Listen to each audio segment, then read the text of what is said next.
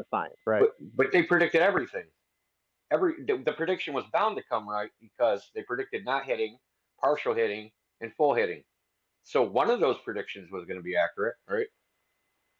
Yeah, absolutely. And But this is all a those prediction. predictions, That's just, but all those so that's the predictions funny are thing. involving Jupiter, correct? The predictions never were I mean, about were about another planet, and then they ended up hitting Jupiter. No, all those predictions were always involving Jupiter. well, I mean, stuff was next to each other, so I mean, it's not that much of a prediction, right? He's saying real quick, just to be clear, Yeah. he's saying, hey, when you walk, you're either gonna step with your right foot or your left foot. Is that a prediction, bro? It's just like, I mean, either one is gonna happen. So if I just give you every single scenario, like, am I really making a prediction? Go ahead, India. Yeah, I was going to point out, Ralph, it was brought up to you that like their claims are they're not falsifiable, and I don't think you understood what that meant exactly. With all due respect, No, yeah, falsifiable yeah, you're probably right. means you I means you can probably took it prove means literally. you could. There's a test you can do to prove it wrong, right? There has to be some available experiment test. There has to be a way to test the claim. So if someone makes a claim with every possible scenario, it's impossible to prove it wrong, right? How can I prove all three predictions? Like if you make three predictions, right? Oh, this could happen. This could happen. This.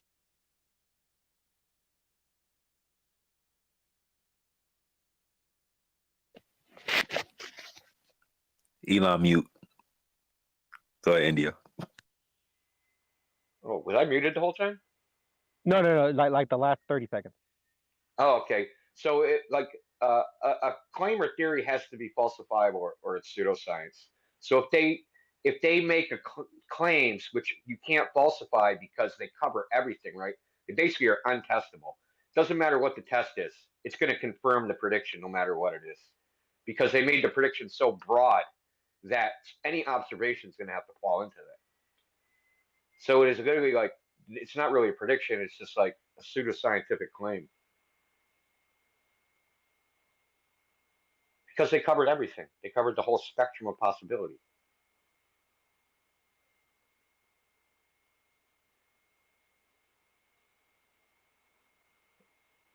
It's like this, man. Say you're going to leave your house, and I know you only have a front and back door, and I go, I'm going to make a scientific prediction. You're going to leave out the front or back door, right? Like that's not really a prediction. It has to happen. I mean, I guess you could climb out the window. I mean, let's be fair. Let's be fair.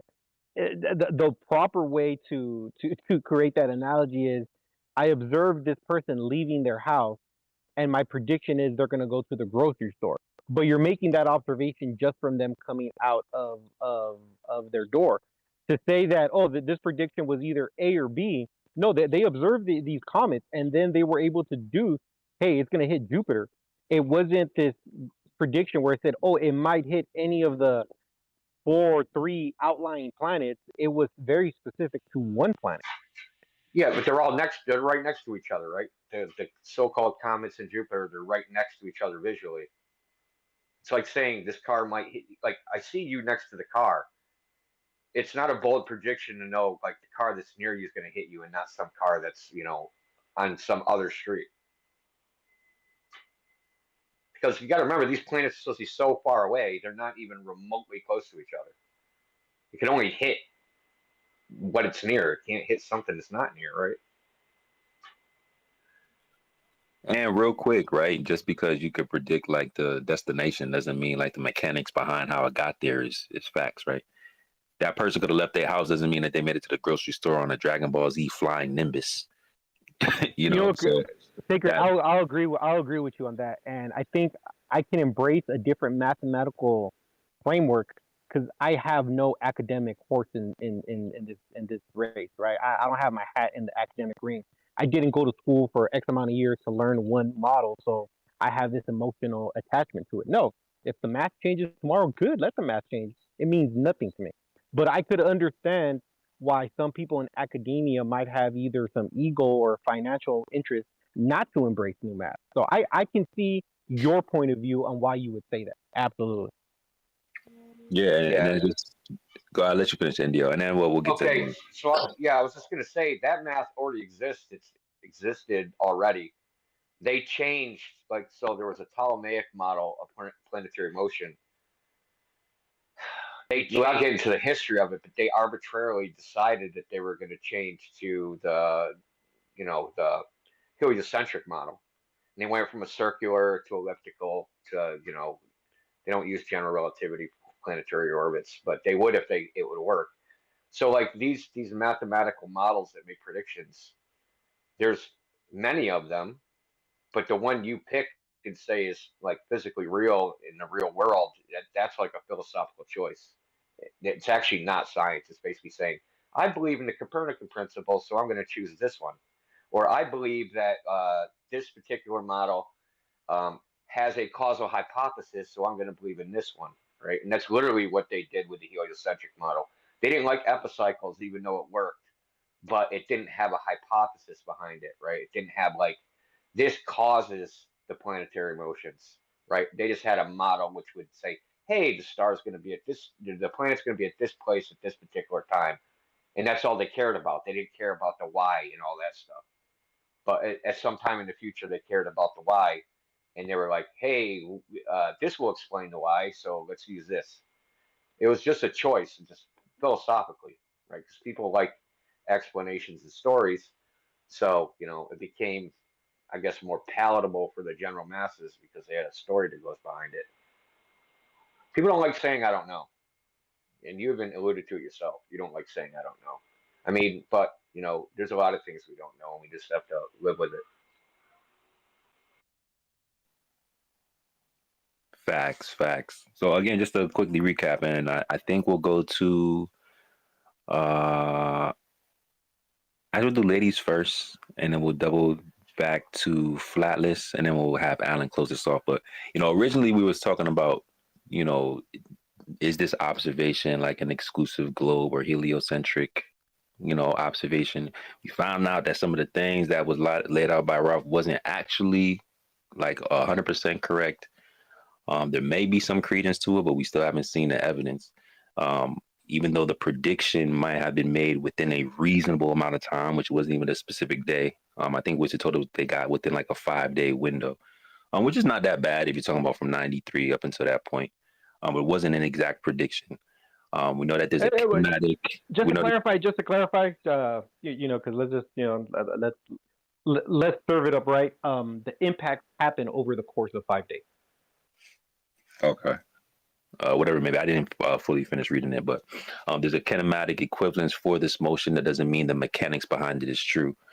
And even when they're using these calculations, they didn't even use the current calculations of, Einsteinian gravity. It seemed like they used classical mechanics if they even did predict this impact with what I'm looking at in my DM from Wizard. All of this shit is CGI. I mean, not one real piece of footage in this whole clip. And it's like a 5-6 minute clip. I might have Proudflirt post it. So there's a lot of holes in the initial argument that you were making, Ralph. It's what we're learning in real time, because I'm learning about this in real time. And, this seems to happen every single time we start looking at the details. So I just wanted to recap that off. We'll double back, obviously, because I think more people want to have some stuff to say on this. But I know Taylor been patient, Flatless been patient, and I think Alan still want to recap something. So let's go to Taylor and then Flatless. What up, Tay? Yeah, I think that was Ralph earlier, or no, maybe it was Ampia. He might be gone by now. The one that said that the heliocentric model or whatever doesn't fit in with his theology. And then he kind of mentioned Zachariah Sitchin, but Zachariah Sitchin he even contradicted between his own books of what he said the Sumerian tablets actually mentioned. And there's nowhere in the Sumerian tablets that actually talk about the Anunnaki coming from another planet. So that shouldn't have a problem with his model, because like even based on the tablets that Zachariah Sitchin claimed to be able to translate, there's nowhere in those tablets that talk about them coming from another planet. But anyway. And Taylor was giving us that sauce either this morning or last night. Sorry, like these Flat Earth Fridays, Stationary Saturdays get blended up. But yeah, I got that in my to-do list of searches.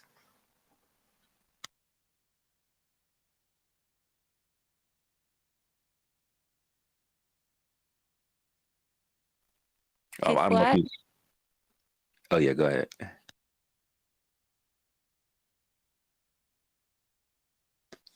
Wait, there's multiple flats up here. We got Flatlist. Flatless, yeah. We got Flatlist. What's up, Rick?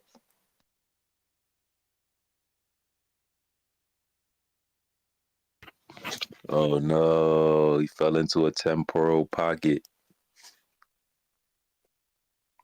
Hold on, yeah. Let me see if I can get my guy back up here. In the meantime, Alan, did you want to say something? I know you had your hand up too. No, I was just testing out the hand raising feature on PC. The PC lads can now raise their hands and it stays. So I didn't realize you had to toggle it off, so it was just still on. But yeah, thanks for touching base. Appreciate it. But yeah. Let's go. I think you can hold spaces on the PC now too. Oh yes, yes, awesome. yes, you can. Yeah, dude. We're one step away from being able to webcam share on. As soon as that happens, dog, it's a full wrap, dude. We'll be hosting. We'll be hosting them live on video. Oh, it'll be cool. But no more exclusives. No more excuses from the Globers then. And they come in here and they be off mic. Yeah. On PC. I wanted to do a last minute nomination. I don't know if it's only Twitter people who come in here, but it's BS. I would nominate for the smartest Glober.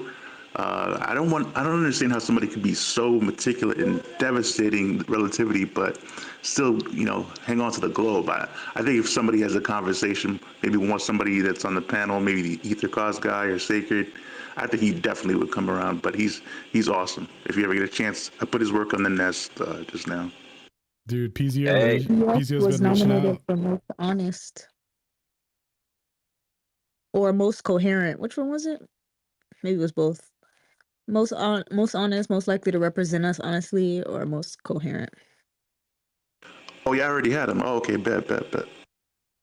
Him, Gleam. Hey, at these guys. If you guys got nominations, at them either under the category post or at them in the purple pill or in my pin tweet. Let them know that they got the nominations.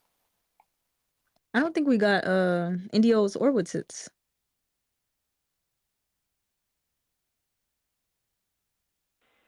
What was that? Oh, we didn't? Oh yeah, we do. Nominations for what? Like, what are we nominating for? The Platinum Plane Awards. Oh, This is the Sorry, pre-show, bro. Platinum Plane Awards. Is that to Flat Earthers or Globers? It's a play on the Golden Globe. The Golden Globes. But is it awards for Flat Earthers or Globers? Is there a Glober in there? Both. All of the above. Okay, so my award for Best Actor goes to like the Flat Earth.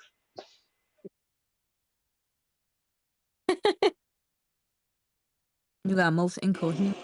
You got so many tonight, bro. Most likely to spiral. Most likely to rage quit. Most likely to straw man. Most likely to ad hom. I don't know, y'all. There was been 3 people that came in here and said that FTFE was showing a glimpse of what was it, honesty or humble something that they said during the debate that he had with Whistle last night. I don't really know. I ain't get to see it yet. But he may not win that, y'all, if we getting 2-3 people coming in here saying that his behavior is changing. It's Flat Earth. All right, he did say he doesn't agree with people having their kids taken away from them. A couple pretty good videos about One example is supposed to falsify his. They might have been embarrassed by their performances and blatant dishonesty, so maybe they're gonna, tighten up the ship or whatever you call it.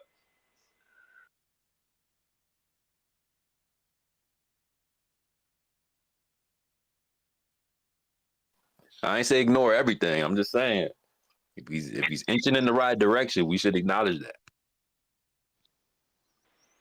Yeah, I agree, 100%. I remember what India was nominated for.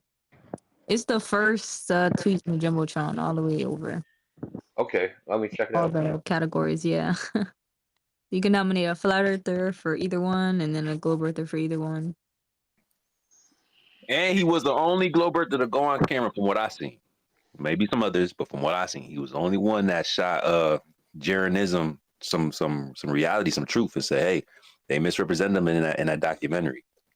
He may be out of that running, y'all. I don't know. There may be some more actors out there. Bigger actors, anyway.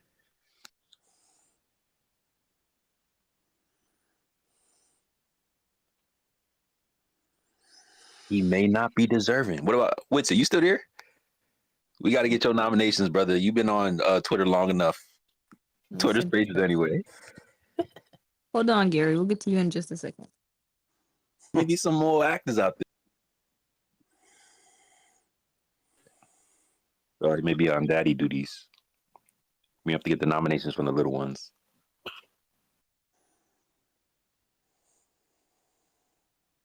I made a list, but I think it's on another notebook. It's not in front of me. Oh wait, did we get Indio's Flat Earther nomination? We didn't get Indio's Flat Earther nomination. He's looking at the rest of the options. Oh, okay. And we're trying to do a balance. We're trying to. It's very hard to give positive feedback to some of these anti-flirts, but there are some globe earthers that are on the fence too. So if we're gonna give some type of a toxic, funny, haha type of nomination, we do want to highlight the good ones too. So we're looking for positive and opposite of positive nominations for both parties. We got some more ideas. Wow, there's a lot of choices here. Yo, they added more. Yeah, it could be anything too. It don't got to be what's on there. That's just an idea. Like if you see something specific and you want to acknowledge somebody, globe earther or flat earther, we accept those too. Because everyone's getting one next week. 100.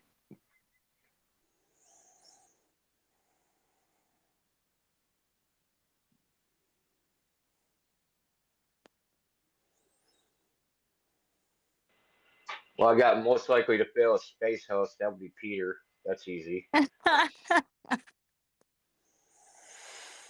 Hey man, Peter really did a number in that politics server. I can't believe we missed that.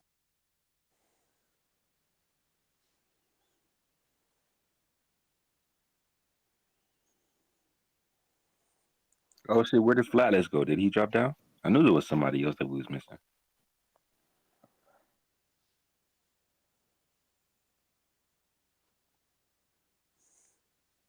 So I think we got 3 for the first one. I don't know if Witch is here, but I did want to ask, like, I was asking people yesterday, like, what was the main thing that converted them?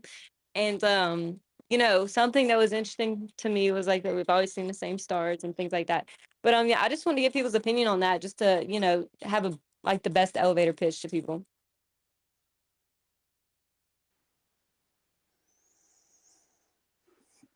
But he's probably not here. We'll double back. Maybe he'll come back to the mic. Indio, do you have like you remember your first aha moment? And then we'll get to Gary after this.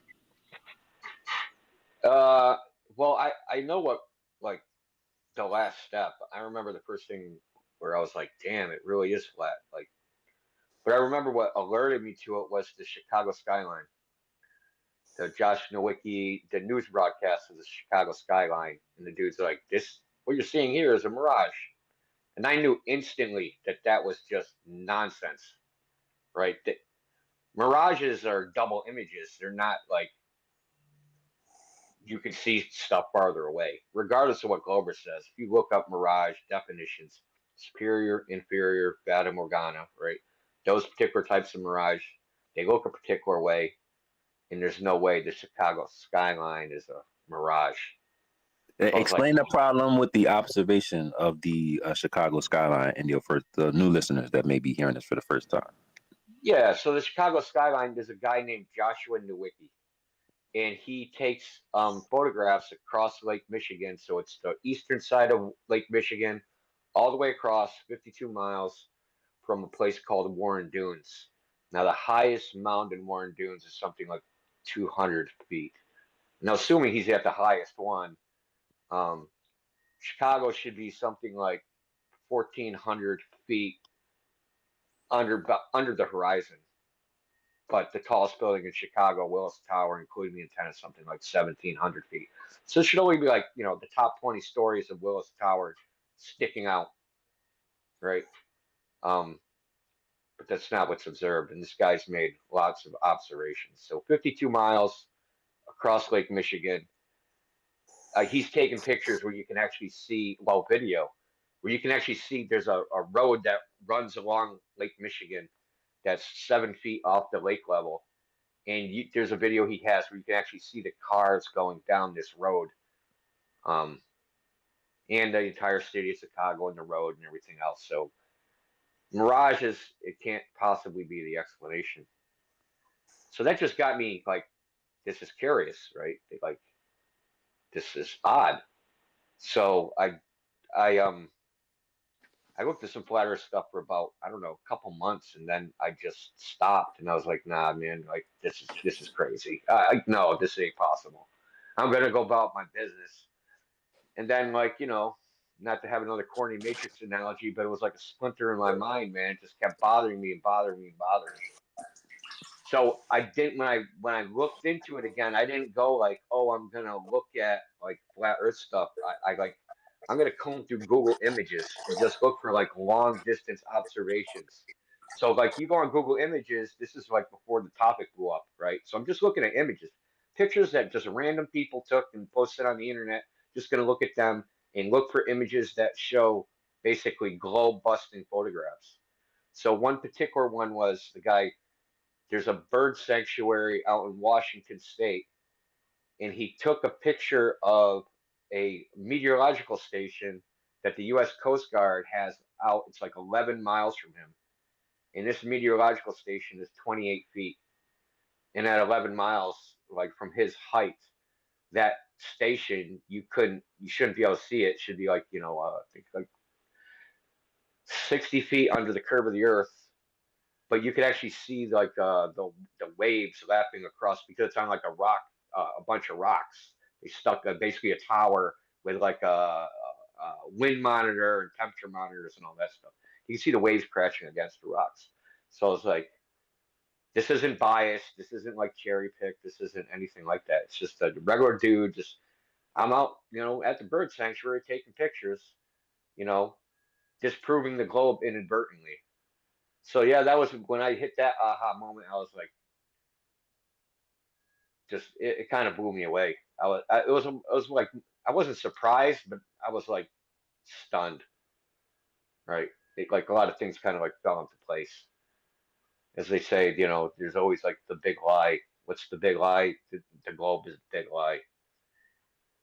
But that's pretty much my journey to flat Earth, I guess you call it. See and that's what we were talking about earlier. It's usually something in the sky or a long distance observation, right? Until I just DM'd you a Earth curvature calculator. So what happens is we'll go out and see these long distance observations. We'll put the value of the observer's height.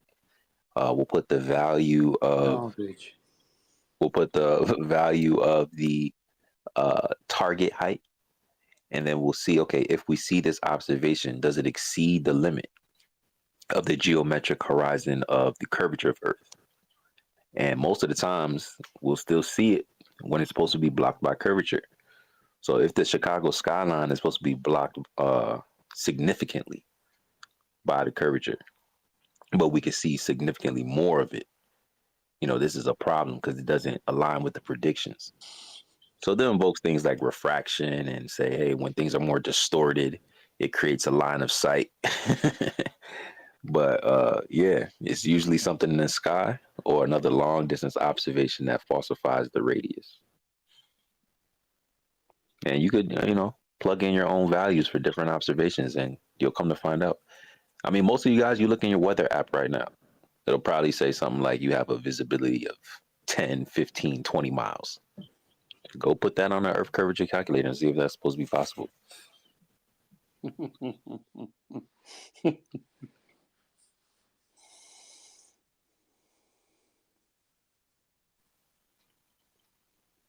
That was a nervous laugh. What up, Gary? Oh, yeah. You okay? I was going to ask you the same thing, bro. I was going to ask you, since you've been up thus far, and no shade, have you taken anything to drink with alcohol in it? Oh, will you bloody stop that? Absolutely stupid bollocks. I was just asking, bro, because we want to see if you should be nominated for one of Got the the most. same accent as Penny. No, I just find that absolutely disgusting. What, to ask if you're coherent to have this conversation? No, the alcohol stuff, that is absolutely disgusting. So you didn't have Saying any. that, You didn't have it. No, just listen for once. You all, the Brian, the lot of, you all go on about, oh, you're on alcohol, but the pot smokers you don't care about, right? No, I mean that's fine if you smoke or drink. We just want to make sure that you're able to have a conversation. And I just wanted to know if you drank anything. I'm quite If able. you It's if you 2 didn't drink a.m. if you didn't drink anything, you could just say no. But if you did drink something, No, I find it you offending. could say yes. Why? I find it offensive every time on posts. All the while, all you all do is go back to that because that's. Well, have you been belligerent in here a few times? Is that possible, Gary? A few times. So to be fair, bro. Say it again. I couldn't hear you. I couldn't understand what you were saying. Have you potentially been a bit belligerent in here before? Maybe because of the shit I get back. All right, Gary, imagine this. Imagine I let people come over to my house a lot. Do you want right? to listen? Do you want to listen to my question? Sure, but let me just make a point to you, man. No one's picking on you. Imagine I let people come over to my crib a lot. One guy always comes over and he's super lit, and he knocks stuff off my counters, and he wakes up my daughter, and he makes a mess, and he pees on the floor. Like, I'm actually not going to be a jerk by saying, hey, man, you're going to have to get your stuff together if you're going to come to my crib. You know what I'm saying? Right. So that's all we're saying, Gary. We just we know that you got a lot to offer, So why but did it you doesn't ask? it doesn't Why? come. We can't understand it sometimes because you're inebriated. So if you're why good, did you ask that? The first comment you made. because you have a history of being inebriated. No, so I don't. I'm not now. I never am. That's why I asked. It's you just said opinion that's been proliferated on here amongst flat earthers. no. I mean, I just asked you a simple question. You could have just said no, and we could have moved on. It's offensive. Is English your first language? It's offensive. You had went out one time, Gary, on a Friday night when we usually host, and you came in here and you were a little excited from your outing, and you were still lit from your outing. It's okay if you don't remember, but we just do. I remember really well. I've got a really good memory. Why did you just say it never happened then? All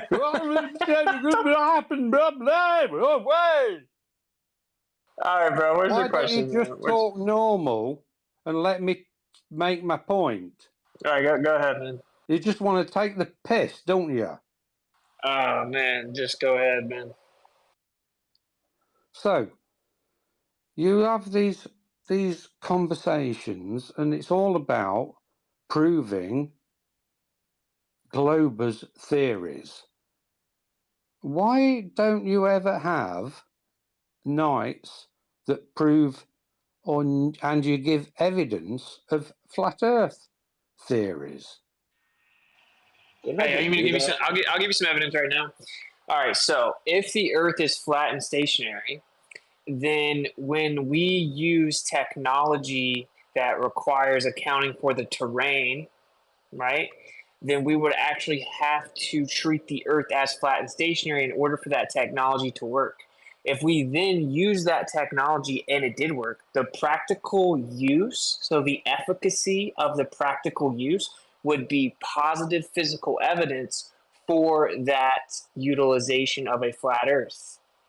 So, for example, when we fly planes, we have to treat the Earth as if it's flat and stationary. And when Air Force pilots, that's not true. That's just a comment that we treat it as flat and true. We don't need to. No, we have to, because what we do is we don't have to. That's an illusion. No, Hold on, it's Gary. because Let him tell you why, Gary. Instead of interrupting him, let him tell you why, and then you could tell him why he's wrong. How about that? Go ahead, Wizard. yeah, we Yeah, maintain love it. different zones of pressure, right? And we do that by going up and down within horizontal parallel layers.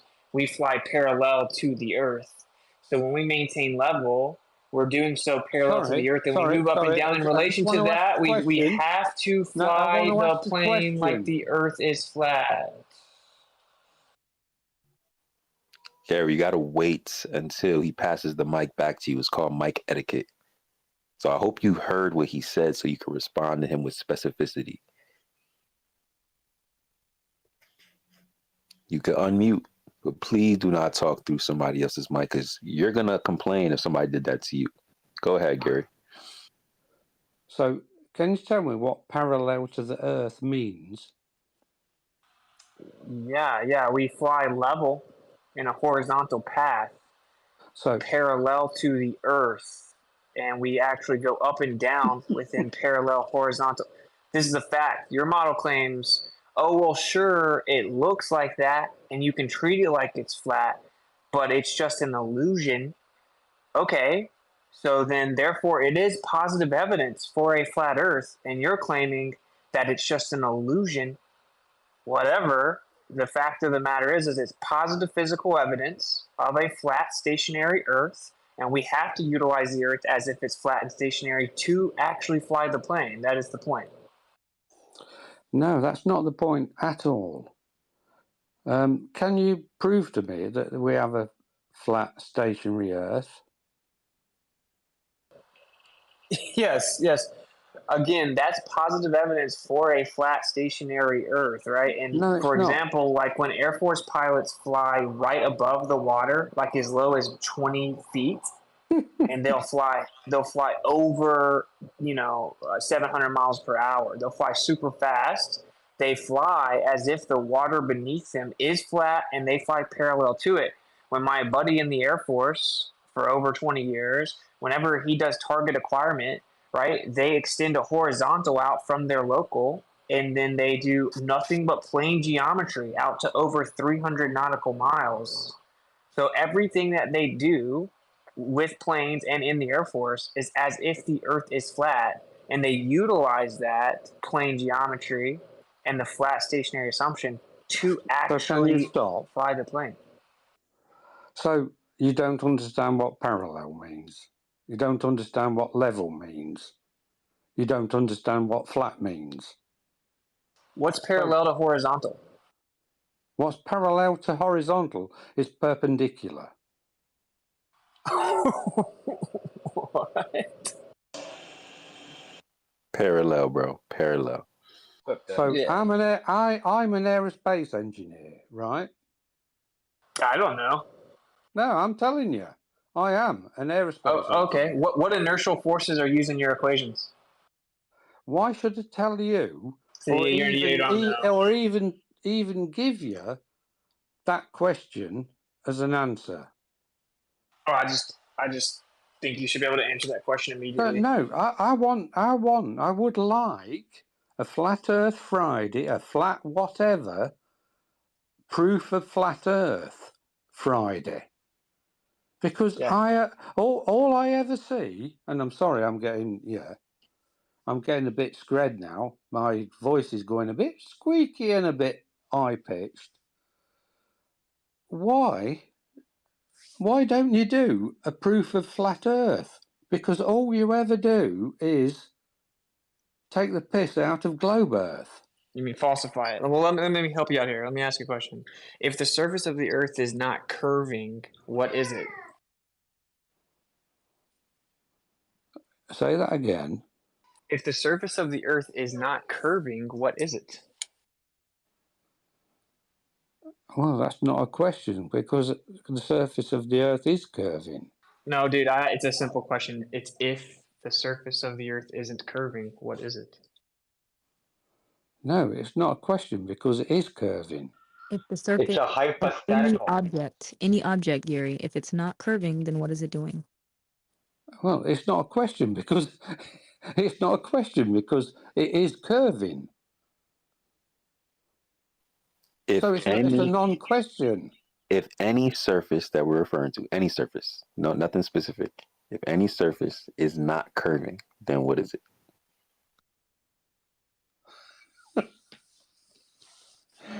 Like a It's that hard, basketball. ain't it? In relation A basketball isn't in curving. relation to what?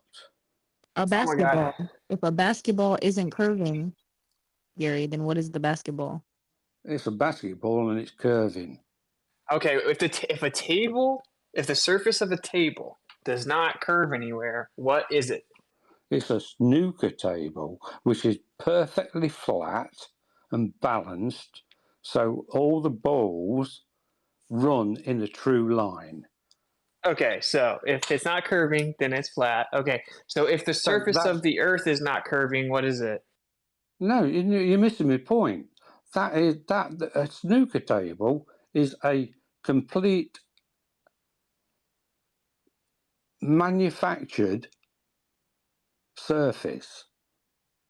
It's not a natural Yeah. surface. Okay, yeah, we have topography on the Earth, but that doesn't matter. They are balanced and tweaked at each corner. They have 6 corners, by the way. Oh no, I have one in my house. Perfectly flat. Okay, so they're made perfectly flat, so there's no drift or anything on the surface. yeah, no, I have one. That is not what flat Earth is. Okay, listen, man, this is the point. You don't seem to understand the point. You're like, why do you guys always talk about falsifying the globe? Because if the globe is not true and the surface of the Earth is not curving at a consistent rate the way that the globe predicts, then that means it is flat. So falsification of the claim that there is physical curvature to the surface automatically shows you and proves the Earth is flat. So that's the same thing. When you say, why don't you provide evidence that the Earth is flat? Falsification of the globe and the claim the surface is curving is evidence that it's flat. Do you agree, Gary?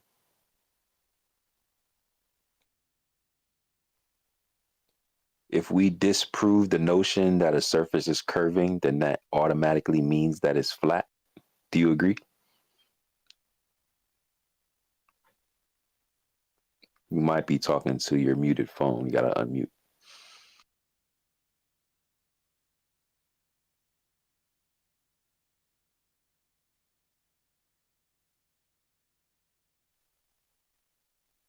I've never understood why this was like a hiccup.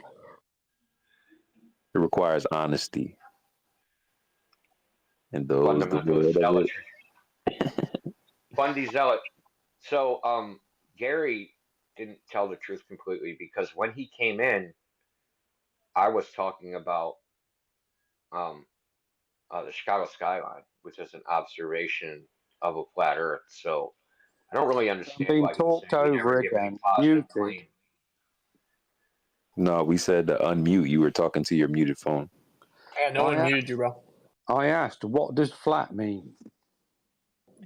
Not curving. Oh, does it? Yeah. Oh, that's a new dictionary thing then. I think he's going to channel Bev. That flat doesn't. Does flat actually exist, Gary? What does level mean?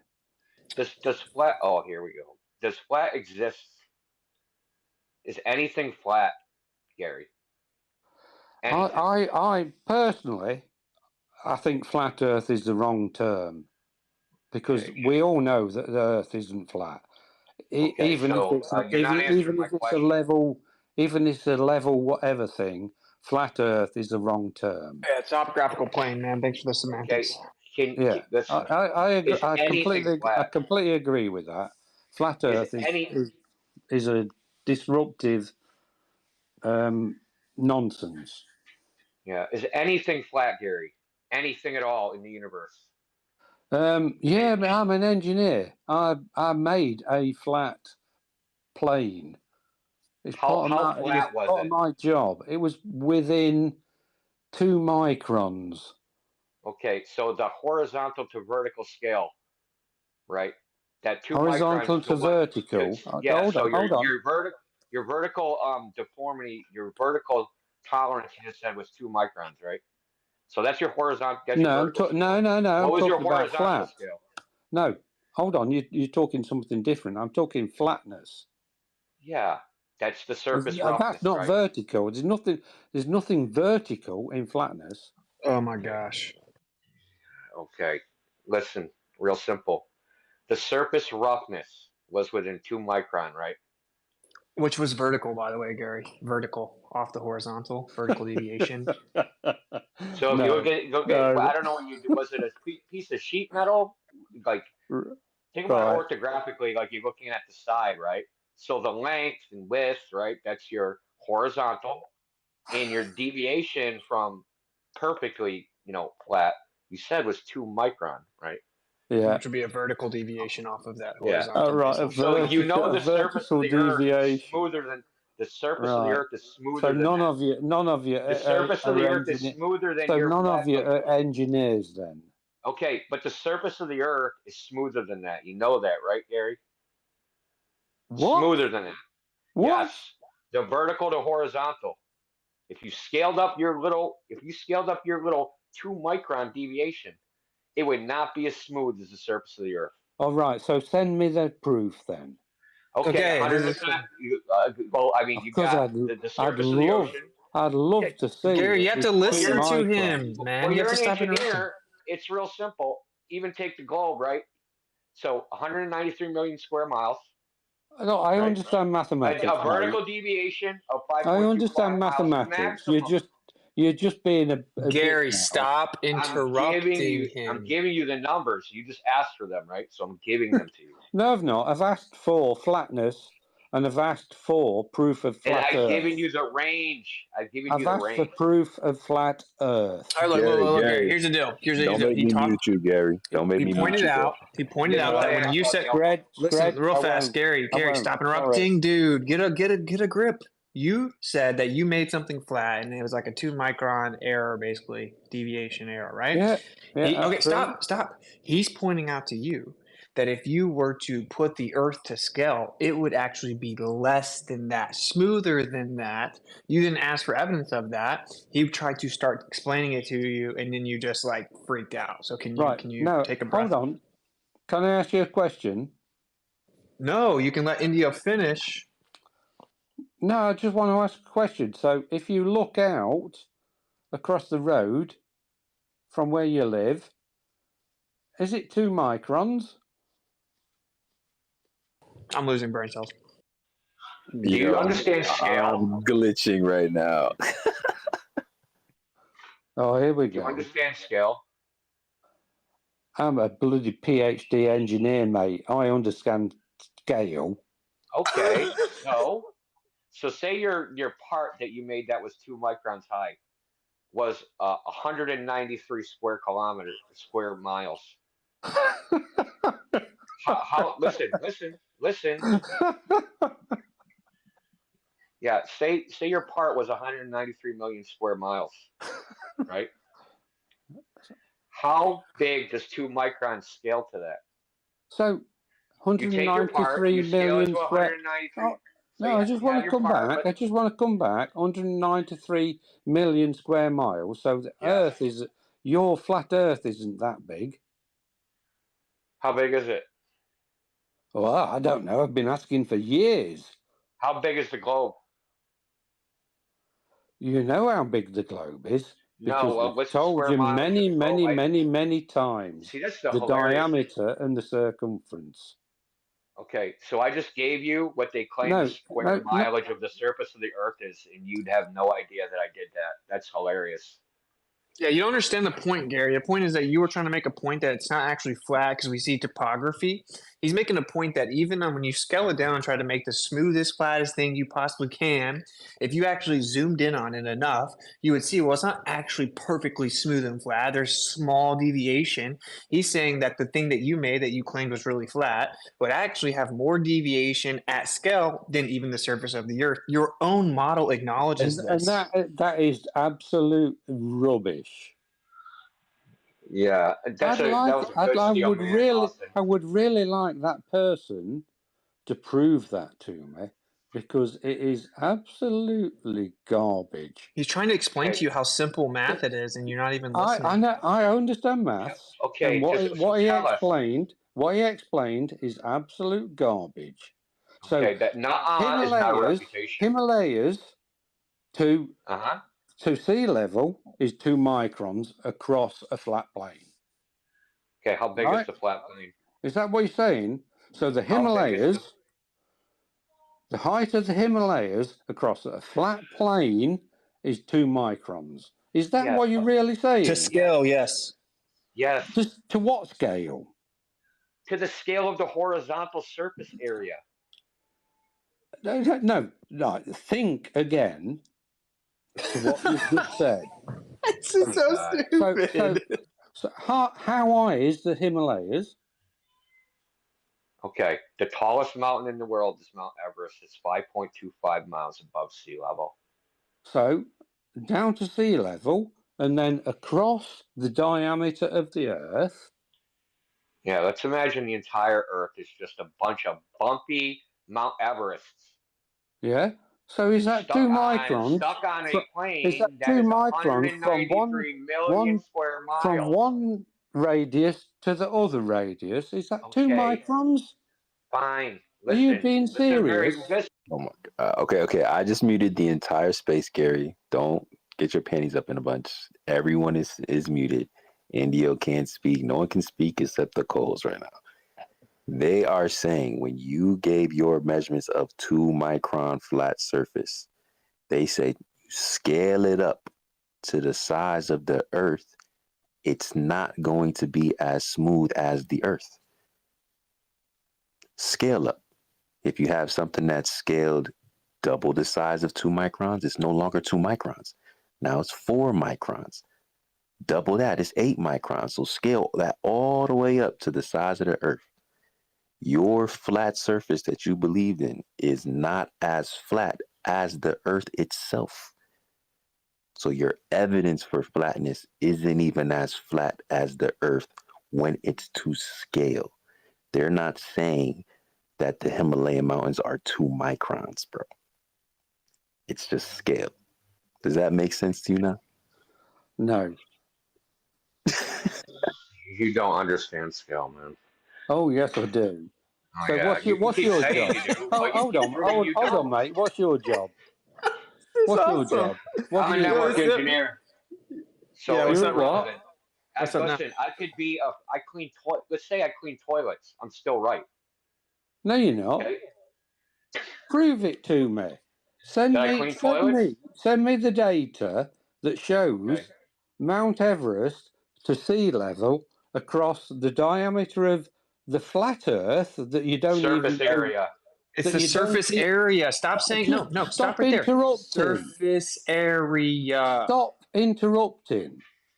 Show me the data that shows the top of Mount Everest down to sea level across your flat Earth diameter or rectangular, whatever it is.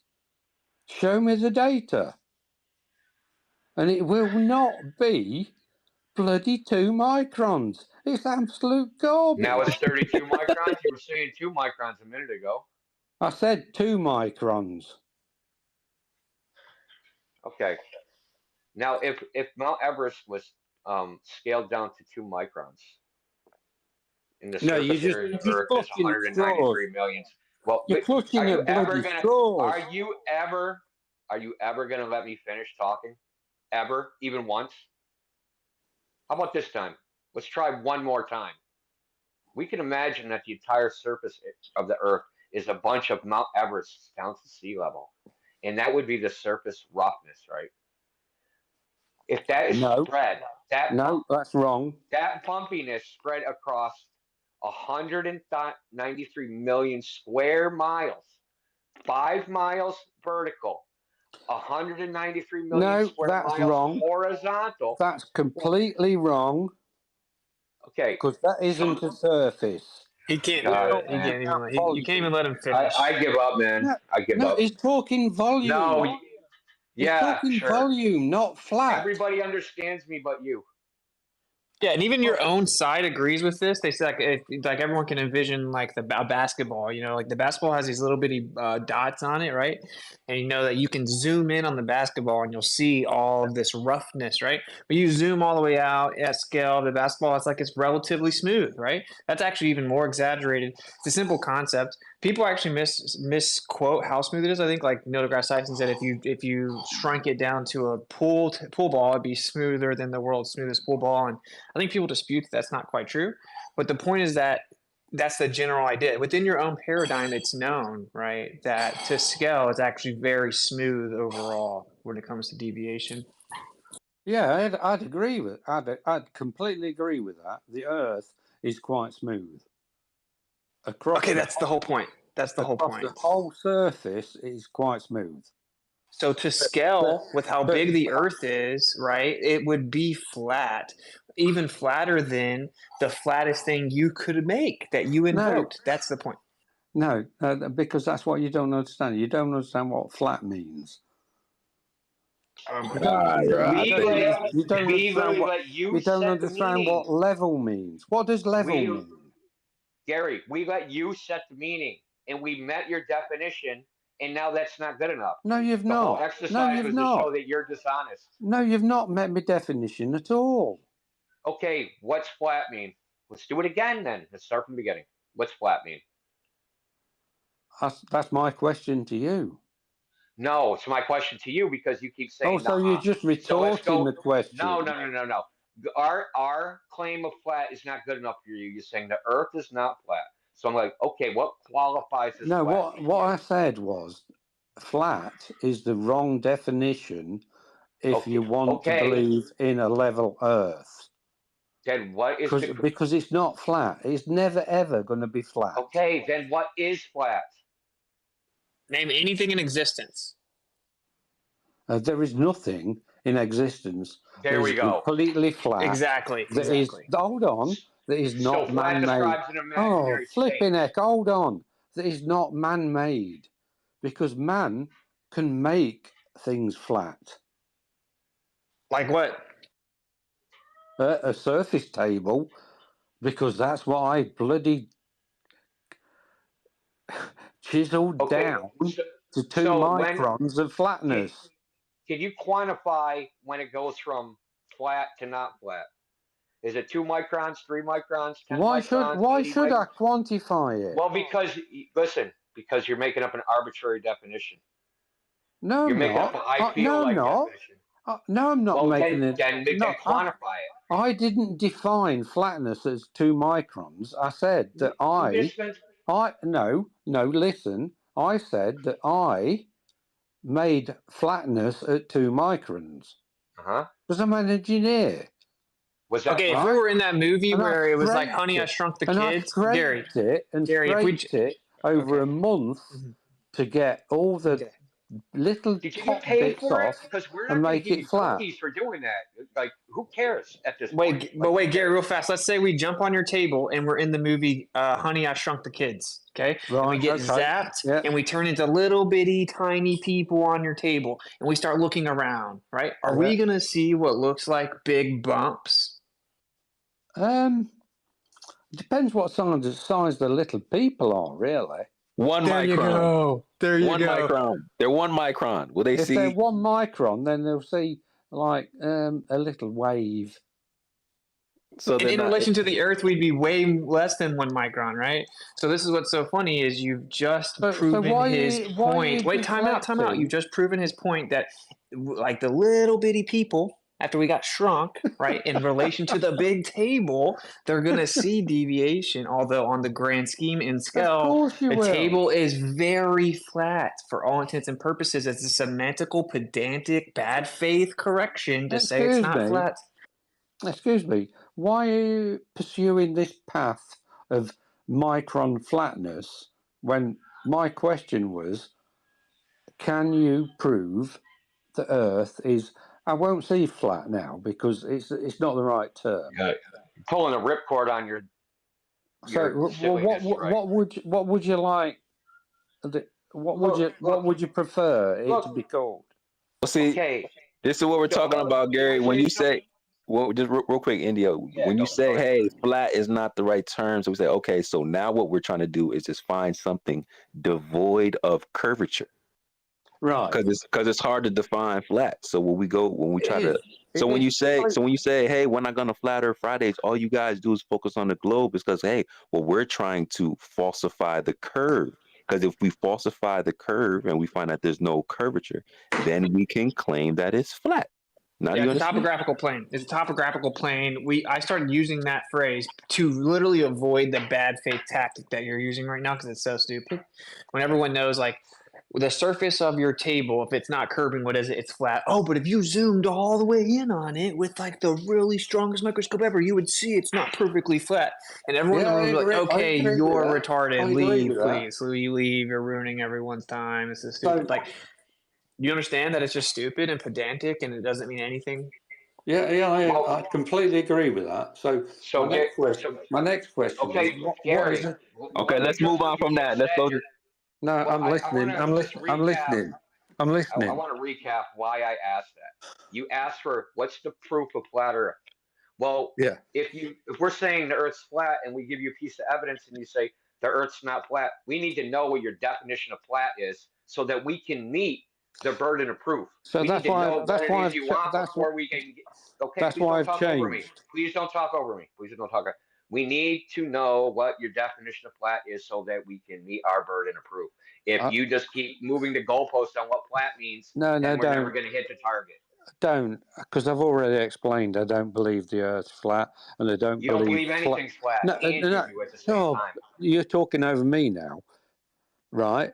So I don't believe flat is the right term for anybody who believes the Earth is whatever a topic, whatever you call it. can we agree on level topographical plane? Can we agree on that? A better Um, description? Just a I description. like it as a better description, but I don't Okay. understand what it means. Okay, so let's at least agree on that description so we don't have to waste any more time on flat Yeah, Earth. We could just yeah, call it for your all intents and because we all purposes know it's not level flat. topographical plane. Yeah, Now we all know it's not flat, don't we? And we so know it. let's move on. So Yeah. if we had technology or devices and it was designed to work on a globe and we assumed the globe and it worked, do you believe that that would be proof for a globe Earth? Just say it again. So if we have devices or instruments or technology and we designed it and assumed it was a globe and then it worked, do you believe that would be evidence for globe Earth? So if we designed it to prove that it was a globe Earth. No, we use instruments and we assume that it was a globe Earth and it was designed to assume that it was a globe Earth and then we use those instruments. Would that be evidence for a globe Earth? No, so what you're saying is what you're actually saying is that we're designing something that we presume is going to give us the result that it's a flat, a round Earth. And we assumed it was a globe Earth and it worked because we assumed it was a globe Earth. Would that be evidence? That's what you're saying, isn't it? So would that be evidence for a globe Earth? Um, that's not an experiment. That's not what I asked. I just said if it would be evidence for a globe Earth in your idea. No, I'm like I told you, I'm an aerospace engineer. I'm qualified in design of experiments, and that is not an experiment. Okay, see, and so this is why we probably wasted time talking about a airplane earlier. Because if we're saying, hey, we have an airplane and we assumed it was a flat Earth, we assumed it was a stationary flat Earth, and it worked like that, he's not going to appeal to that evidence because he's not even going to appeal to it if it applied to the globe side. So we got to figure out a way where we're going to meet Gary on his level because it don't even matter if we assume flatness, he's just going to disregard it. Because even if we assume globe and we use globe instruments, he's not even going to appeal to that either. No, that's incorrect, Greg. I hope you don't. You can call me Keys. You can call me Keys. You can call me. You can call me Keys, or you can call me Sacred. So I was just highlighting the fact that you wasn't even going to appeal to your own globe evidence if we were using that type of approach. But go ahead, you can speak.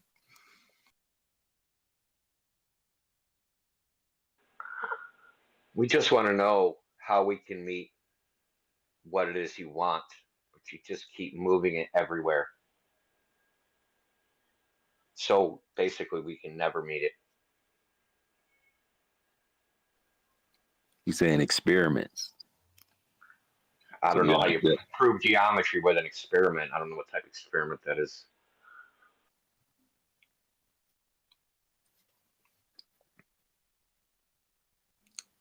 So Gary, I think I'm gonna let you figure out how to unmute real quick, and then we'll see what Flatlish has to say. Hey, what's up? How's my sound right now? Can y'all hear me? Hold on 1 second. I just want to make sure that Gary unmutes because I think he wanted to say something. Unmute Gary. Okay, he's gone. Whoo, sorry about that, guys. We tried. Go ahead, Flatlish. What's up, man? Hey, Good what's try. up, y'all? Can y'all hear me good? Yes, sir. Appreciate your Right patience, on. bro. Well, that was kind of a painful conversation, but I don't know. He kept appealing to the fact that he's an engineer, like that proves anything. But I don't know if he's still listening. Maybe he can hear this. So I've shared this here before, but when I actually work in aerospace right now too. But before I did that, doing on pipeline welding, and we put 20 miles of pipe in the ground. And I talked to every single structural engineer, every single surveyor, and read every single blueprint. And the whole thing was based off of one horizontal datum. And we used theodolites, we used plumb bobs, we used levels. It was level the whole way. The surface of the ground was not curving, and we treated it as if it was a plane for that whole 20 miles. But anyway, not to like bring it back to that argument, that was kind of tedious. Just something I wanted to say was I've been trying to figure out ways to talk about flat Earth and ways that trigger people less, right? So something I've been doing lately is like whenever anyone asks me like, "Hey Boyd, what are your plans for the weekend?" I tell them, "Hey y'all, it's Flat Earth Fridays. That's my weekend plans," and just stuff like that.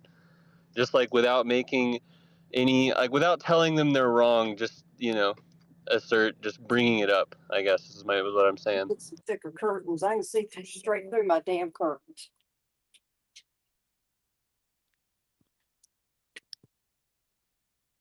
What you looking at? Okay. Flat my Earth hot mic, Fridays. I brother. was doing some math. We hear you, Ken. Light over that away. You're hot, Mike. Hi, Mrs. Ken.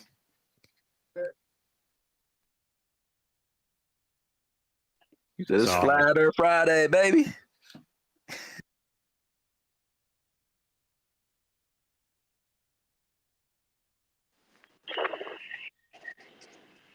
So those pedantic arguments, like, I just feel like even though they're tedious and painful, I feel like because there's an audience, you have to go through it. You just have to like not expose them, but show that like some people they think the Earth's a globe and it's completely irrational, like the reasons that they think it. Now, I mean, maybe somewhere deep in his brain he has a rational reason, but he sure didn't bring it here. And he doesn't believe his own words.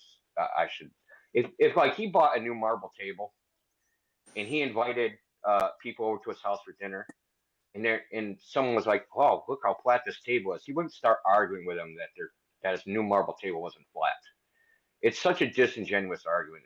It's annoying a little bit, but it comes with the territory. It does. And most of them really believe it. I mean, I honestly think he believes the things that he says. And shout out to you, Flatlish, for those kind words, man. Appreciate you, bro. But yeah, man, I think a lot of these globe earthers, they really do believe some of these things that they say because they don't think it all the way through. And then like talking about it in real time, it forces them to like face it and acknowledge it. And then we get like nervous laughter and stuff. Sacred, I'd just like to say, I'm back now. Somehow I got bumped off and I ended up on a Trump discussion about the next election. Whoa, what's going on, man? NASA put you in the wrong. God knows. It just this space disappeared, and then suddenly I was on a Trump one. Don't know what happened there, but there you go. And I'm quite happy to listen to you all, and yeah, I do find it interesting. Cool. Gary, So you know, aerospace engineer uses Earth-centered Earth fixed and Earth-centered inertial coordinate systems with real inertial forces of the rotating universe. I That's don't impossible in understand a heliocentric word of model. what you're just saying. 'Cause you were Okay. too fast. Okay. We talk a lot slower in England. Oh, I didn't want to actually start a whole convo. That's why I was trying to do it real quick as a joke, kind of. It's all good. All right. Yeah. So I'm just carry on, fellas. Gary, all I was saying is that modern aerospace engineering uses an Earth-centered, Earth-fixed coordinate system, then transforms it to an Earth-centered inertial coordinate system, with the Right. Earth being stationary, and then the physics and equations use real inertial forces of a rotating universe, centrifugal, Coriolis, and Euler forces. And they use the center of the globe. Yeah, sure. But Yeah. that would just be a coordinate system transform, which would be ellipses over a plane. Yeah, and they use the center of the globe. That's the key. Or they use a plane projection with ellipses. No, not particularly. No. Like they absolutely do use both, and that just proves that it doesn't prove. They use one them way. as a secondary element, but it's only for it's a hundredth of accuracy. No, it's not. It's exactly the same. No, it's not. Okay, whatever. No, it's not. All right, my brother. Hey, but just so you know, if you ever get bored, go look up satellite projections on azimuthal equidistant, and then notice where the What's satellites. a satellite? Wait, time out. Notice where the satellites never decide to go. What's a satellite? Over the North or South Pole, though. What's a satellite? A thing that people allegedly shoot up into space. Yeah, so what's a satellite? So how does global positioning work? Oh, so you just diverted over to something entirely different, right? Which No, is GPS. I'm not. You just talked about satellites. GPS uses the propagation rate of light, and then actually makes Sagnac corrections and anisotropic. Yes, it does, and it makes. Oh no, it doesn't. That's crazy that the official manuals for GPS say that you have to make those corrections. In fact, the university went to look at the raw data of GPS to look into the Sagnac corrections. Actually, a university went to look at the raw data of the satellites, GPS. So you're going to send me that, are you? That yes, data? 100%. Yep. Brilliant. No worries, brother. I got you. So what? So you've not answered my question yet. What's a satellite? Well, you start scattergun questions. This is what I wanted to avoid. I feel like you're about to talk about something. Okay, like what? No, I'm asking a question. What's it's a little satellite? boxes we make. Sometimes they're tied to balloons. Sometimes they're just thrown out of rockets as the claim. Either way, if the satellites really go up there, they use. So we know. They use a stationary Earth and they use a geocentric universe's physics. No, that's real wrong. Inertial forces. That's why I asked you, what inertial forces do you account for in your equations? No, we don't use. No, that's wrong. We don't use a stationary Earth. Yeah, you do. What we use is a stationary, flat Earth plane of the Earth as a guide to where people are flying or driving or whatever. But that is not what satellite systems, GPS systems, and our own driving experience. Okay, yeah. GPS uses Sagnac corrections and anisotropic. No, you're making it up. No, my brother, I promise you're making it up. that I'm not making this up. A university wanted to go look at the raw data of GPS satellites, so they went to get it. And what they noticed was that the data that was being labeled as raw actually had already had corrections made to it. Of course they do. The Sagnac effect. So it wasn't raw. Of course they do.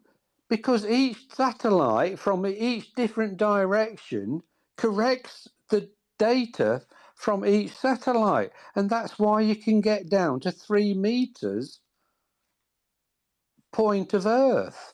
No. Both the propagation rate of light and the atomic clocks are direction specific. It is, Doc. Do you know what anisotropic means? What's anatropically mean? Preferred direction. Okay, so both the atomic clocks and the signal propagation have corrections applied to them that are relative to direction. Everything has correction applied. No, the propagation goes faster in one direction than the other. Oh, does it? Yes, my friend. Yes. So what does that mean? It means that your whole belief system is a lie and it's physically impossible. So because why? relativity So says, why? relativity says that it has to be Explain the why same in it's a all lie. Because relativity says it has to be the same in all No, directions. explain why it's a lie. Because Because relativity everything says has it a has to be. correction. Because nothing is 100% correct. But it can't just be an error if it's consistently based on direction. No, explain why it's a lie. Because it can't just be an error if it's consistently based on direction. No, I said explain why it's a lie. Because relativity says that. That's not an explanation. Because relativity doesn't allow for the propagation rate of light to have an anisotropic What's relativity? preference. Okay, I can't do this. Well, who's this guy? Bro, oh my God. come on. Like you're way beyond him. What's it? No, Yeah, he's so not way. I'm He's passing not. off. He's not way beyond me. He's way beyond his bloody self. No, you don't know what the Sagnac effect even is. Oh, but that's besides the point. GPS uses something called Earth-centered, Earth-fixed, and that's XYZ coordinates above a tangent plane. No, it does not. Okay, Google it, my brother. It uses the center of the Earth. Okay, Earth-centered, Earth-fixed, right? Off of what? Say again. Earth-centered, Earth-fixed above a tangent plane in XYZ coordinates. So what's Z? What's Go Z? on, tell me, what's Z? Z is the altitude. Altitude from what? Surface of the Earth. Surface. Oh, Yeah, so that could be anywhere around No, the but they use a flat plane. So that could be anywhere on a flat plane. The Z could be anywhere. Hey, So real fast, how let me the read this hell- quote. Let me how read the this quote. hell- Gary, no, real listen. fast. I have to step away, so How let me does just read this that quote. coordinate? Okay, real fast, Gary. I'm gonna let you guys pick a That couple. I just does want the not. audience. That Gary, does not I'm gonna let you have it coordinate. back, my brother. I have to go help with the Leo real fast. I just want to read this quote for the room. Okay, this is an astronomer, a PhD astronomer. Okay, again, Who once is? more for the Who is? record. Hold on, let me listen. Hold on, I want to listen. Can you just slow down and say that again, please? Okay. This is a quote from a PhD astronomer named Gerardus Bow. Okay. He said, again, once more for the record, it has been shown at least 6 different ways this century alone that the equations and physics used by NASA to launch satellites are identical to the equations derived from a geocentric universe. Thus, if the space program is proof of anything, it proves geocentricity and disproves heliocentrism. The evidence for heliocentrism is even weaker than the evidence for evolution. And the point that's important there is that he says the physics and equations, meaning the dynamic implications is that the Earth's not moving. Again, that's astronomer Gerardus Bow, PhD in astronomy. All right, I gotta go help with my baby.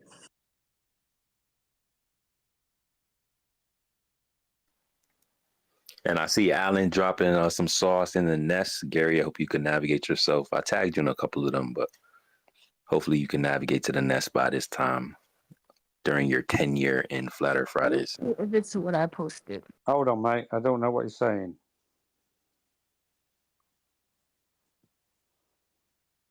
The jumbo at the top where they post all the posts that we're talking about. I posted some things. I'm not 100% sure if it's relevant, but Alan also posted what you guys are talking about.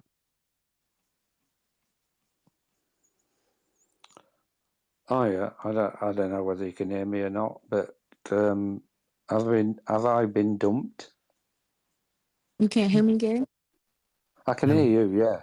Yeah, we can still hear you, Gary. I said, did you get dumped? Did you get broken up with? What do you mean?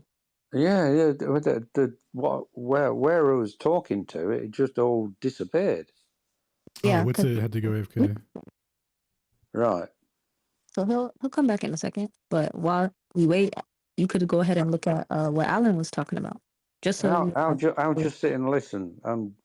Because to be honest, I do find it really interesting, but I find it completely at odds with my beliefs and my education. So is that your number one reason why you believe in the globe earth, or is there another more concrete reason that you believe in or that you have your beliefs? My belief would be because I do not believe what flat earthers think about NASA and the rest of the world space agencies making it all up. I find that to be absolutely incredible that the whole world is in on a big con. So So you believe they are. So can you explain to me, why do you think that billions of people in the world don't believe what you think, and so that it's all a con? Mhm. Because let's face it, it's all USA based. All of these conspiracies are USA based. They're not That's not world true at based. all. That's not true at all. No, it is well, true. No, It it's is not my true. first They true. did a question. survey. Listen, real quick. They 90%, did it. No, 90%. no, Stop shouting no. over me. You're making stuff up, Stop though. shouting over me. 90% of conspiracies are USA based. Yeah, okay. You got any data to support that? Yeah, Oh that's what yeah. I thought. So they did a Uh, survey in Brazil of who's a flat earther. So 11%, this is like 5 years ago, 11% of Brazilians claim to be flat earthers. yeah, you're going to Brazil now. Yeah, Yeah, so you I'll said accept US. that. You said it all comes from the US, though. So that's the other 10%. I said It's just one 90%. country. I said 90% Yeah, US. listen. The fact is, you don't have any evidence for what you're claiming, not even a single shred. No, it's my opinion from what I've seen Okay, and read all over. So Gary, my first question was, what is your number one reason why you believe in a globe, not your number one reason why you hate flat earthers? I don't I hate flat earthers. I would That's love to wrong. answer your question. However, No, your question I, is no. Sorry, take that back. I don't hate flat earthers at oh, all. well, that's interesting because that would be a straw man. I just straw manned you in your opinion, and you just straw manned us because we don't believe that What's a everyone straw is in man? on what I just did to you. If you said you didn't hate flat earthers, you just don't like the fact that we think everybody is in on a lie. That's how I feel because I don't think that See, everybody is in on a lie. this straw man shit and all that bollocks. I don't agree with that at all. I just want to talk open talk. Straw man shit, all that stuff is Okay, garbage so to me. I can use simpler terminology. We don't Yeah, believe that everybody is in on the lie. Not the mailman, not the pizza guy, not the scientist at your local high school. Okay. We believe in compartmentalization, similar to how Army and Navy and any place of high intel operates, where not everybody gets the red envelope information. Not everything is privy to the average civilian. really. Yeah. I don't know what happens in Are you being classified meetings. serious? Do you know what happens in classified governmental meetings? Do you? No, that's the point, Gary. I don't. So why? But why do you need to know? It's not about me needing to know. It's about the people within that same organization being No, it's split up about lack of between. trust, Doc. So It's you asked me about a lack of question. trust. You asked me a question. Don't do that. You. It's not about me knowing. It's about the people in that organization being split up between their jobs. So the person that does the front desk thing doesn't tell the same thing the person who does the computer work. The computer work person doesn't talk to the same That's person who takes the measurements. that's That's the called same in any compartmentalization. organization across the world, whether it's governments, flat packers, fish sellers, whatever. It's the same the worldwide. So you agree then that compartmentalization can Yeah, of hide course I information? do.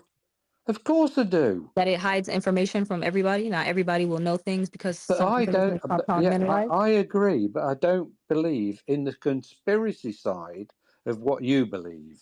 So then can you pose my argument to me? Tell me why with compartmentalization it still does not make sense that not everybody is in on the lie of flat earth.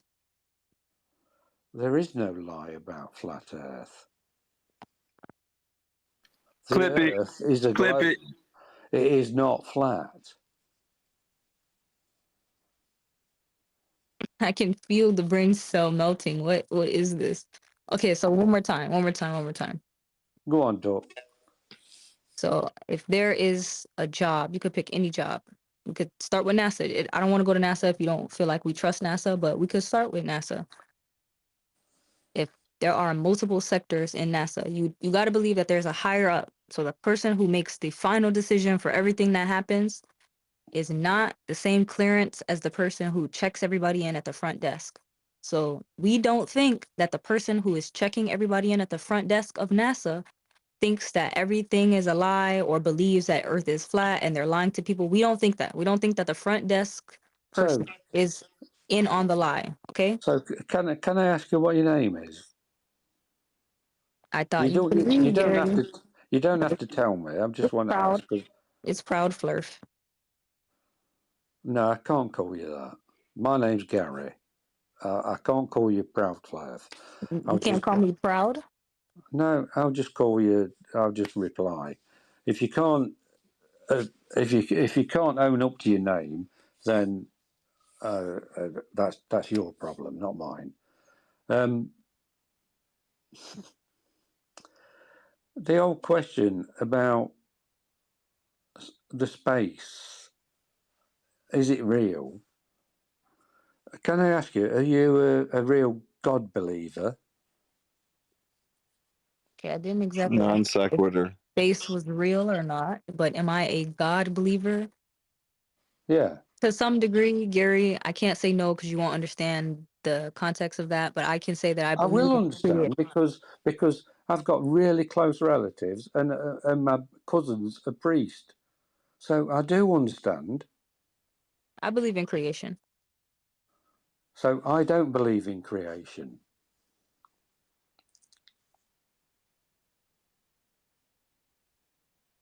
Right? I'm waiting for the point. Well, I don't believe in creation. Right, but creation has nothing to do with compartmentalization. No, creation as a complete is part of flat Earth.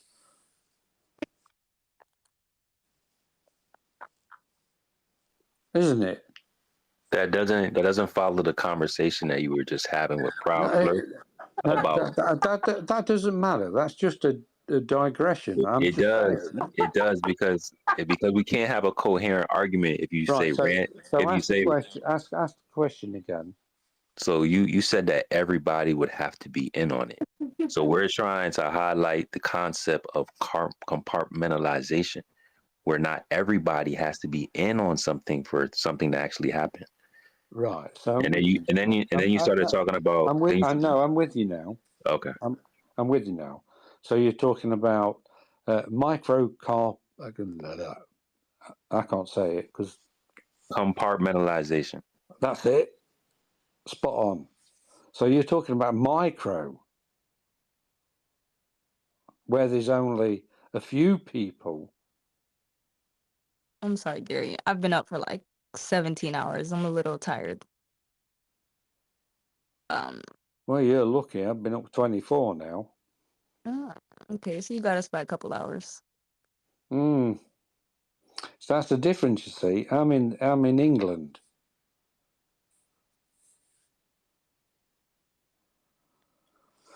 No, it's an interesting discussion, and I really when you talk about me, you talk about me being drunk. I know it's because I'm bloody tired. I feel drunk right now. I feel drunk vicariously through you. Oh dear, that's disgusting. You don't like drinking? Well, I No, don't want you're being not disgusted. supposed I've to. not had a drink tonight. No, you don't know whether I have a speech impediment. You don't know anything about me, but you choose to talk and say I'm drunk. That is absolutely disgusting. The only thing I know about you is that you were drunk or No, I inebriated the wasn't. first time we ever had an Oh no, I was not. That was the perception that those people that night gave. No, you No, that's told us you were drinking. You me told us. with us. No, I did not. That you went out and you had a great night, and then you came No, back. I did and you not. told me Oh, we were that's absolute not. rubbish. That's absolute rubbish because I had Gary not been always out has that a bad night. time. You know That, that. no, that is lies. Lies, lies, lies, lies, lies. So if we play back the recording and you're saying that, are you You, going to yeah, concede? play it Are back. you going to call yourself the liar? Yeah, play it back. I think Gary, with do you Toots, deny having a good time? Pardon? Are you denying having a good time? What now? At the time in question? No, I was sat up here. It was 3:30 a.m. in England, and you think I'm having a bloody good time? I was sat listening for hours and not getting a response, not being allowed to talk. The same as tonight. I sat on here for 2 hours before I got enabled to talk. You I mean don't know. before you grabbed the mic? Yeah, I don't Oh know. yes. Yeah, I don't know, Gary. Yes. I request the mic. I put my hand up. I request the mic. I put my hand up. I request the mic. I put my hand up. It doesn't bloody happen. We've never So seen you I'm put your hand up. really I'm going to be honest now. I'm really grateful for you talking to me tonight because Can it you see makes. my little profile picture right now? Pardon? You see my profile? You see this little emote, like the wave? Yeah, I do. This- Yeah. So I'm not sure if you have the version Alan was talking about, but this is not the same thing as this. As So that's what? a little confusing. I saw you wave. That's why I said, hold on, Gary. I know they're talking, but I said, hold on, because I know you didn't want to interrupt. So I just want to let Right. you know that this is not the same thing as raising your hand. Some people Right. might get So confused. I'm not an expert on this, duck. I say duck. That's an English colloquial term to say friend. When English people say "okay, duck," it's a friendly term, and it slips out with me because that's how I normally speak. So if you ever hear me say "okay, duck," it's not derogatory. It's a friendly term. Hey Okay, Gary, dog. I can make you admit that this place was created. Pardon? I could make you admit that this place was created. You can make me admit that this place was created. Yeah, yeah. What place? Where you live. Hey?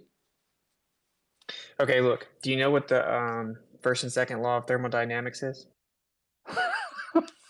No, just tell me how you can make me think where I live is created. Yeah, like the Earth or the universe or whatever it was created. I'm about to prove it. Go on then. Okay. Do you know I what the know first and where I second live. law?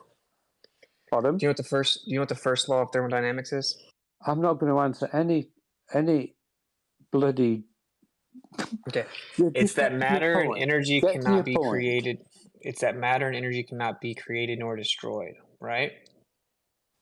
No, get to So your point. well, it takes a second. So obviously we have matter and energy here, right? Do we? Yes. So we have seemingly two options, right? Option one is that the matter and energy that is here was created, therefore violating the first law. Or option B is that the energy and matter was always here, right?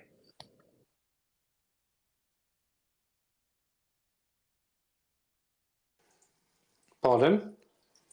Our only two options is that either matter and energy was always here, or it was created, violating the first law of thermodynamics. Why are those the only two options? Can you articulate a third? No. I'm just Okay, there asking isn't. you. I'm just asking you why they are the only two options. That's 'Cause your they're- opinion. It's simple logic, right? If you're claiming it's No, a false no, it's not logic. It's your opinion. no, like if you're claiming Another it's a appeal to incredulity from Gary. yeah, like if Oh, you're claiming it's a false dichotomy, you would just have to articulate a third option, right? So like we have matter and energy in the universe. all And right. So we've so got, and the question okay. is the So question is the my question third is there's another dimension that none of us know about. okay, and then the matter and energy came from there. No, I don't know. Do you? Okay, that isn't the third option because the question is how did the matter and energy get here in this universe, right? You don't know. Option A is that it was created or came from You don't outside. know. Option A is that it was created or came from outside this material universe. And if it was created or came from outside this natural world, then it would be outside of natural law. It would violate that first law. The second option is that it was always here, right? So like if the matter and energy was just always here, then it wouldn't violate the first What's law the of third thermodynamics. law? No, dude, stop playing these weird games. This is why you are an atheist. It's because you're fearful I of am an truth. atheist. Yes, I am an know. atheist. I don't This believe is in God. I know, but this is why you're an atheist because you're scared of truth. No, So, I'm not. okay, the My answer. Okay, cousin's a priest, and most of my family are real God believers, but I'm not.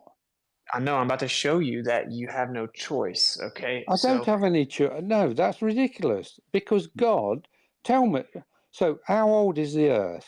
Gary, you gonna let him finish his point so you could hear what he's saying? I will Yeah. do. Yes, I'm Okay, sorry. I'm I sorry. appreciate I it. will. I'll just sit and listen. Sorry. I have no idea how old the Earth is, but this is the point, right? Normally an atheist is going to be like a naturalist, meaning like all that exists is within the natural world or materialist, right? Like there was no supernatural creator or whatever. Okay, we have natural laws, and the most famous natural laws are the laws of thermodynamics. First one is that matter and energy cannot be created or destroyed. So if the question is, well, how did the matter and energy get here in this universe, right? Option A is that it was created and it was therefore created in violation of the first law. The second option is, well, it was always here. So the atheist will typically go with that second option because that way you don't have to invoke a creator. You don't have to invoke something supernatural, right? Or something creating No. it. So if it was always here, fine, okay, that's our only two options. It's a true dichotomy. If you go into to the second law of thermodynamics, it says that all natural and spontaneous systems entropy will increase, right? And therefore, the amount of usable energy will decrease. And Stephen Hawking put this pretty well. He said, this whole dispute over the ages of whether or not there was a beginning to the universe has now been decided. Applying the second law of thermodynamics, we know that means the amount of usable energy will decrease in the system. Therefore, in order for there to be a progression or a decrease over time, right? A progressive decrease, that would mean that there had to be a beginning, a starting point. He said, similar to human progression, if you believe that humans progressed over time or evolved over time, they had to start from a point to then progress from. So using the second law of thermodynamics, there has to be a beginning to the universe because the amount of usable energy is constantly decreasing, which means it has to be decreasing from a point. It can't just infinitely regress from nothing. Okay, so now if we know there has to be a beginning, according to the second law of thermodynamics, we're going to revisit the first question, which is how did the matter and energy get here? And if we went with it was always here, now we can no longer say that, right? Because the second law proves that there was a beginning. So what we're now left with is you have to have an external supernatural force that created the matter and energy in this universe. And of course, supernatural by definition is attributed to a force not limited to natural law. And that's what you need. You need something to create the matter and energy. So then, of course, all you have to answer is, what is the antecedent to creation? And the answer is a creator. So you're left with an external supernatural creator is the only way this universe could exist. You also can't infinitely regress any natural process logically, so there must be a source, there must be a prime mover, call it whatever you want. Yeah, No. something that's not limited to space, time, or matter. No, all you've said, there has to be a beginning. Well, if there's a beginning, then how did the matter and energy get here? It No, had to be placed here. hold on. So let me just explain. There has to be a beginning. I do not disagree 100%. There has to be a beginning. Okay, I agree. All right, so now we've satisfied the second law of thermodynamics. But now we have to address the first law, which is that matter and energy cannot be created nor destroyed. Okay, well, if there was a beginning to the universe, what's that got to do with God? if there was a beginning to the universe, that means the matter and energy wasn't always here, which means it was Yeah, so what's that got to do with God? created. I'm sorry, I don't want to get into God stuff because I really do not want to decry people who believe in God, because But I just debunked atheism, though. It's not. This isn't like who cares? like I've said, my half of my family do, and I don't. I don't decry any of them. It's their So belief. what? You just deny basic logic? Do you dispute? No, it's not logic. No, it's not logic. Don't give me logic, because God is not logic. Okay, then answer the question. Where did the matter and energy in the universe come from if it can't be created or destroyed? Right, so you think God created it? I'm not talking about some personable, specific interpretation of a creator, right? That's a totally separate conversation. Who created it. I don't know what created it. Was it there all the while? No, why did something? It couldn't have been there all the while. Why not? Discussed that because the second law of thermodynamics requires there be a beginning. So what is the beginning? This is the old Big Bang theory, right? So there's a relative opposite dynamic bang theory, that it didn't happen and it was something else. Nobody bloody knows. None of us know. It's all theory or belief. That's not what we're talking about. We're not talking about if you know who the creator is or what happened. We're talking about the fact that something outside of this universe that isn't limited to natural law, which is the definition of supernatural, beyond natural law.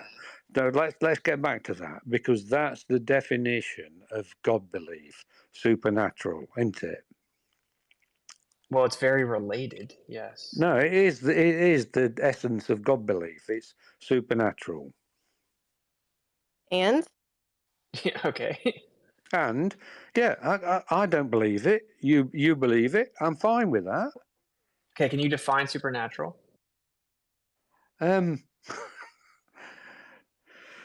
Something that is not natural. Attributed to a force beyond the laws of nature. Yeah, but it's a made up concept by humans in the recent times. That isn't true. It's been known about and written about for all of human history. Doesn't matter. Well, the point is that the etymology of supernatural, 3,000 years ago. Yeah, all of written human history. Yeah. So the etymology written. So it's only 600 or 1,000 years ago then. What? So written human history. How long's written human history? Many thousands of years. No, you're talking. You said written. Yeah, many thousands of years. Yeah.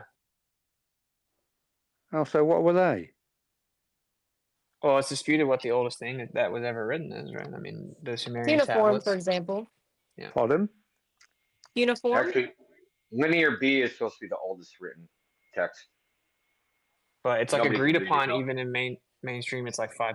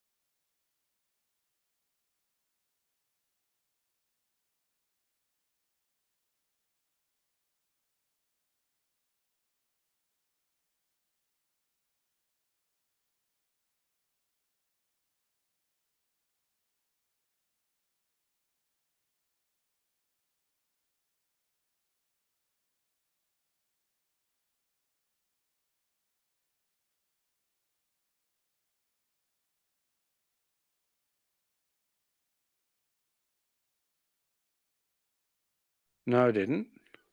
You said circumnavigate the wall using GPS coordinates the whole way. That's what you said, using GPS. I did say that, yes, sorry. Okay, what I'm saying is GPS is run through globe coordinate systems, right? So whichever system you would like to use, a complete 360-degree map of the wall without all this garbage about you can't go to the 66 parallel because... How is it garbage? That's just a fact. No, it's not. You can't freely and privately explore past. Like, listen, Gary. Here. You can I'm get about a to go to bloody- Antarctica. You can get a I'm about cruise to ship go to there. Antarctica. I'm about to You can get a cruise ship there. Okay, yes, you can get a cruise ship to the approved place, to the tip of Antarctica. Oh, which they're doesn't prove approved. So you anything. don't believe it because it's not what you believe. No, it's just that it's not people going to can go prove there. anything.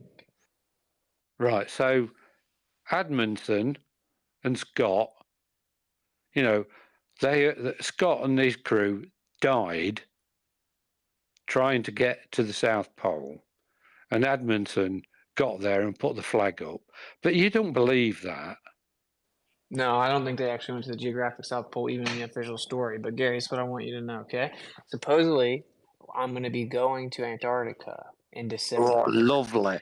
Can I Okay, come now I with got a you? question for you. If you can pay for your way, yeah, 15K or whatever. But this is what I want to know. If we go to Antarctica and we're going to be there for 3 days, and Define Antarctica. What? The southern continent referred to as Antarctica. No, define where you're going. We're going south. Yeah, so in the flat world, everywhere from where you live is south. So define where you're going. Okay, they haven't actually determined the final location, but if you had not have interrupted me, you would. So you're not. So it's bullshit. You would then. have. No, it's not. It's literally you can go look up the final experiment, and they're saying that they're gonna pay for one flat earther, one globe earther, or something like that. But here is the point. Okay, the whole point is that if we go, we should see the sun in the sky for 24 straight hours. We should never That's see the correct. sun set. Okay, That's now here's the absolutely question. correct. Here's the question though. If when I go with Globers, all documenting it, and we do not see the sun in the sky for 24 hours, will you concede that the No. Earth is not a globe? No, because I don't know who you're going with, who's funding it, and where you're going. It's a bunch of globe earthers. No, that's what you're telling me. No, dude. Okay, whatever. So, do you believe in GPS? What's GPS? Do you see what you do? Do you? I'm asking. No, hold on. Sorry. I don't want to overtalk you.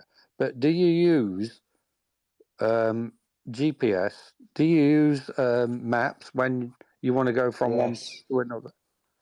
Yeah. Mm-hmm. Yeah. So what do they work off? Can I ask him a question real quick? Do you think that you use GPS? I know I use GPS, yeah. On your cell phone? Yeah. Yeah, they use something called location services. It's not actually GPS. Yeah, look in your phone. You can shut off something called location services.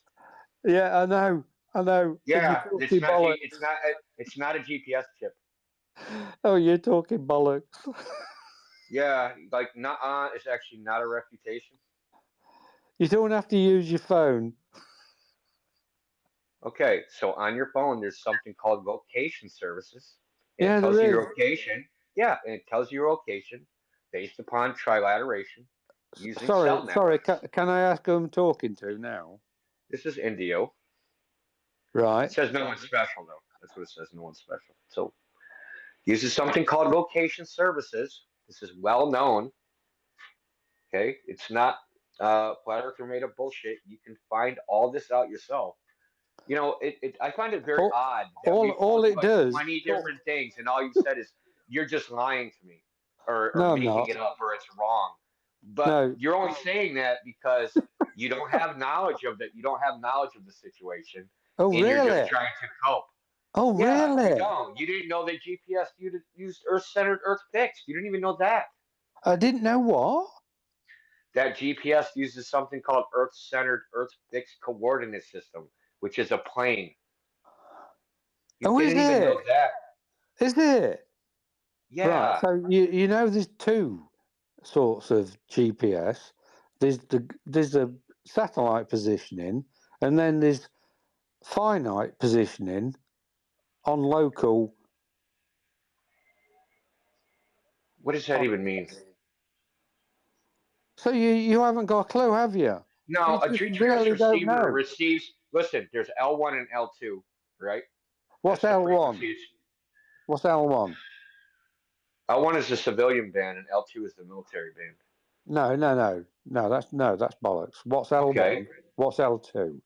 I So just you live in USA. I live in the yes. UK. We don't have Yeah. L1. We don't have L2. Okay. And So it's all the normal US centric conspiracy fucking bollocks that you're talking. yeah, typical shit, dude. This is typical. You don't have No, a it's not. reputation, It's so not you're going to talk typical. about me. It's not No, it is typical. typical. Your behavior is typical. Oh yeah. You don't have a reputation, so you have to say something about me. This I happens don't. all day I don't long. have a reputation. Why do I need a reputation? Yeah, Oh. bollocks is not a reputation. So I'm going to tell you Reputation. again. So refutation, not reputation. Well, talk properly then. Reputation. Yeah, okay. Thanks for the info. Anyway, All I it's get really is you're simple. just. All So I get is GPS, Gary, get a hold of He's yourself, just man. shouting at me. No, he's Oh, yeah, not. He's so- calmly speaking, and you keep interrupting. Can you just keep it cool? Like he'll I let have you to talk respond. louder. Right. because Okay. you I'm keep- telling I have to you talk- now from me. He's just shouting in my ear. That's Okay, all everyone I else hear. here knows he's not shouting. shouting at you, I Gary. have Please to talk stop. louder because you keep talking over me. Do you understand that? I'll talk silent, as quieter if you like. I'm not really a big fan of tone policing. I've moved you know, if you it. wanna I've be a moved it girl, a that's foot fine. away from my face now.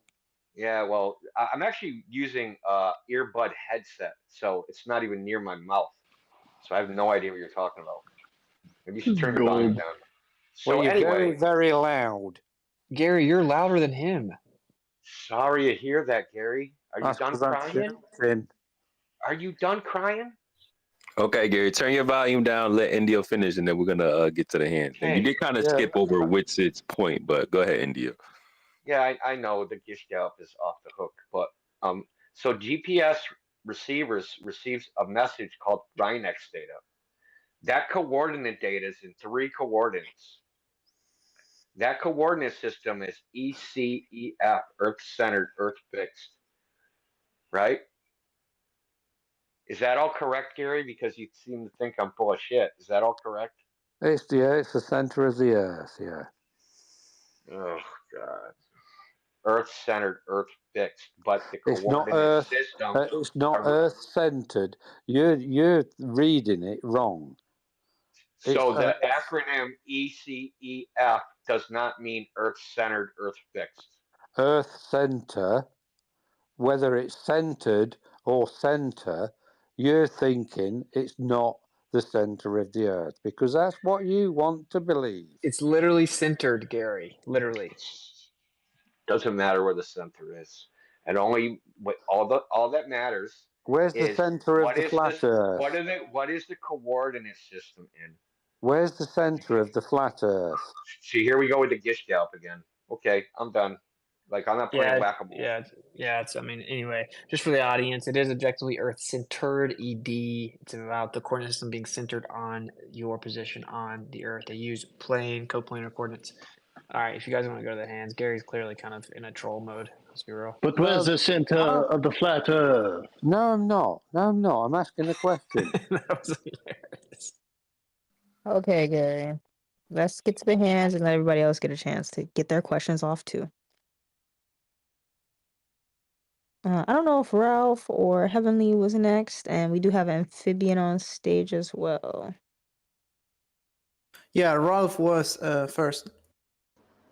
I'll let Heavenly go first. I'll go last. Welcome to Flat Earth Friday, Heavenly. This is your first stationary Saturday. Yeah. I wanted to ask Witsit if he could give me a quick summary of the reasons why the Michelson-Morley experiment, because usually the narrative is that it disproved the static ether, why it proves that the Earth is not in motion. Like a summary, because I didn't watch the last streams because I didn't have time. So in order to debate about it, I would like to have a summary of your position. I have read the paper, so there wouldn't be any problem if you use specific terminology. So Yeah. All right. So they thought that the Earth was moving around the sun 30 kilometers a second. And so they predicted a fringe shift, right? Because obviously one light beam's moving with the Earth, one's not. They assumed an ether, assumed an orbital velocity of 30 kilometers a second. They got a null result.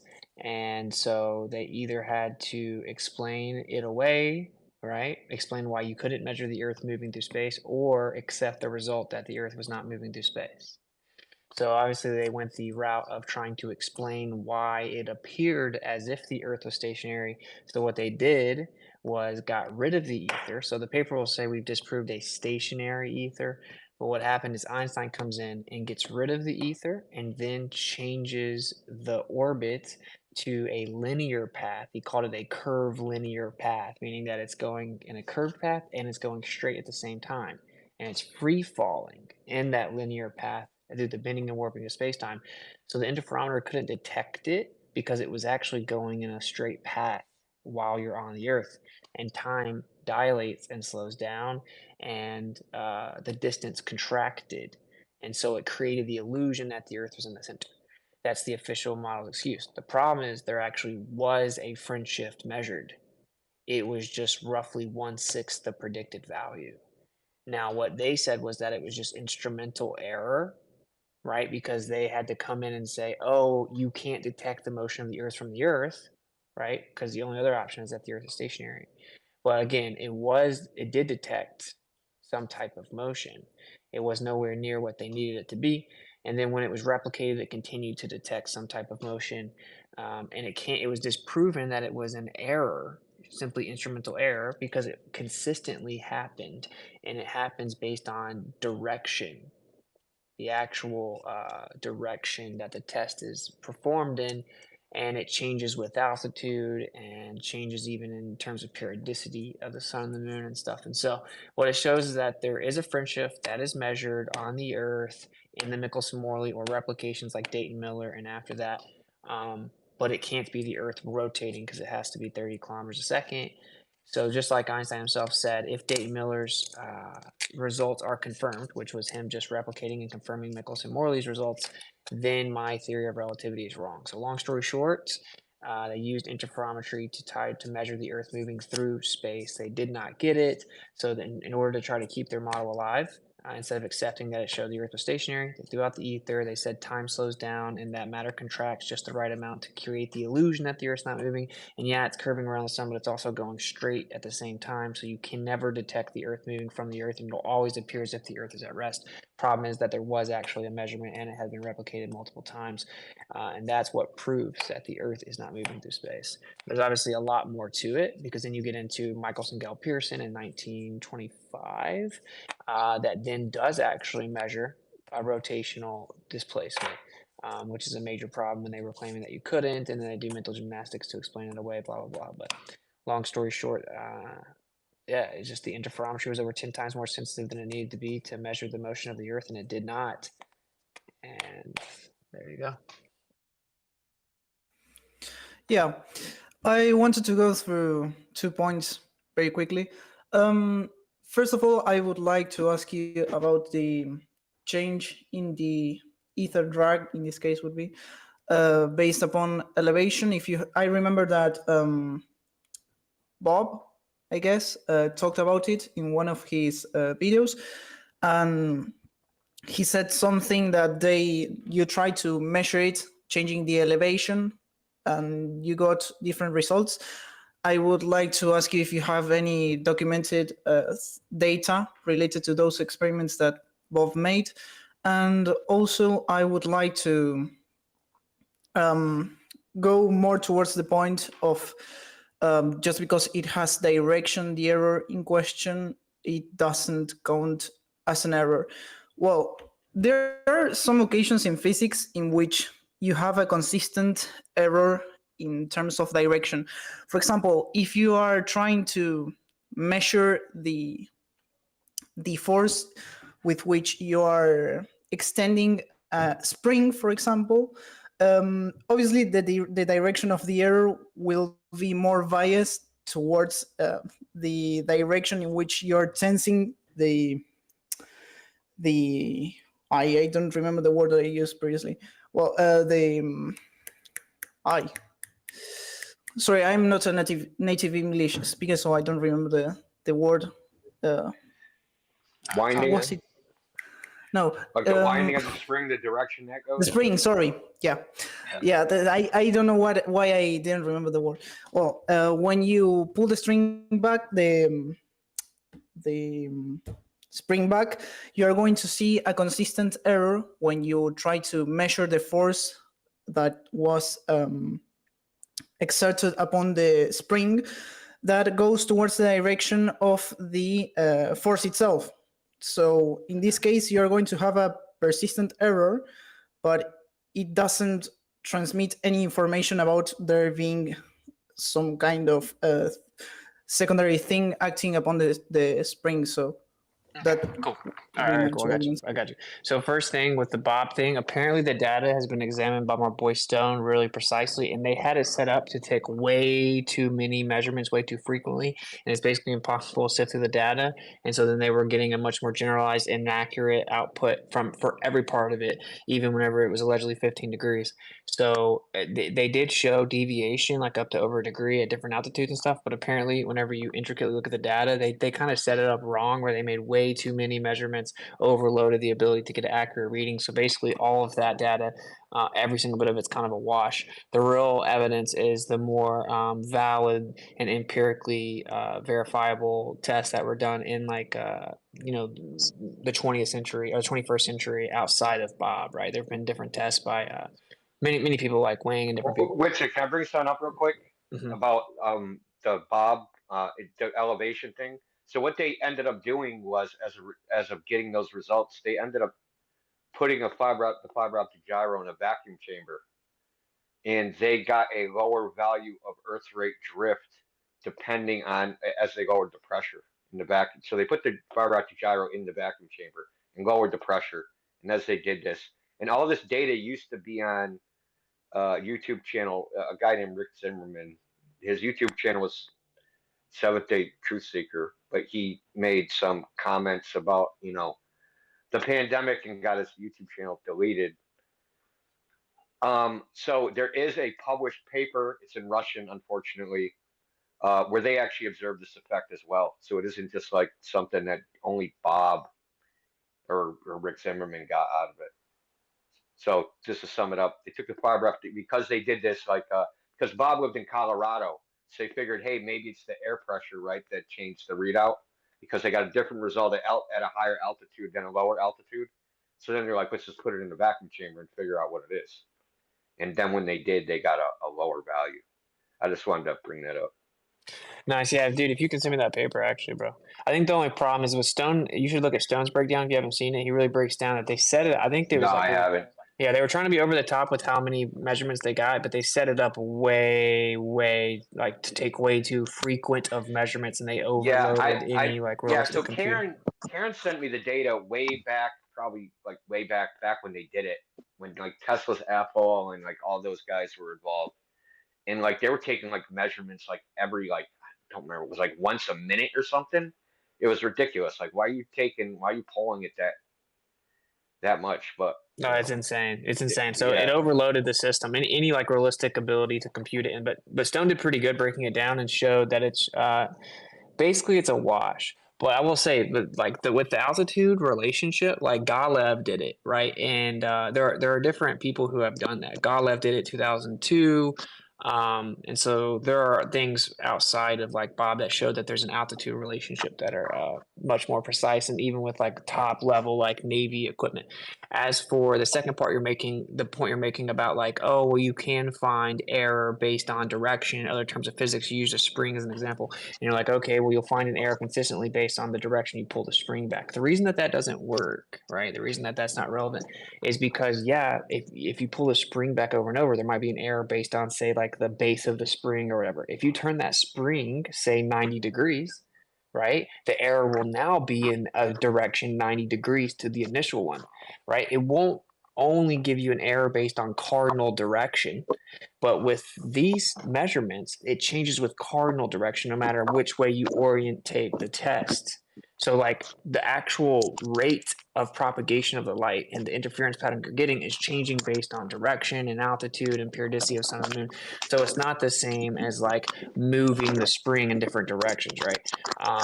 So that's why that's not the same. And also it wouldn't make sense for the error to just happen to correspond with altitude. So it can't be an error. And by the way, I mean, Einstein and similar opponents never even actually explained what the error supposedly would be. And every time people came up with one, like, oh, maybe it was temperature fluctuations, whatever, Dayton Miller would go test that variable. For example, with temperature, he put radiant heat sources right by the test and measured the differences to prove it wasn't actually temperature fluctuations causing error. And so he refuted all of those things, and no one could rebut him while he was alive. Then he dies, and then they just completely straw man him and throw dirt on him and cherry pick his data and all this crazy stuff. So yeah, that's why that doesn't work. And then I would actually point to Galev for the altitude. I believe it was Galev that did it. But we can send you all the papers. There's a whole compilation of them.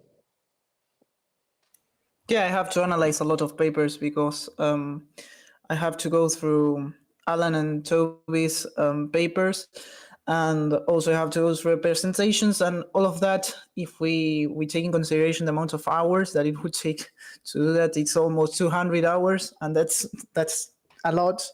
And I don't have. I get it, but did you get my point? Did you get my point with the error thing? Like, say if you have the spring and I pull it back east, right? So if I have the spring pointed to the east and I pull the spring back, yeah, I might keep getting an error, right, in that direction.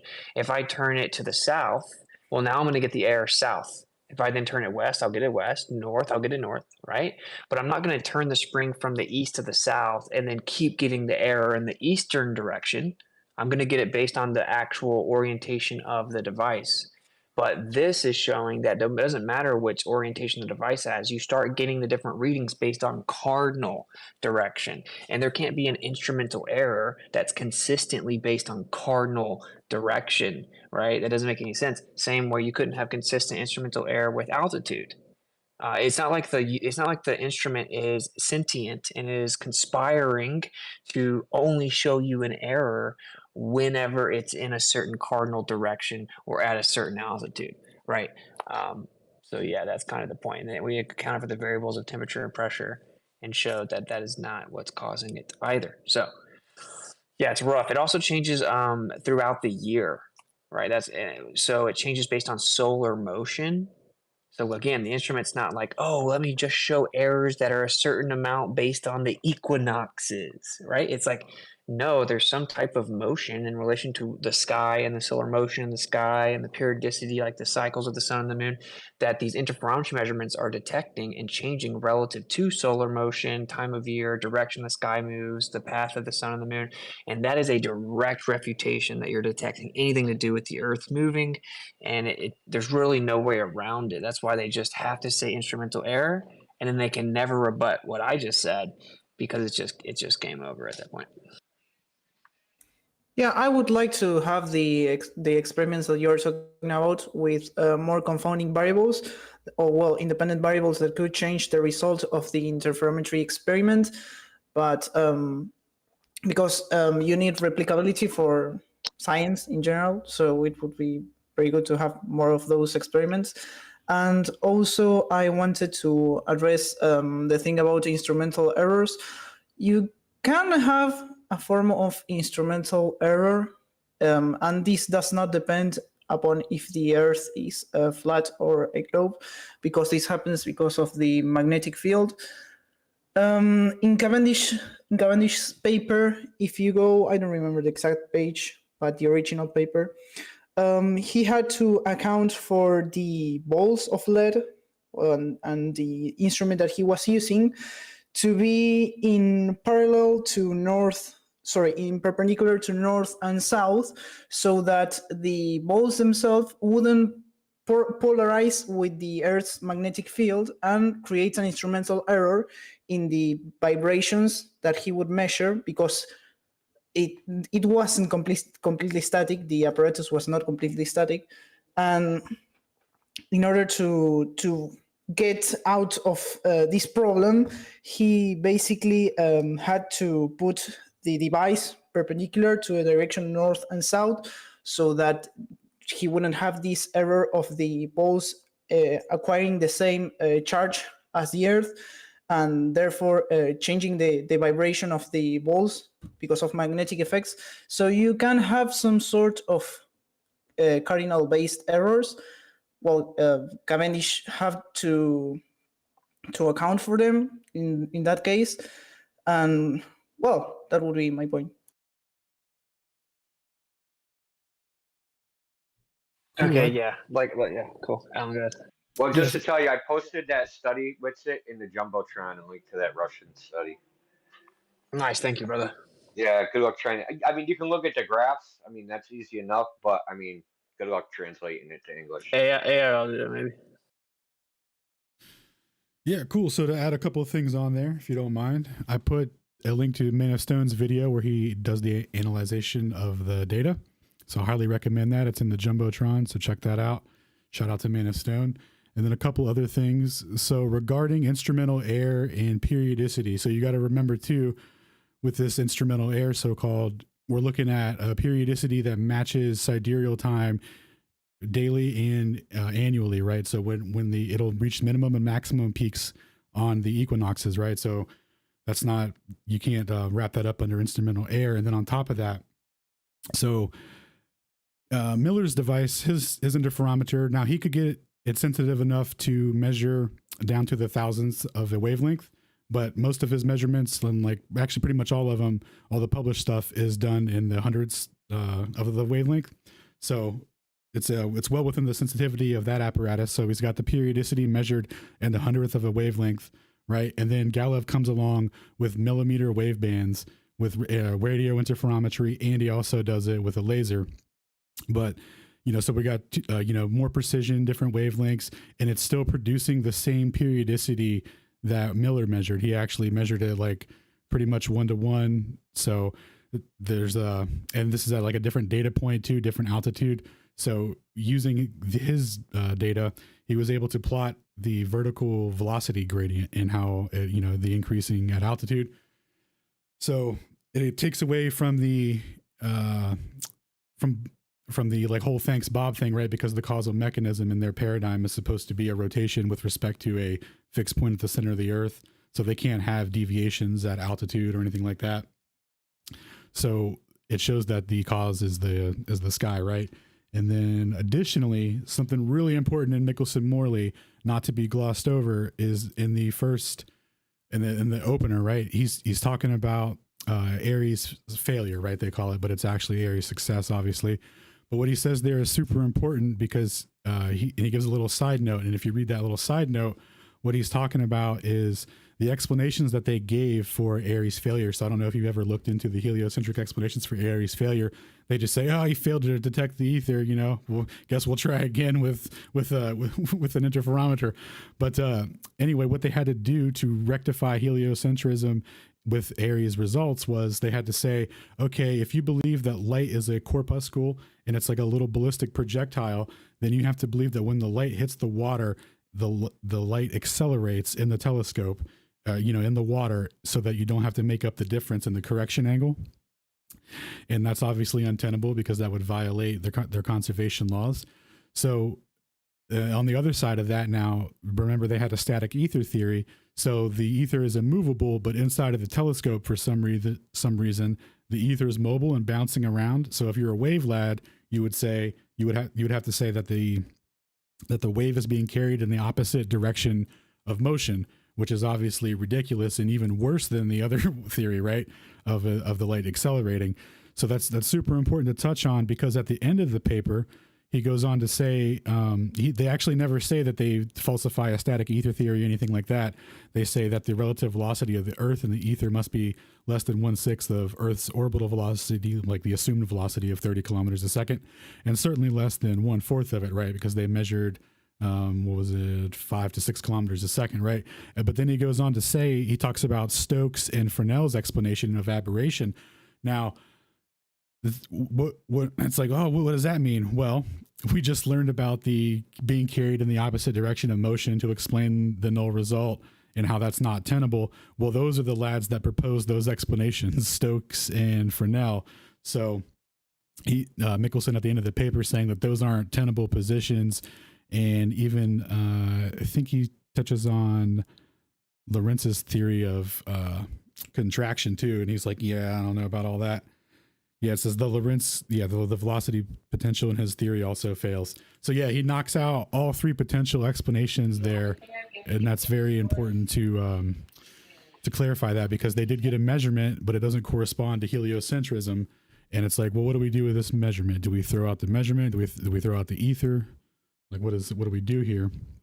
And then, do you have any questions before I continue? Because I took a couple of notes while you guys were talking. Gary seems to think you are a comedian. Who's that? Oh, I don't care. Did you have any questions? Yeah, I had another question with your kinematic equivalence. I guess that you remember one of the videos that you uploaded a few days ago about the kinematic equivalence, and you basically made it so that you can describe these kinematics of the celestial bodies only based upon their periods, their orbital periods. Yes, yep. Well, when you cancel the two masses at both sides of the equation, the masses must not be zero, because you cannot divide by zero in both parts of the equation. So how would you respond to that point in particular? Because that's basically saying that you require the two things that you're talking about to have mass in this case. Right. So is the important thing about that, the way that they derive it, is that the mass of the other object for the causal mechanism cancels out, and it's only about the constants. So they have their two constants established from Cavendish, right? Which could have given them anything, right? But they've settled on what they needed to for their angle of deviation, and that's what they went with. So with that, they established the weight of the Earth, and then they had G, right? So then they just applied that to the periodicity of the sun. So when you do that, you can backwards derive what the weight of the sun would be, and then you could just start backwards applying it. You could just put the big M for the sun, and then start working out what the weight of the other planets would be in relation to the sun's mass, because you've already equated what it would be backwards from an Earth observation. Is how they did it. So it's like it cancels out in a way that it's not the causal mechanism, but mathematically, like, it's still there, but obviously it's not related to the causal mechanism. Yes, but in order to actually derive that explanation from the equations, you require the two things to have a mass. So if you go through... okay, 1 second. So you could treat those as Gaussian surfaces, right? And just treat the mass as electric potential, and the big G would then be an electric field gradient. So it would be the same thing. And so, because it's just ratios based off of the constants. It doesn't matter that mass is in there. That number could be anything. It's going to output it proportional to that, because that's how the equations work. It's not designed to be an actual physical mechanism to be proportional to anything real. That's just what how they're presenting it, right? And because you can backwards derive it with Kepler's, they're like, oh, look, it's super dynamic and mass attract mass. But that's obviously not the case, right? That was falsified with the perihelion precession. Because if you're going with gravity as the causal mechanism for the motion of celestial bodies with mass attracting mass, and you're in a perihelion orbit, you are 100% bound to that plane, and you cannot deviate. That's why they had to add further explanations and came up with general relativity, essentially. Like, that's why it was a big important thing, because they all understood the mechanics of that relationship, and they were like, well, this can't be happening, right? If it's mass attracting mass, because they already account for the perturbation of all the other planets in the solar system. So they got their gravitational tug of war, and they still couldn't solve the 43 arc seconds that was left over. That's why that's significant for them. Now, like, I think it's retarded, but for them, like, they were like, oh my God, this is untenable. So their mass attract mass relationship and their claim of dynamics of the skies being mass attracting mass is just kinematics. Right, because it's just constants in a ratio. There you go. Yeah, I was going to say that word. It's just based on ratio. Although, Alan, real fast, and I'll give it back to that guy. Don't you think it's interesting that obviously you could actually explain it better in the form of like an electric gradient or some type of other causal mechanism other than what they imposed, right? Because they're like strictly limited to the mass relationship, giving them the plane of motion, whereas an alternative causal mechanism would have some type of like fluctuation that would be possible, you know? Yep. Anyway, sorry, did you get what he was saying? That it's just all based on a ratio? Yeah, but I also wanted to ask you, because I didn't quite get the response that I wanted. I get that it was related to a ratio that didn't necessarily incorporate the masses, because if they weren't different to zero, they would end up canceling. So that wouldn't impact the result of the equation. But just because it's not dependent, you're right on that, does not mean that it does not necessitate the two objects having mass. And then goes the point that Gaussian superficies can be considered as mass. And I would like you to expand on that, because that's really weird, at least for me. Yeah, so you could treat a Gaussian surface, right, and give it a equipotential charge distribution, right? You assume, by assuming a quote unquote Gaussian surface, right, you're giving it the conditions where you don't have to come up with a reason as to why the electric gradient is evenly distributed or anything like that. So you would just take whatever the mass would be, whatever that potential would be to generate that gravitational field to fit that potential for the periodicity of the event, right?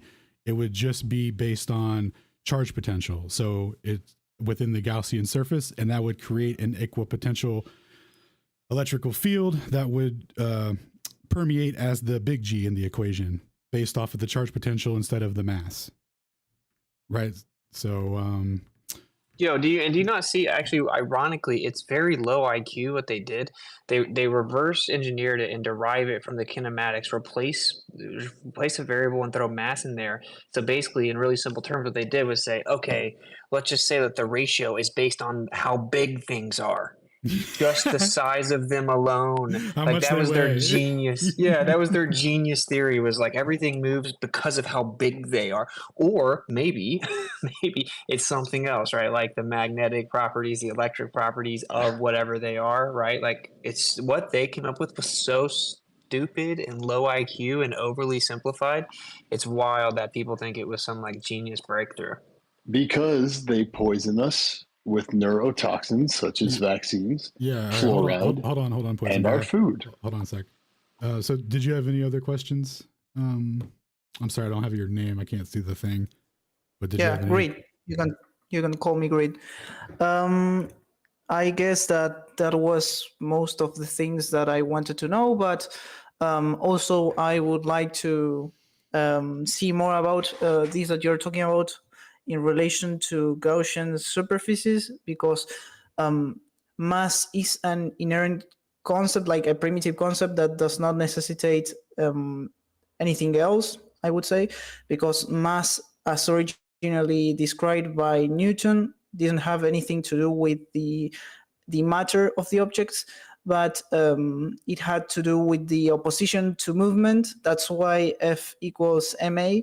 The greater the mass, the less the acceleration of the object is going to be. So it's more related to resisting the force that you are imprinting upon an object. So I would like to see more about Gaussian superficies. If you have something in your Zotero library that I was searching for, but I found it in your Telegram, so that's good. And more about these Gaussian superficies in your YouTube channel or something from Stone's channel, it would be good. Yeah, absolutely. It should be in the section. I don't know if it's updated from when I debated McToon or not, but I added stuff from Edward Dowdy Jr. and I'll go ahead and send that to you on EtherCause. But yeah, using that kinematic assumption, right, of a Gaussian surface, he was able to backwards derive what's it called, the angles for gravitational lensing, right? So like the same exact mechanism, same exact equation, just literally changing it to a Gaussian surface, which, as I was saying earlier, that gives them the equipotential field gradient, so it just simplifies the math for them. So instead of equating it to mass being the causal mechanism, it's just a field gradient of electric based off of the charge potential, which would be equivalent to the mass, because it's just like replacing it kinematically, right? So it's just like, oh, it has this much mass. It's like, okay, well now it has this much charge. Yeah, so it's like same thing. So I'll get this sent to you. The only difference is that you could actually explain the differences in motion, bro. Like it's actually superior. If you invoke anything electric or magnetic for the motions, then it's like, oh, this doesn't perfectly fit within the predicted plane of motion based on the size. Okay, no big deal. It has a different charge, it has different magnetic properties. But if you say it's just based on the size, then you're limited to a very specific plane of motion. And that's why they ran into a huge problem with perihelion shift. And actually it's still a problem, right? But they just teach the layman stupid propaganda like, oh, just repeat how small it is off over a long period of time, and that'll suffice to get rid of it. It's like, no, you don't understand how dynamics works. Like, you see my point? Again, like our position is always going to be superior in every single way because we're not limited to proportionate mass.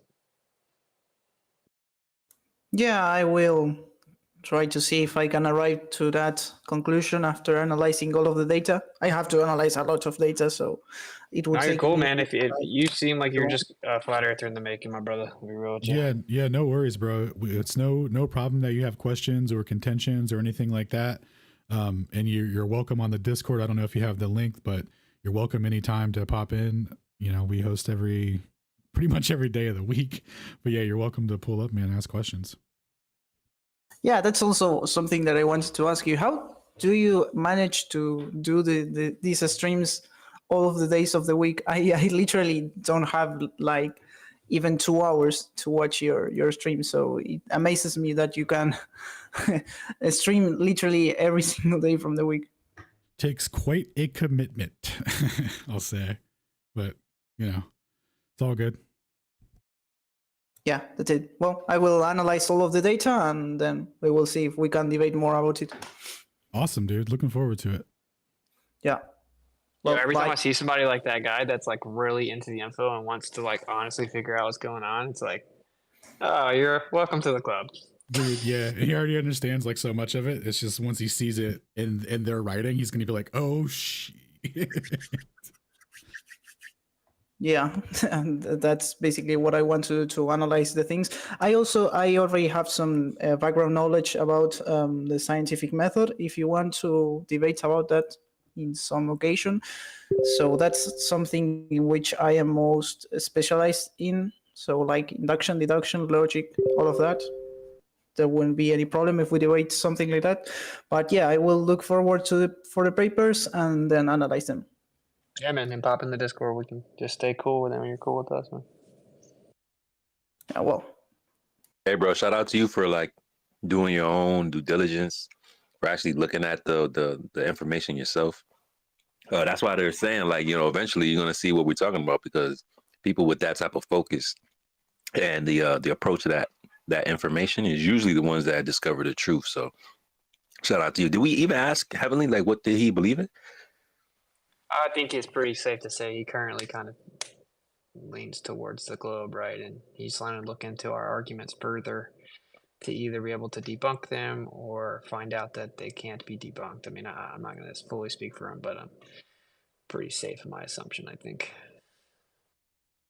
Heavenly, you wanna answer for yourself, man? Like, are you on the fence? Are you like a globe lad, just kind of interested in our arguments, figuring out what's wrong with them? Or yeah, I'm currently more on the globe side, but I am perfectly able to change if I see evidence that contradicts what I say, but it must be very consistent evidence and a lot of it. So after analyzing all of the data, which is a lot, like 200 hours worth of data, I will say my conclusion, and otherwise I will come here to debate.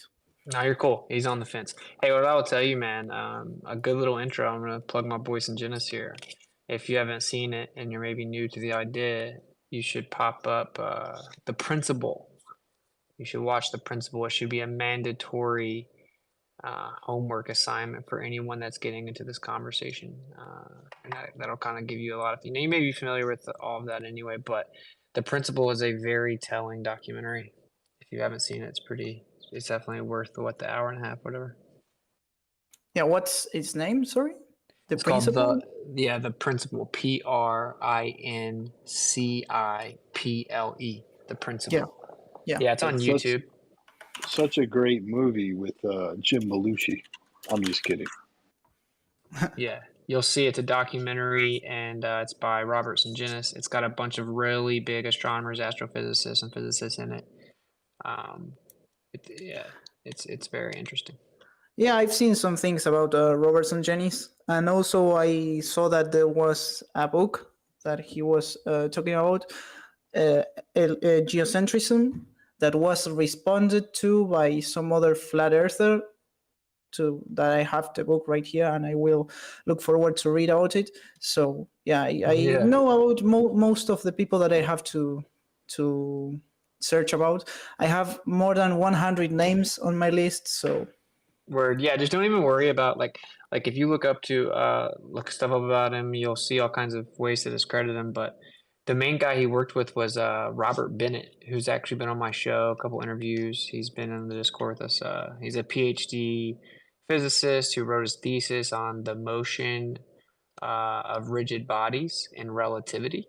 That's what he wrote his PhD thesis on, and he helps Sanjinis with a lot of the work, a lot of the math, a lot of the physics. And anyway, I mean, we don't even agree with him, right? Like he isn't a flat earther, but I've also had him on my show. But the point is, it's just the information. It's not really about who gives it to us, right? Yeah. Also, I mean, while we're plugging documentaries, for anyone that's listening and hasn't seen these, it's like requirement, in my opinion, The Principle and Heliosorcery. And those two documentaries are really going to lay out the science or the scientism and the history that has gotten us here. And regardless of what you believe, right, it's good for everyone to just like be informed on what got us here. And if you watch those two documentaries, you'll have a pretty good introductory grasp. Hey, Austin, if you wouldn't mind, what years were those documentaries made? So The Principle is actually older, I think 2014, but still very pertinent. And wow, that's incredible. Yeah, and then Heliosorcery is maybe 2 years old now. And that's on YouTube. It got like about 300K and then got clearly, stopped. And that's much more of like the history of heliocentrism, the progression of it, who came up with it. Yeah, it's very interesting. Like they were literally sun worshipers and all these crazy occultic beliefs, and it goes through like the whole process of that. And then The Principle breaks down a lot of misconceptions. Like Sanjinis is a legend, right? So he's been looking into geocentrism since 2002. Then he made the documentary in 2014, and he found out that the publication of the Principia by Isaac Newton, it had a final page on it that talked about, but the Earth could be in the center of the universe and stationary. So basically, he writes all this stuff about gravity and the Earth moving through space and stuff. And then at the very end, he says, with all that being said, the Earth could be stationary, like with the face. That was the caveat, right? Yeah, and so what they did was take that page off and then publish it. They took that page out of it, and he found it. And he also found a letter from Galileo where he denounced heliocentrism before he died that was hidden. And he found a lot of documents that have been suppressed to lie about what really happened. So does he explain how he found Newton's page that was yeah, he worked with a professor who was like studying the life of Newton and found it. No shit. Yeah, it's crazy. And they acknowledge it as legitimate now, right? So yeah, they can't refute it, right? Yeah. Once it's out in the open. Wow. Nothing sketchy about taking that page out before you publish it, though, Nothing. No. You don't need to know that, pleb. I trust the editors. Appreciate it, brother. Yeah. Jesus said, beware of the scribes, bro. Show up. Also, do you have the papers about neo-Kantian systems that you were talking about in one of your streams? Neo-Tychonian. Oh, Yeah. Neo-Tychonian, sorry. Yo, I'm about to put a link up in the Jumbo, and I'll add those Neo-Tychonic papers to the post. They'll be updated in a second. Hey, Alan, did you see I finally got the other two papers that he wrote? Yes, I did, and I have them. Nice, yeah. So I guess Alan might drop you. It's called the Neo-Tychonian. I butcher it, but Neo-Tychonian Newtonian. It's like Newtonian, Neo-Tychonian, Machian analysis. Neo-Tychonian, Newtonian, Machian analysis of planetary bodies or motion of planetary bodies, something like that. That's Luca Popov, published in the European Journal of Physics, and it just shows you the dynamic equivalence. But he wrote two subsequent papers, and as he went to turn those in to get published, it's like really laying out geocentrism. And they refused to publish it. They did not rebut it. They did not show it was wrong somehow. They just refused to publish it. But we got a hold of them finally, so pretty interesting. Yeah, I guess I don't have anything more to say. Let's see. No, not really. So that's it. Thank you guys for all the data. I will analyze it, and like in 2 months or 1 month, because there's a lot of data, I will come here with a reply to all of that. That's what's up, bro. Hey, Heavenly, do you have like a specific study like in the sciences, or are you just like doing this on your free time? No, I am studying physics, and also I have a lot of things to do in the day, so that's why it's going to take a while. Nice, bro. Dope field. Interested to see where you take it. I don't know. Do you have like a goal, like physicist, or a specific type of physicist? Well, I wanted to study more about gravity and all of that. So that's why I wanted to see the alternative to gravity, so that I can actually work towards that. As a matter of fact, you can call the alternative that you're talking about gravity, just because it is explaining the natural tendency of things falling to the ground. So that would also count as gravity. Not as strictly as the kind of gravity that Newton described and Einstein described, but you can call that gravity. True that. So. True that, man. Yeah, gravity comes from gravitas, which means heavy. The fact that things have a weight. So yeah. Now, can I just go ahead with it? My bad. Well, I just want to point out that Nikola Tesla pretty succinctly covered this a long time ago, right? He said the idea that space has curvature is basically asinine, and for the simple fact alone that space cannot have properties, it's like saying something is acting on nothing. And the only way to explain the motion of the bodies observed in the sky is to acknowledge the indispensable role that a field of force akin to an ether plays, and that any attempt outside of this is a futile pursuit destined to oblivion. That is still the case to this day. Sacred good? Yeah, there are some contradictions with saying that space is nothing, because nothing would be, you cannot basically define nothing, because you would be pointing out to a thing because you're giving properties to it. I have a different definition for space, so that you can solve basically that problem, which is the displacement of objects, which is not nothing, but the absence of one of those things, which is a thing, an object, which is a physical thing, not anything. Well, that basically solves most of the problems related to trying to assign something that it's nothing, any property. Like even saying that nothing has you said the absence of the thing that was displaced, which is called a privation. So that means that its actual definition is dependent upon the existence of something else. So like a shadow is a privation. Like we have a name for a shadow, we treat it like a thing, whatever, but a shadow is a privation. It's nothing in and of itself. It's the absence of light, right? So like nothingness, zero, these are privations. Space is the same thing. It's the volume absent of matter. If there's a thing and it's just place and it's the area or volume that where the thing used to be, but now it's absent of that thing, it's a privation. It's defined as the absence of something else, which means it's nothing in and of itself, which means it's like literally nothing. It's just conceptual, right? This is the major conundrum that space-time has, and ether does not, because ether says no, there's something actual there. There's a physical medium, whereas the alternative does not say that. So. Well, you're not really saying that, as defining it as a privation, which would be the absence of physical things in this case, you're not really making an equivalence to nothing, because you're just denying one thing in particular, which would be physical objects. You're not making any proposition about any other thing like location, which is not a physical object and is related to space. So location is a conceptual description though, bro, right? Like, can you hand me length? Can you hand me length? Do you know how we define concepts? Well, they're just abstract. They're just abstractions, right? So they're not real things. It's like, can you bend love? Yeah, but do you know what abstractions are? Because they are derived from reality. That's just like love. Love is a real experience. Freedom is an actual like experience or idea that we all understand and know to be actual, in the sense that you can be free or you cannot be free. You can be in what we call love. You can feel love, but they're just the way that we describe some type of experience. It's a concept. It's an idea, but I can't hand you love. It isn't real. It isn't actual. It isn't tangible. It isn't even physical. I can't bend it. I can't curve it.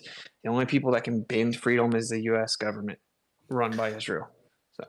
Like, it's just a joke. Like, it's just conceptual, bro, right? It's called a reification fallacy. You know what that is, right? Yeah. I have some problems with the reification fallacy because I subscribe to a different definition of abstraction. Because if you talk about abstraction as that which is not tangible, then if you haven't been to some place in particular in the entire world, then you cannot say that something in question is tangible because you haven't tested the proposition. So that would therefore make it abstract. So it should be independent of tangibility, because there are things that we cannot touch in this moment, but they are still objects and not abstractions. So I would ask. But someone could go touch it, and you could go touch it, and it can be physically verified. And it doesn't even require touch, right? It doesn't require literal tangibility. That's why I also said or physical, because like technically energy is physical, right? It's not material, it's not tangible, but it's physical, and it can have a physical interaction, like an interaction with the physical world. But like, if you're like talking about Russia, but you've never been to Russia, all right, well, Russia is a name of an actual geographical location that has tangibility. Just because you haven't been there, sure, it's an abstraction in that you haven't physically verified it yourself, but that's different than the fact that the idea that something that doesn't truly exist in all of physical reality can have physical properties. And this was even Einstein himself and like openly admitted this. This is why it's also funny, because what I found out is that all the people that believe in relativity never read Einstein. So as much as I dislike the guy, he was actually very blunt. He said, this is like the biggest issue. This is the biggest conundrum with my theory, is that space must have physical properties, but exactly how, I don't know. I don't know how to explain that. But if we don't have physical properties, then we have nothing against which to measure with measuring rods or clocks. And so it must be endowed with physical properties, but I don't really know how to explain how it is or what it is, because I'm removing all actual physicality from it. So like, Einstein straight up says, like, okay, I can't even wrap my mind around the idea, but it's the only way I can explain away the evidence. And now it's totally misrepresented, and you have people that have never read him be like, oh man, stupid flirt, if you don't know what space-time is. You know what I'm saying? Like, well, Einstein said he didn't know what it was either. So the powers that be then must have chose to left that part out when they assimilated his. Yeah, all the way in 1938. Last thing. All the way in 1938. So this is like 30 years after relativity, right? 1938, Evolution of Physics by Einstein and Infeld. He talks about the ether, and he says, for when we say ether, we say nothing other than space must be endowed with physical properties, and in this sense, the ether must exist. In fact, relativity or space without ether, relativity without ether is unthinkable.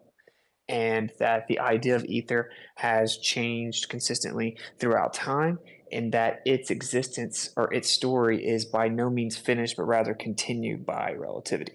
So what he's saying is like, okay, we've had to completely change our understanding of the physical properties that the idea of space is endowed with, and I don't really know how to explain it to you, but that's what we're still on our journey to figure out what it means, right? And that was in 38. That was like towards the end of his little career, if you will. So I'm just saying, I think that's pretty important because Tesla was a literal genius, obviously, and he was predominantly autodidactic, and he pointed out immediately this can't work because space is an idea, it's a concept.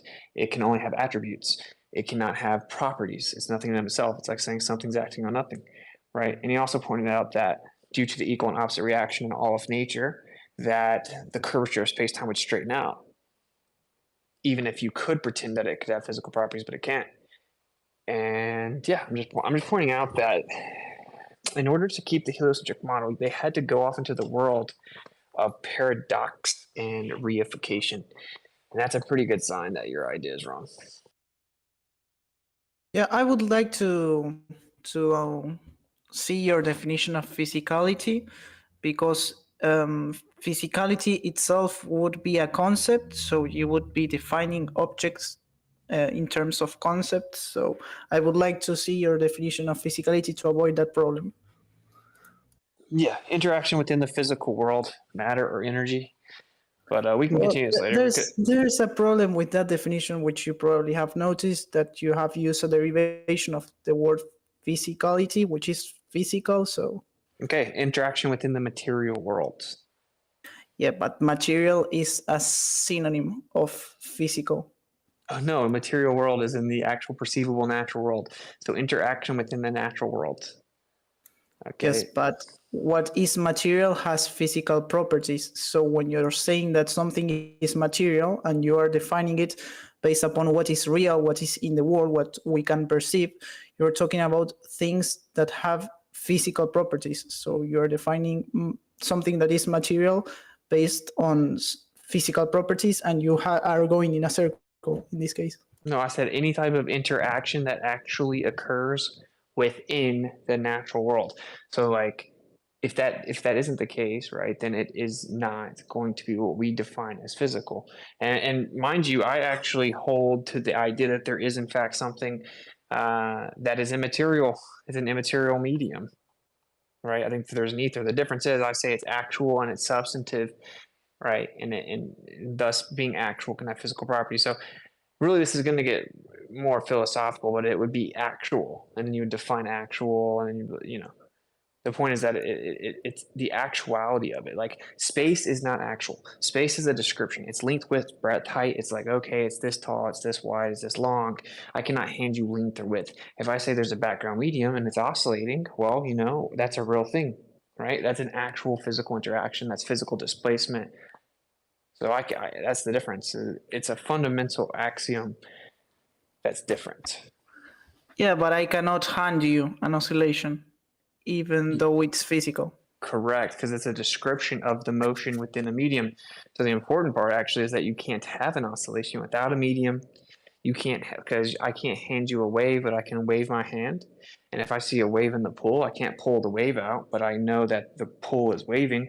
So what's actually waving? It's the water, right? The water is moving. If I shake the sand off my towel on the beach and it waves, like, okay, well, it's the towel that's moving. It's waving. Wave is a verb. It's not a noun. It's an action. We see waving in vacuum chambers, right? We see electromagnetic waves, as people call them. We see this transverse motion, this waving. The fact that we see waving, right? Since you're correct, I can't hand you an oscillation. I can't hand you waving. That means there has to be something that is waving. There has to be a medium that is moving. And that is actually the most concise and precise way to prove the ether, just logically. Yeah, you talk about a medium, but an oscillation is a type of order change. It does not necessitate that thing that is changing to be actual, to be physical. For example, you can have a field with numbers, and you just make those numbers change in such way that the change can be described as an oscillation. So you can describe an oscillation in absence of something physical, because it refers to the notion of an ordered change. In that case, it would be a matter of using different definitions. In this case, you're probably using a definition that is related to the material things. So no, I'm saying something immaterial. Actually, I personally think that the ether is immaterial. But this is what I'm. Okay. Your set of field is math, and that's what like modern science says. And dude, if you're going to school to be a physicist or whatever, like you have an opportunity to kind of change the world, right? If you find out these major issues that are there, and instead of just kind of like going along with what they're saying, you go try to solve the problems, then you have a pretty good opportunity, right? And this is one of them, right? This is one of the major problems that they have. So, I mean, I don't know. I would just encourage you to step back and consider like wiping the slate clean. yeah, but the reification fallacy is something very important, because that's basically being used to dismiss Einstein. So since it's going to be used to dismiss a big area of physics apart from the empirical experiments of the ether that I am going to also go through, I want to examine all of those things related to the reification fallacy. And well, for that you have to define a concept, you have to define an object. I had a debate, well, I'm having actually a debate with Bill Gates about that. He has some crazy ideas. I found a lot of fallacies in his reasoning, but it's really difficult to actually define material, natural, because you're going to go in an infinite regress and you're going to need primitive notions. But it's really important to fixate on things related to logic, because we are actually using them to dismiss things. So therefore, we have to explore those. Yeah, but reification fallacy is a well-known thing. It is a misplacing concreteness into an abstraction or an idea. It's just like saying bending love. If you say I bent love, that'd be a reification fallacy. Love's a concept. It's an abstraction. Merely an abstraction can have physical properties. The point that I was making to you was you said that Phil was mathematical. That's what like mainstream scientism will say. So they'll say, for example, that the photon is the localized excitation of a photon field. You'd be like, okay, what's a photon field? And you'd be like, they'll just say, oh, it's the mathematical description of where the photon is. So it's like, oh, the photon is the localized excitation of the mathematical description of where the photon is. That makes no sense, right? And you can use a magnetic field to explain this, right? The magnetic field's a real physical thing. That isn't just math. So a field is an actual thing, which is actually, I would say magnetism is the one only true field, which is like a coherent, perpetual exchange of energy. And really, magnetism seems to be the only thing that truly does that. So long story short, you couldn't just say that the magnetic field is just math. No, it's not, right? It's actually the coherent exchange. All right, look, this is a really deep conversation. I actually have to step away for a second. So we can talk some other time, or I'll pop back in a second. Yeah, no problem. So yeah, you say that Einstein. Hold on, real quick. Okay. Just want to say that was a great build, and man, I could listen to this conversation over 100 times. Just from the approach, man, there's so much value. Let's drop a bomb for my man Heavenly. Yeah, I don't like people memorizing things, like not actually putting any significant thought into them. That's why I value in maths, for example, that's something that we are mostly studying, to have proofs of every single formula and every single thing that we are seeing, because I really want to know the integrate details of the things. Because if you cannot explain it in a very in much detail, then you don't actually know what you're talking about. So it's really important to fixate over those things related to concepts, objects, and all of that, because it's related to the debate that we are having. So that's why we are going through all of those things. Hey, man, excuse me, I appreciate you being honest. The other thing I wanted to highlight right before y'all went into that back and forth was that it's just amazing, right? You know, you listen to Wizard on InfoWars. He's approaching a conversation with honesty. And then all the globe earthers on the timeline is just saying the same thing, right? Well, let me just say the anti-flat earth. Oh, Wizard said gravity's real. Wizard said gravity's real. Now we're having a conversation about the physics and not even, discussing that aspect of it. Heavenly says, hey, I understand what you mean when you talk about gravity, about the weight, and how, we're just really just, calculating emotion. And it's like, someone like Heavenly could sit there and be honest about that without even having to have like a whole, I don't know, dismantling of the conversation. And it's just honest. And just have you thinking like, what is it about some of the anti-flat earthers where they can't approach the conversation like that? It almost have you thinking like all the globe earthers and all the anti-flat earthers all agree on the same thing. They all believe the same thing. And then you come into somebody like, talking to Heavenly, and then you get some honesty. And it's just such a breath of fresh air, man. I just want to highlight that. I'm trying to be more positive and highlight the approach, when it's apparent. So I appreciate that, bro. Yeah, thank you. I like this way of debating in which we are not shouting at each other, and we are actually learning about the things that we are talking about. For example, we had the debates with Witsit related to more fundamental things. I also would like to debate more about science because he has a different view from what I uphold. Because I not only think that science is related to cause and effect, but also it's related to descriptions. But that would be something for another day.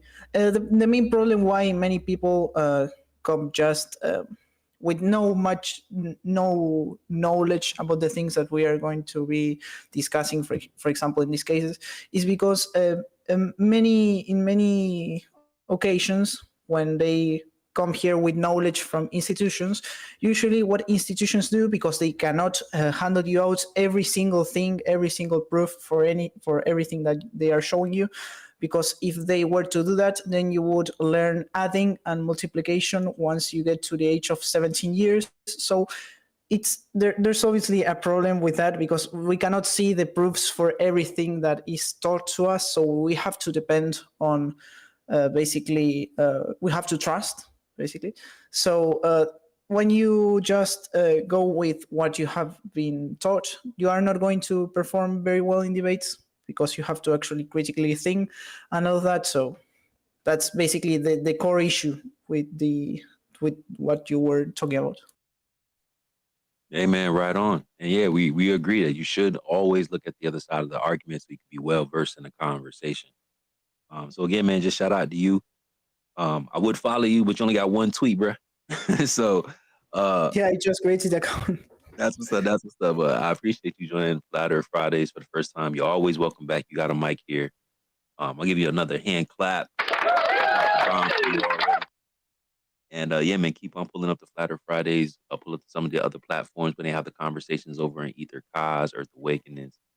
Whenever they go live, or which is Schooling the Globers or Globebusters and Globebusters Tech. We got the whole week on Smash. So looking forward to more conversation with you, bro. And I think that Amphibious wanted to jump in. I know Ralph had his hand up a little while earlier, but it's down now. So we'll jump to Amphibious. Appreciate you, Sacred. So yeah, I just had a question. Now that we established the authenticity of Heavenly, I just wanted to know, if you want to share, you don't have to, but where you grew up, what country, and if you were publicly or homeschooled, what your early education was like for you to have this, kind of open mind approach. I wouldn't like to share my location, but I can tell you some details. Well, we have a different approach to education, with some of the teachers here, because they actually try to teach you why things occur instead of saying that things occur. For example, I had a math teacher that was very fixated on every proof that he had to give for the things that he was talking about. For example, when we saw, I believe it was a theorem related to the sum of the the angles of the triangle that equals 180 degrees in each triangle. For example, if we are talking about Euclidean geometry, obviously not hyperbolic geometry or other types of geometry. If you change the fifth axiom, well, that's a tangent. But basically, he every time he taught us a topic in question, he asked us, do you think what I'm teaching you is true? And most people would say, yeah. Okay, explain me why. And no one could answer what he was talking about, and then he proceeded to prove basically everything that he was talking about. That's a very good approach. Very cool to hear. Teachers should teach more like, hey, straw man my position, steel man my position. Do those types of things. Yeah, we're very lacking in a lot of the Western world when it comes to education. It's very sad. I appreciate your perspective. Thank you. I'm gonna land. No problem. I am going to go have dinner because it's really late here. So I guess that this is the. I'm going to say bye now. Well, enjoy your dinner, man. Make sure you use a flat plate and your table is stationary. Yeah, bye.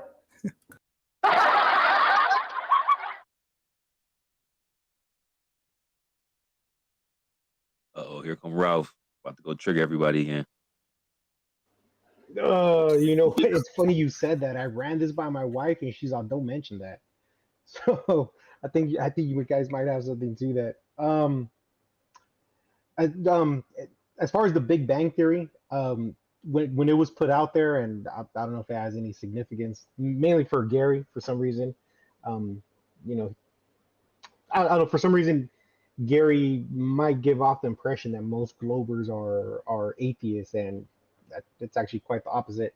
Um, yeah, so the new idea on the Big Bang proposes it's actually not the beginning of our universe, but the ending of a previous universe.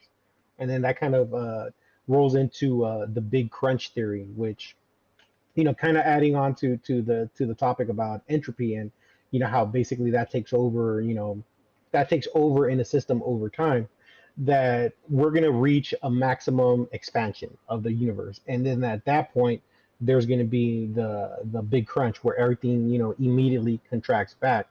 And I linked one of the papers that's kind of explaining it, and as I was reading it, I was not taken back because, like I said, most scientists are um, are believing in some type of ideology. Um, but I've never really seen it written in a scientific paper where they attribute something to a creator. So maybe this is getting a little bit off topic, but it kind of delves into scripture that we get into sometimes. That the moment the moment the maximum contract the maximum expansion hits and the contraction begins, time will, I guess, stop, because time is basically moving outward, and the moment the contraction begins, there's going to be like that, when you throw a ball in the air and it seems to hover for a split second, there's going to be that where time doesn't technically exist. And the paper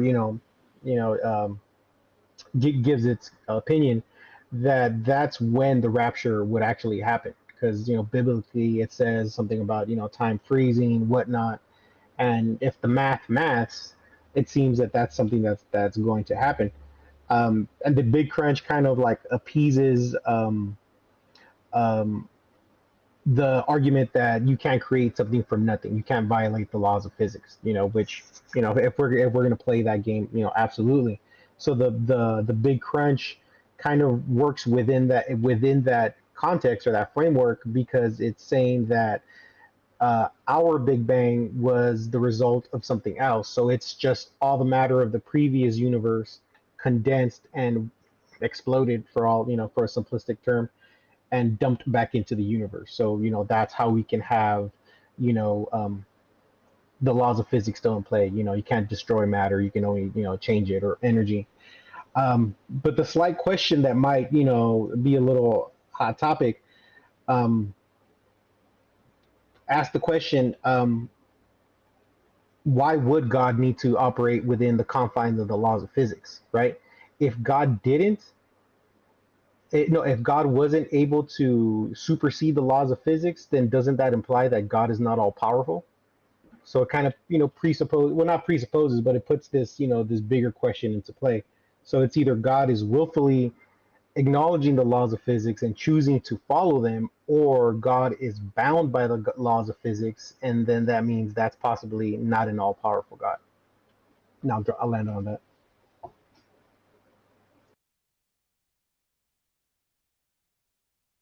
Yeah, the crunch theory requires a creator for sure because they're going to have to reverse the cycle at some point.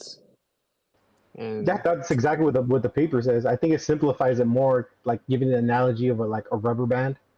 So when it starts condensing back, is the mechanism for that. But at its core, it's it starts off with, yes, this is all because of a creator. But if I'm reading that and I'm interpreting, I'm hearing the discussion back and forth, then kind of leads me into my next question, or what I just said. If God is bound by the laws of physics, does that mean God is not all powerful?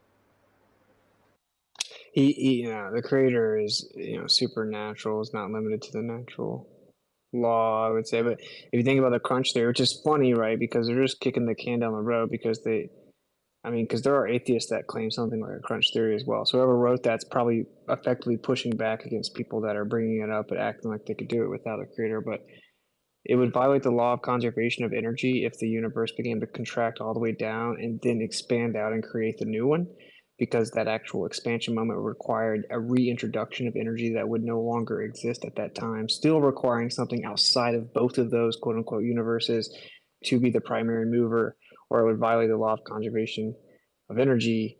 But of course, they also, the most popular thing they now propose is multiverse, where they claim there's just like this infinite amount of universes, and we're in just one of them. And if you can invoke an infinite amount of universes, then anything can happen at least once. And that's basically their get out of jail card, which is ridiculous, obviously, because it's worse than like a supernatural claim. It's worse than a religion because it's logically incoherent, plus requiring faith, right? So yeah, I don't know. I find it all very fascinating, but you say that most Globers are not atheists. I agree, but atheism is certainly growing faster than ever right now. So But do you think that stands to reason it's maybe, and this is a very simplistic way of saying it, but it's basically bad optics on religion. You have bad actors, in all, denominations. So it might, make some people off-putting to religion, or do you think it's just the modern culture that's not driving atheism, but maybe helping it along? I think there's a proportionate relationship between atheism and scientism, meaning the more that man claims to understand and have discovered, the more people think that it's logical to think there isn't a creator.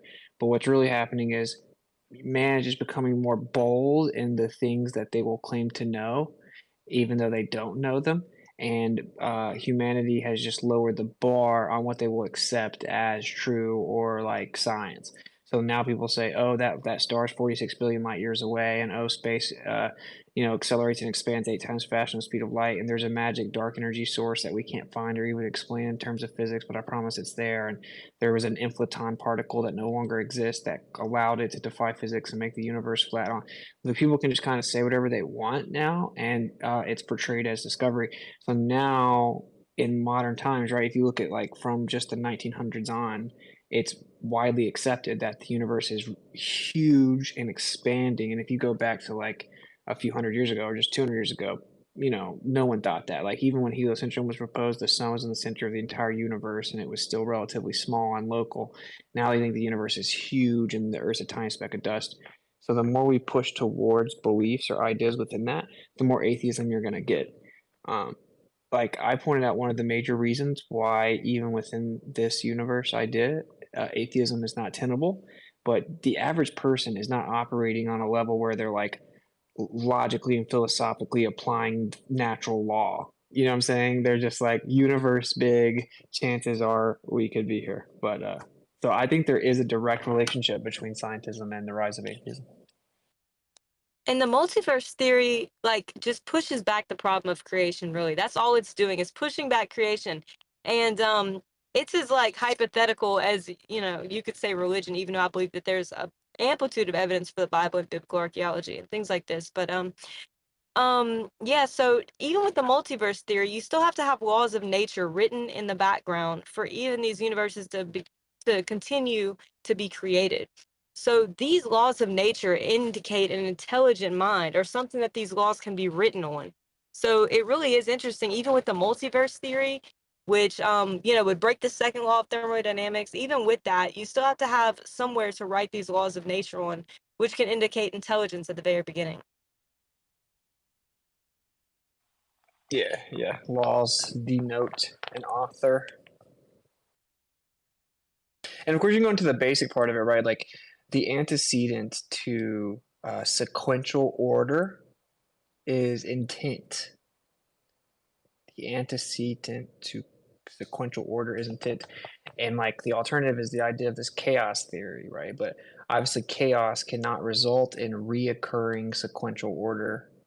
And we see that from the micro to the macro. So, like, merely the fact that we see such meticulous, reoccurring sequential order, and even in terms of biologics, right? Like, biologically, we have this crazy, precise, and meticulous order in our system, but it's a use case specific order, meaning that, like, the way that we have what people call DNA, right?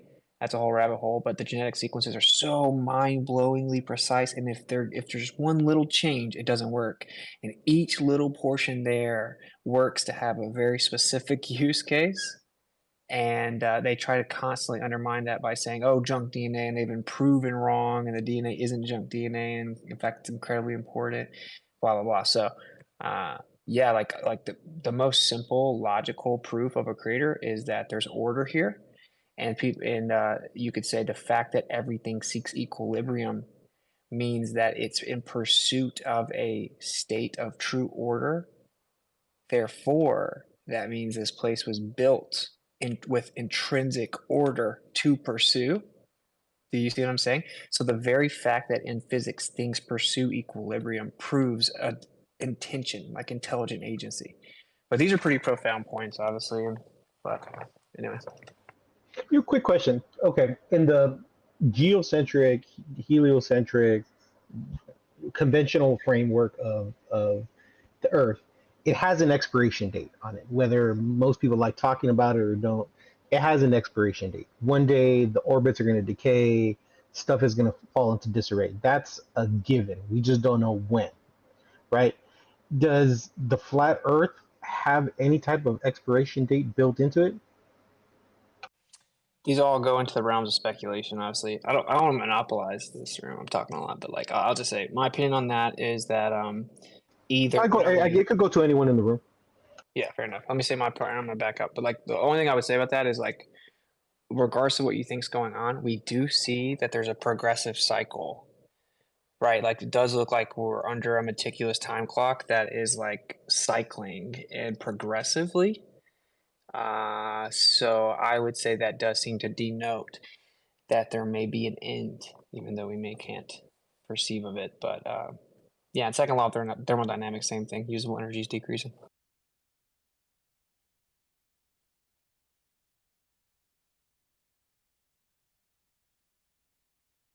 That may not be popular in here. What do you guys think? I did not hear his question. Oh, I'm sorry. I'll just repeat it real quick. I said that the mainstream model for Earth has an expiration date built into it, just because orbits are going to decay. So the question was, if flat Earth, if that model also has an expiration date built into it.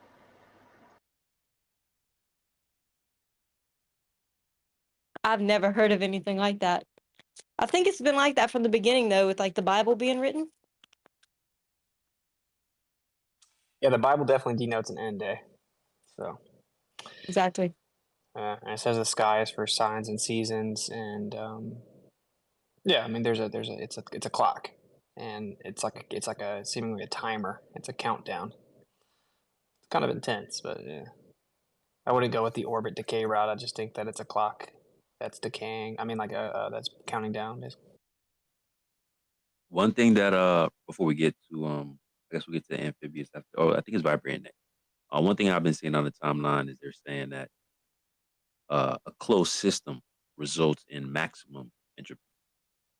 And they said that's a problem for the flat Earth with the enclosed dome. Can you elaborate on that, please? Or like dumb it down for me? Well, that's just what I've seen. I've just been seeing that on the timeline. So, obviously, we have the second law of thermodynamics. We know what entropy is, and they're saying because it's a closed system, that'll result in a maximum situation of entropy. Basically, they're saying that a flat Earth wouldn't be viable because it's a closed system. I just brought that up because you guys are talking about end dates. Oh, that makes no sense, right? You've seen the guy who made the terrarium that just lasts forever. I mean, there's a cycle. It would actually depend on what's outside this place. Is it integrating with it? Is it truly a closed system? Is the containment semi-permeable? Is there like water underneath us? Is there like a crazy intricate filtration system? But even within a completely closed system like that terrarium the guy built, you saw that it was completely self-sustainable and it adjusted and then like flourished for like 20 plus years without even touching it.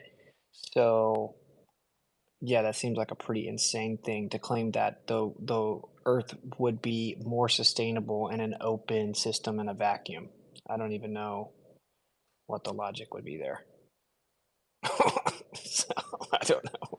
I mean, yeah, I mean, being a glober, like I always figured, the appeal of flat Earth is that you remove a lot of the variables, let's say, of a random asteroid, blasting into our planet. It removes the variables of like space. So, like in my, understanding of it, like you said, it would actually prolong its existence, or its shelf life, whatever word you want to use, versus the what science is saying. Let me read something to you guys real quick. This is what Wizard was talking about. World's oldest terrarium. Oh shit, not the ads. In 1960, David Latimer got curious and decided to plant a bottle with seed. He would have never guessed it would turn into the beautiful case study of self-sustaining sealed ecosystem that has been called the world's oldest terrarium. In fact, all these years, David's sealed bottle garden is still thriving and robust, with thriving plant life despite not watering it since 1972. David planted the terrarium back in 1960 by placing a quarter pint of water and compost in the 10-gallon bottle. He then lowered it in spiderwort seeding with a wire, finally sealing it and put it in a corner filled with sun, letting Mother Nature do its thing through photosynthesis. And I think it says, I'm going to skip to the end real quick.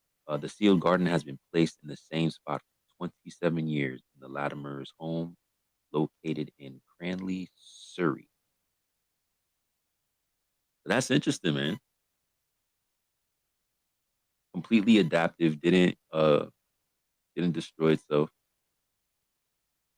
for decades. Just wanted to read that real quick. Thought that was pretty cool. Who was it? Vibrating? You want to jump in? Yeah. And this is just a theory, guys. It could be obviously totally wrong, but going off the topic that you guys are just talking about with God and stuff, I'm not Christian or anything. I'm not sure what I believe in, but based off of what I've grown up to hear, to me, I think God is portrayed as what we all could be. And we could all be as powerful as God, but we get dumbed down by everything around us, the food, the air, everything. And they put him as a higher power, like he's the best. He can, like in our lifetime, have we ever seen somebody as powerful as God? No. So if we're all as powerful as him, the top people in the world would be fucked because we would just own them and be more mindful, more aware, more diligent to our actions and everything. So that's why I feel like they dumb us down in every aspect of our lives, like I just mentioned. And that's all I have to say.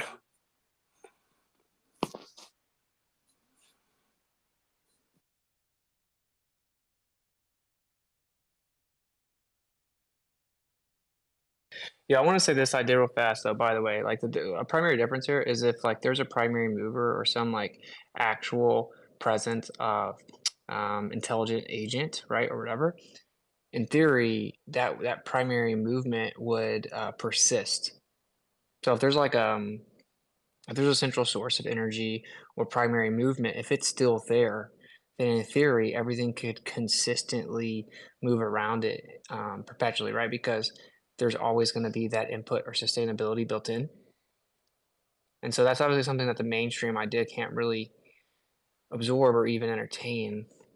But it looks like everything's moving around some central source, and there was a primary mover. So Yeah, fear for that. Fear for that. yeah, that's what I mean. Like, there's how come in our lifetime we haven't seen some god or some guy that just can do what God does? God like Jesus, like that. I can't. Like, I'm not really religious. I'm not into that stuff, so I don't. Just what the stories we hear from our past. Well, let's be And honest. Okay, if we look at biblical Jesus, the way he came up, his trials and tribulations, and I'm not trying to be disrespectful. Um, Nobody, unfortunately, in the culture we have today, no one from like a lower class, income class, working income class at that, immigrant lower income class at that, would be taken like real seriously. If someone were to come out, I'm thinking just from how jaded everyone seems to be, like on an average. Um, Jesus coming out right now would probably not be accepted with open arms. But who's to say that he immediately was accepted with open arms at that time? So I don't know. It's like are we in the period where that message would be receptive, or is that why if evangelicals, if that's the word, that kind of like not prophesize but are more into the rapture, that's why they're assuming it's going to happen. They're aware that this isn't the environment for a Jesus to come back in like that. But that could, I mean, like I said, I could be wrong. That's just my interpretation of it. yeah, I know what you mean. I know what you mean. But like, at least we we haven't seen any signs of it, or like proof of it, or nothing like that. So that's what I mean about like our minds and everything. It just gets dumbed down, and that's why I really believe that God is portrayed as somebody that is more powerful than us, because they want us to look up to somebody that we can't be, but at the same time we could be.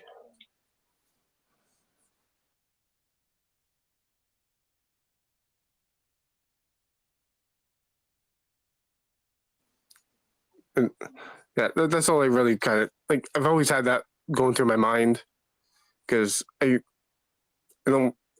Besides like the centuries before us, or who really controls the world or became before us, but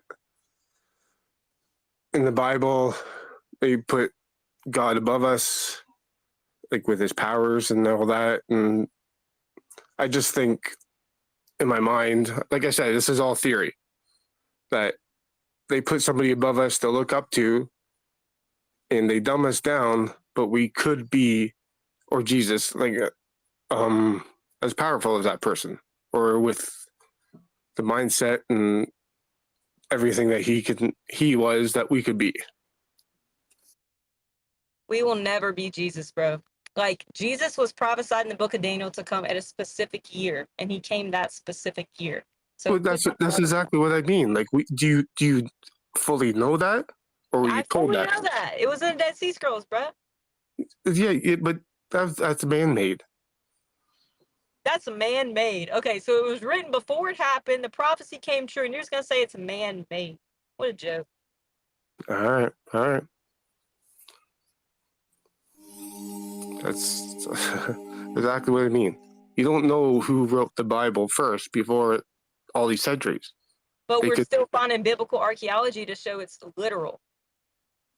All right. If you think though, I know. how do you know? Because we literally found biblical archaeology to show that. So we actually just found the Dead Sea Scrolls. They were written before the time of Christ. We found them in 1940 something, 1940s. And they prophesied the exact year he would come before he came, and he actually came that year. All right. If that's what you're told, then you believe it. That's what I mean about the space, NASA, and all that. Like, you were told that, so you believe it. So you could say that with literally anything. Exactly. Yeah, That's the point I'm trying to get to. The difference between NASA, they are perpetual liars. You know, so where are the people that portrayed our life way before us? possibly, but if you look at multiple sources, you can't. What are your sources, though? Just everyone's account. Yeah, you could be right. No one's arguing. Yeah, like you can't. It's not I'm apples not to apples when you compare NASA. That's all I know I'm stepping on a lot of people's toes here. I know that. I'm with all you guys with all this. Trust me. What evidence would make you know that the Bible's true? Because we can give multiple evidence to show NASA's false. Yeah, exactly. Well, because the Bible is way before our time. So there would be multiple sources before our time also. But we're just here where we are now, and we can't provide that evidence. We can provide that evidence. Because you're going on that evidence based on somebody's manipulative way of thinking of that. So do you know about all the biblical archaeology we're still finding? No. He may be pointing out a double standard. It's hard to refute what he is saying. So I'm not saying he's correct, but exactly. It's hard. Yeah, maybe it's hard to take people's words you can't for it. just like tangibly and physically prove it. Yeah, that's like what. I mean, just anyone that saw it would know, right? Yeah. So. Yeah, that's all I'm saying, guys. Like, I'm not disrespecting what you believe in at all. I'm just trying to get to a point. You got to seek the truth for yourself. There's a lot of historical evidence, though, right? Like, yeah, a lot. Like, she said 220 BC, for example, Enoch dated found in the Dead Sea Scrolls. So obviously, it's very interesting that there's like a historically accurate figure that fulfilled a bunch of things that were written that would happen long before that, and then even hostile witnesses say it's tomb empty, blah blah blah. I think you can be intellectually satisfied in terms of historicity when it comes to Yeshua, but at the same time, I think that it's not supposed to be like a completely physical, tangible, empirically proven thing. It's supposed to be like a personable, pray and seek and have it revealed to you and have confirmations that way, right? Like, or what would be the point? Yeah, and even today, there's like numerous near-death experiences that describe meeting Jesus. I mean, there's a lot of evidence, like even to this day, that the Bible is true and literal. Like we found Egyptian chariots in the middle of the Dead Sea to show that the Red Sea was actually parted for the Israelites to cross it. I mean, crazy evidence like this is found all over the world. Almost every book in the Bible has biblically archaeological evidence. There's a global silt layer that pretty much not validates but confirms the mud flood. Well, I believe that like the events that happen in the world, like the floods and all that, and the firmament and all that. Trust me, it's just like I said, it's tough to believe people that want to manipulate you, that write a book to get you to trust them. Well, the people that want to manipulate you actually specifically changed the book, took things out of the book, mistranslated the book, took a lot of the books out, bastardized the book. So like that's. I mean, I don't think it can be disputed that it's historically accurate, right? The question would be, is like the spiritual or metaphysical claims within it accurate? But I mean, they took the creator's name out 7,000 times. They took entire books out, including Enoch. They mistranslated like the entire thing very tactically. Then they infiltrated all of the churches. You have the Scofield Bible come in, claim that there was going to be a physical state of Israel, et cetera, et cetera. So long story short, I mean, if they wrote the book originally to deceive you, it doesn't make a ton of logical sense that they would then have to invest millions or billions of dollars, hundreds of years of like subversive intention to manipulate it and change what it says, right? It's like if I wrote a playbook to deceive you, I wouldn't have to double back and constantly try to deceptively change it to deceive you about what I wrote to deceive you. You see what I'm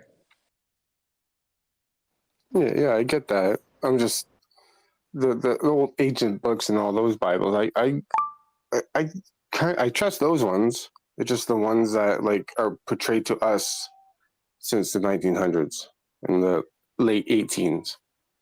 That's all. So you know that we can actually line up our Bible right now with the Dead Sea Scrolls, and the books that we have in our Bible literally match up line for line with the Dead Sea Scrolls. This is one of the most historical, like the New Testament, for example, is one of the most historically accurate books because there were so many different documentations of it at such an early time compared to the actual events that it makes it one of the most historically accurate documents. Normally in ancient text, it takes a long time to make multiple manuscripts, but this was written in such a short time period compared to other historical texts that makes it extremely accurate. So you would literally have to deny every other historical text if you want to deny the New Testament. But yo, I think but personally, just this out here, like I think the creator wants people to be skeptical. Like I think he doesn't want anyone to claim to believe in something that they don't or pretend to believe in it. Like he says, hold steadfast and prove all things to be true. You know what I'm saying? I think that like not just believing men and stuff and having to figure it out yourself and thinking about it. Personally, my take on that is that that's a good thing. That's like what he wants us to do. The problem is if That's exactly. but if you don't keep going diligently and accepting the truth for what it is, that's when you run into problems, right? If you have like a bias or you just take the easy way out and don't keep going. But I don't think there's anything inherently bad about being kind of skeptical. And I will just say, this may sound corny, but when you sincerely pray and ask him to show you, it may get pretty interesting. Right? So that's what happened to me. So I mean, what's worth a try? So I'm going to go for the Platinum Plane Segway Award. And I'm going to warn all new parents to be, do not circumcise your baby boys. Same here. I got 2 baby boys here, and I didn't do that. Great, excellent. It is, such a what do you call normalized thing to do in the Western world. And if you actually think about it, it is fucking preposterous. So just give it a second thought. It's not normal. Yeah, it's weird, man. It's really weird to like just chop off somebody's skin to, I don't know. Yeah, absolutely. Think about it. Just give it a second thought. They claim that, and these are the same people that are deceiving us at every end. They claim that it is hygienic to do that. It will benefit in the long run. Yeah, like my fucking sense. Yeah, my boys have had a couple infections and that kind of thing, but yeah, like you said, it's the like. Let's not make this conversation too weird, though, guys. No, man. It's true though. Like if we're all being adults about it, we want to help our kids. We want to do what's best for them. I just gotta warn. That's all I wanted to do. I just wanted to warn parents. This is not normal. Just think about it. That's all I was asking. Yeah, thanks, guys. That's all I wanted to say. I didn't want to step on anyone's toes. I knew it would because religion and all that, but that's all I wanted to say. And thanks for hearing me out. Yo, brother, real fast, I'm just going to tell you. I said a prayer, and I wasn't very religious at all. Actually, had a bias against scriptures because I was raised Christian and stuff. And I had this weird thought that wouldn't go away. So I said, I feel like you're telling me that we're like in the season of the end, and you want to use me for something. I didn't even know who I was talking to. I didn't believe in it really. I just I wasn't atheist, but I didn't really believe in it. I just wanted the thought to go away. So I'm like, what can this hurt? I was pretty sincere though, and I said, if that's true, give me an undeniable sign. All right. And then, dude, like the craziest sequence of coincidences regarding the Bible and all this stuff happened the next day is really crazy. This old man I'm doing his car, he's like, oh, do you know about Jesus? And then this girl detailed her car like 30 times. All of a sudden, for the first time ever, it's at a church on a Tuesday, and then randomly my Pandora plays like a Christian rapper, and I was listening to like degenerate rap at that time. It was totally random NF Christian song played, and all this crazy stuff. Then I see the Bible guy at the church, wipe the dust off of it. open it straight up to Ezekiel 38, which was about the end. It's like the end time prophecy, right? And then 5 days later, I was like, this may be real, so I should take it serious. I started trying to cut some things out. And then I'm like, this stuff is petty. What am I doing? Do I really need to cut it out? I kind of was like about to give in. Story's almost over. Then I went to a park at like sunrise, and I was in my car by myself watching the sunrise. And I said a prayer. I said, "Dear Lord, help me apply distance," because I was like really struggling with that very day. Like I wasn't going to keep like not smoking and drinking and hanging out with girls because I'd done it for like 5 days. Thought it was whack. Then I opened up the book, and I opened it directly to, "He who disregards discipline despises himself, but he who heeds correction gains understanding." So then I'm like, whoa, 2,400 page book, whatever. What are the odds that I say that prayer and then immediately read the word discipline and an answer to it and like encouragement? Oh man, and then I just kept doing stuff like that. I kept challenging. It's like not arrogantly, but honestly, kind of like challenging the creator, like honestly wanting him to show you and stuff. And my experience is that he will. And then you fast forward, and I'll stop. But then I say a prayer in the woods for the first time ever, asking for a wife. And I used to make fun of the idea of getting married, thought it was stupid. And I said, "Dear, I just asked for a wife that was younger than me, that wanted to have children, that was going to be like open to truth and follow my lead and trust me and stuff like this." And I opened up the Bible, and the first sentence I read was, "The Lord said to Hosea, go and take a wife and make children." And I had just prayed for a wife and children, first time in my life, first words I read. I'm not saying that will happen to other people or whatever. I'm not saying just go randomly open up a book. I'm just saying that when you do sincerely seek it out in a personal way, like you may be amazed, bro. Like we live in a very metaphysical realm that will probably amaze you, right? So I would say go that route, bro, and then he'll reveal things as needed. I believe that, man. I really do.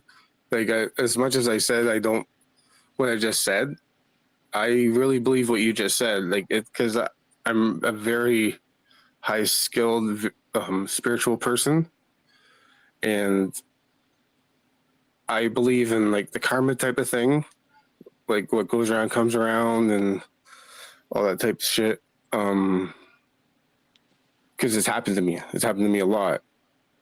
And it's just when people ask me like, "Oh, do you believe in God? Do you believe in this?" I'm just like really skeptical. Like I want to, but I just don't know. I don't know. And like I have no disrespect to like that. And like I've never been that type of person. So like you said, when I became that type of person that went out and did stuff like for people and help people and do this and that, it came back to me. Like everything I gave back to me. And I never, it's a tough thing to keep consistent to, the spiritual mind.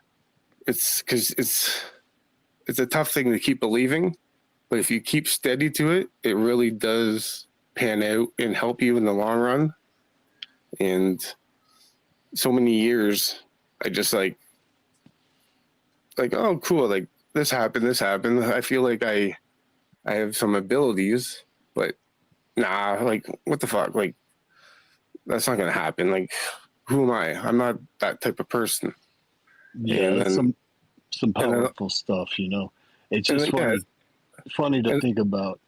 Witsit macking on chicks. Listen, it's funny to think about Witsit macking on chicks with his trying to contain his level of intellect. Would be just the visualization for me is hilarious.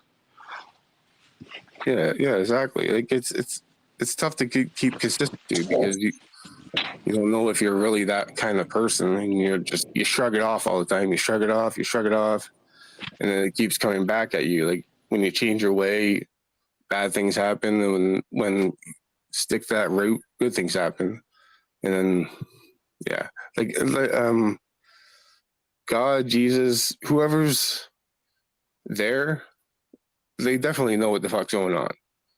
And when I say the Bible and I'm not sure what's going on. I don't mean disrespect, but there is definitely somebody there that sees something. I just don't know who that true person is. I just thought that I think that we could all be as powerful as the person they portray us that's more powerful than us. And they dumb us down with all these foods and everything, chemicals and all that shit. That's all I'm trying to get at.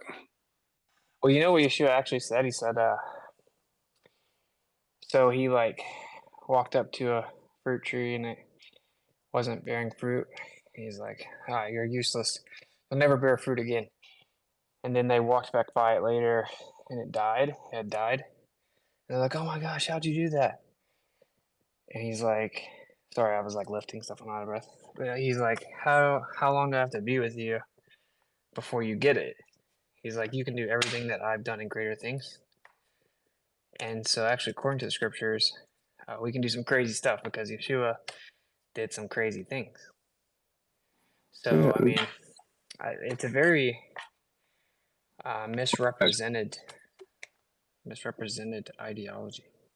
Yeah, exactly. And like I said, I don't mean any disrespect to people that believe in all that stuff. I really think that we, as any human, from the day we were born, if we kept our proper mentality of how Jesus and God did, we could really be that. But with all the distractions and bad health and bad fucking TVs and cell phones and everything, we're not. We can't even get close to that. Yeah, man, I've seen miracles. I don't like talking about them much, but for example, my dad had a full-blown stroke where he could not move half of his body. Literally could not move half his body at all. Completely limp. And I went and prayed over him, and he was immediately healed. I can't make this up. But yeah, I've seen multiple things like that happen. You know, I'm really just like an apologetic, and I really care about God, and I'm just trying to learn the truth. You know what I mean? But yeah, crazy things they happen. Yeah, Yo, Taylor, exactly. Yeah, because there's somebody that, like I said, I'm very spiritual. I've had visions and everything comes true that I see, and I don't know where the fuck it comes from. Yeah, that's it. Sorry. I just got to say, Taylor and Proud, you guys have similar voices. Very similar. It's cool. Wait, what? Thank you. Ampy, I wanted to tell you earlier, there's nowhere in those Sumerian tablets that talk about the Anunnaki coming from another planet. Are you talking to me? Yep. Yeah, nowhere do they discuss it coming from another planet. I never claimed that. Lots of people did claim that things came from the sky, though.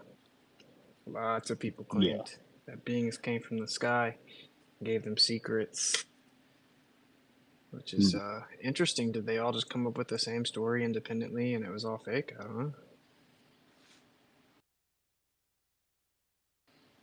Yeah. How do you feel about interdimensional beings, Witsit and Taylor? Angels are real. Demons are real. They're real. Yeah, I mean, I think demons are disembodied spirits of the Nephilim specifically, because they have no naturally created place to go. They weren't supposed to exist, so they are now roaming, disembodied. Whoa. So they're like stumbling around, constantly hungry and drinking or thirsty, but they're not like really like powerful and stuff. You know, they can mess with you, but they are kind of abandoned and lost. But anyway, Yeah, I feel like the way to fight evil is just ridicule. You know, you just, hey, you're not one of the most powerful. You have no power on me. I'm protected. Yeah, you know what's really interesting, man, is like it says that when we at the end of all this, when we all see people, the one referred to as Satan, like Satan, opposition, or Azazel, or whatever, when we all actually see him, everyone's gonna be like, "What? You were the one behind all this?" Like everyone's gonna be like, "You can't be serious." Yeah. Isn't that funny? So like when it all So comes down to it. So if you go through life with that mentality, I think it's pretty empowering to not yeah, be all it's like like scared. So, they fuel off of FUD, fear, uncertainty, and doubt. It seems like that's the only way, because absolute truth, if you could see them for what they are and know what their end state is going to be, then everyone would just be like, yeah, you're a loser. Like, I don't have to obey anything that you put out. Everything you yeah. do, it just sucks. I think I And think people call them elites and stuff, but I think even like the powers that shouldn't be, or they should be because that's the way it's supposed to be or whatever. But they're actually incompetent. I think they're actually kind of slow, yeah, and thus erratic. And so that is dangerous because they'll just do really stupid things with no foresight. At the same time, it gives you opportunity to find weakness. But I think that this isn't completely unrelated to like the subject, right? Because the ether plays a major role in all this. So the fact that there's like this metaphysical medium that interconnects everything to such a point that even the word dimensional is actually misapplied because um, the ether is non-Cartesian, seemingly, right? So dimensions is kind of a misnomer, but um, that is it does have like it has mm, philosophical implications, right? Like instantaneous action at distance, right? Like in theory, for that to even exist, there has to be a medium with mutual contact, right? Like Newton said. So Newton didn't put a time variable in his equations, and that's why I said I can't even wrap my mind around how this would happen. The idea of gravity being instant. He said you'd obviously need a medium with mutual contact, and the idea that gravity could act on innate brute matter through the vastness of a vacuum over long distances with no intermediary medium is to me so great an absurdity that no man with competent faculty of thinking in philosophical matters could ever fall into it. But whether or not that medium is material or immaterial, I'll left to the consideration of my readers. I'm saying that to say that really for all of history, people have known that there's something akin to an ether until modern times where people think they're really smart, but they're actually dumber than ever. And and if you think about that, bro, that's crazy, right? Because now we can explain intuition. Now we can explain how did I know that I was going to hear from someone for the first time in 4 yes, years before yes, my phone rang, right? Or before I yes, got a text message. And how do I yo, feel someone behind me? And all of these yeah. things, dude, it's All these crazy, right? Like, inexplainable things, deja vu, dude. Bro, you wanna hear something? So you know how Star Wars, uh, they portray the Emperor. He chose the dark side, so the ether, had that effect on him. It decayed him. It turned him into some kind of, just decaying being. Uh, Dude, I shook Obama's hand in 2014. Uh, I was on a job, and I got to meet him, and I shook his hand in the middle of Hawaii, and it was a hot day. It felt like I shook the hand of a cadaver, and I got the chills. Like, it was unexplainable. I just felt like this whoever he was had chose a dark path, and I could feel it, just touching him. It was cold and clammy, flaccid, just like a corpse. It was so weird, dude. And I'll never forget it. And then I talked to a Marine, and she said the same thing uh, about meeting him and shaking his hand. And it just goes to that thought, that fact that the ether, affects you in yeah, ways you know you, what the you have Matrix no. is actually about? So the Matrix is flipped around and inverted, and so like the good guys in the movie are the bad guys, and the agents are archangels. And so like when No, you I've never break the heard that. yeah, when you break the code, it's crazy. So like Neo's the one, right? Even rearranged, and they refer to him as the Yeah, one. He's the Antichrist, and then these people are saying, "We've been waiting for you. We've been constantly hearing it. You're going to be it, and we've been waiting for you over and over." And you're the only one that can fight the agents, right? Meaning that the Antichrist is the only one that can fight the archangels. And there's like this beautiful system set up, and they don't like it. And then that's why whenever Neo meets Morpheus, he says, "Do you believe in free will?" And Neo says, "No." And then he asks him why, and he says, "I don't like feeling like I'm not in control of my own life." And Morpheus says, "I know exactly what you mean," and that's like the Lucifer. I I wanted to do my own thing, right? I wanted no one to be in control of me, so I bucked the system. And he said, like, you know, the story that you were always told, like the first deception, which is like you can be God. And then he says, what if I told you that you were put here with like wool pulled over your eyes, right? And then they say, like, what if when you're dreaming, does it feel like you're alive? Well, what if I told you that it was real? What, you know? And then it says, I can only show you the door, but you have to open it. So, long story short, all of that's like a very deep esoteric showing that there is like what people call another dimension. There's like a metaphysical realm that we even kind of slip off or peek off into when we sleep. And they've now somehow pulled off for the first time in history the vast majority of people not knowing that's a thing. And so they're utilizing it, and they do crazy stuff where they like astral project or meet when they sleep, and they have meetings during dreaming, and like they have all of the masses just walking around thinking that just stuff you can touch exists. So I'll stop ranting, but I do think that's the key to everything. I think the ether is Yeah. like the freaking deception, bro. It's And everything. do you think that's like coincides with the secret of life, where you think about your brain as a garden, your thoughts, you're either positive or negative. If you have positive thoughts, you're going to reap positive things in your life. It's like a garden. That's kind of what I try and portray to my kids, my two sons. And I feel like that holds a lot. It's all you got to say to children, that to make them understand how positive or how impactful their thoughts are on actual reality. Do you think that coincides with the ether? Yeah, I think it's like throwing a rock into a pond, and so everything that you think, all your intentions, all your actions, create a ripple in the background. It's like there forever. It's etched. Yeah, so I think there's like a action reaction type of thing that happens within it. But I'll That's stop huge. monopolizing. Although I find it funny that Gary is laughing so much. My brother Gary, bro, like Yeah. within your paradigm at the top levels, they are now acknowledging that there has to be an ether. Okay, so. You should catch up, man. There are a lot of Hand wave atheist quantum dismissal. physicists that are now like, oh man, maybe the metaphysical is real. There are some people that got their hands up, and I've been talking a lot. But I was Can I ask? Can bro. I ask you one more thing, Austin? Oh yeah, one more thing, but I am gonna start rotating some mics. We do got some requests, and then it is. Hold on, you get there. It is still flat Sundays. I did not know we was gonna make it all the way to today. But we are in some parts of the plane, so we probably gonna be wrapping it up soon. I think I gotta touch base with Rob, but yeah, I'll go ahead, Amphibious, and then yeah, we're gonna start rotating some mics.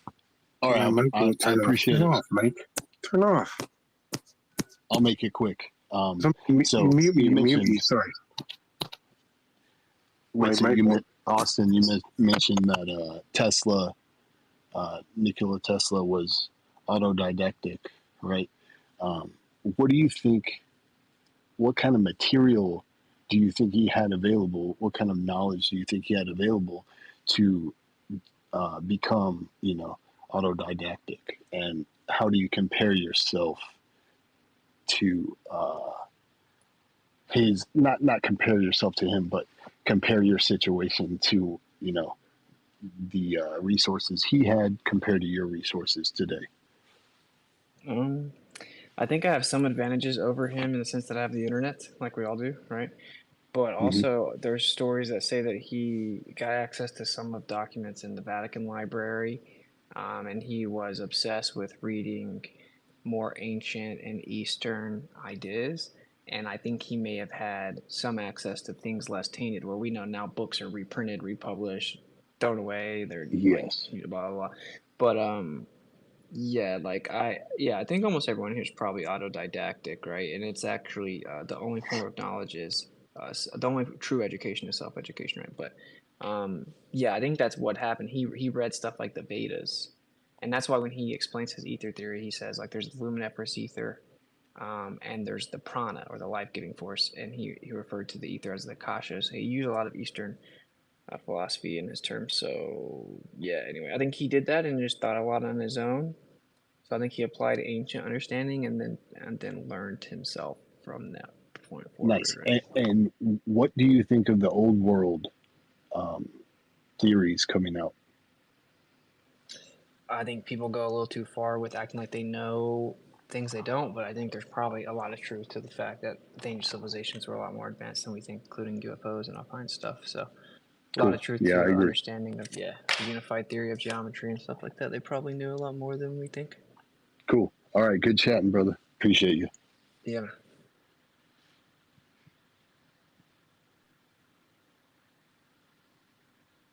Those stuff, guys. Let's slide to Ron Boss. I think he's been patient, and we'll see what Bill got to say.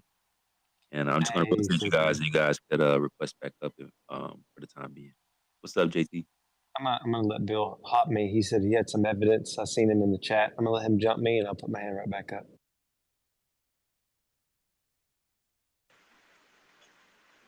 Howdy, Bill. Yeah, thank you. Howdy. Yeah, anytime you want any evidence of scripture, just let me know, because I can give you any school of science you want, from cosmology, geology, archaeology, you name it. Even in mathematics. I even put one in the purple pill down there where it has probabilities of impossibility and improbabilities. And that's with Chuck Missler. So check it out. I feel that, Bill. That's great. And I'm glad you brought that, Bill. Thanks for throwing that out there. You know, what I was going to say, and I was going to chat it up with vibrating, which definitely, if you want to chat ever vibrating, just figure out how to holler at me. We can talk on the side, because I come from a similar background, and I also want to say thank you for your vulnerability. I know you said a couple times like, hey, I didn't want to step on anybody's toes. I think what you were worried about there was not having not holding scripture necessarily in a high regard, because you don't trust it, and you don't know where it's been manipulated, where it hasn't been, where is it the word of God, where is it the interpretation of man, or like, you know, where's the trick, and it's hard to figure that stuff out.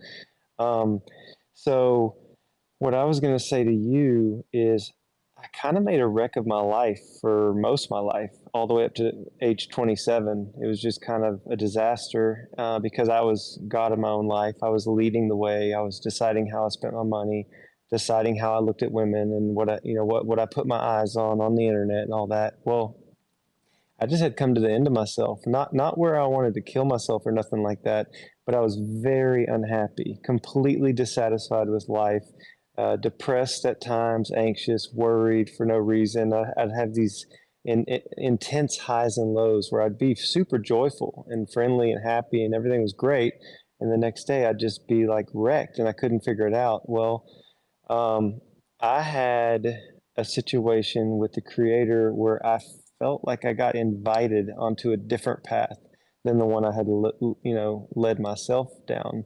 And this wasn't like a voice in my head. I didn't hear the voice of God. It was just kind of coming from inside of my chest. Like, do you want to try a different path? And I was like, oh yeah. I mean, and I knew it was Holy Spirit driven. I knew it was God, which freaked me out because I had gotten to the point in my life where I was agnostic and I thought that the Bible was written by man to control man. So it kind of freaked me out when God was kind of having a heart to heart with me. Well, this was 15 years ago. And so this is just a tiny bit of my testimony, which we can talk more later if you're interested. But I surrendered to the Messiah because I knew it was the Lord. I was just like, Jesus, I don't even know how to do this. I don't even know if you're real. I don't even know who I'm talking to, but I want to go on a different path. And so what happened was immediately all the condemnation fell away, all the guilt and shame for all the things I'd done wrong to people, like a list of people that I needed to call popped in my head that I had truly wronged, that I needed to make right. And then he just showed me how to just immediately stop looking at porn, walk a different path, kind of like he guided me, he ushered me out of my own filth and drama and brokenness to a path towards healing. And I got to know myself. I worked at a boys ranch for troubled teens it was like 16 to 18-year-old kids. I had 5 of them, and I was the house parent. So my job was to help these kids figure out how to make it in the world because they were about to age out of care and they were about to get a trash bag handed to them to fill up with all their worldly belongings and go figure it out in life. And so I was like, well, okay, let's figure this out. And I was helping them figure stuff out in life as I was trying to figure out my own path, and taught them how to get a job, taught them how to, fill out an application properly. And so in this process of me helping these other emotionally disturbed kids figure stuff out, I was finding out like how to walk a better path. And, I did 3.5 years at that boys ranch, and I became a new person.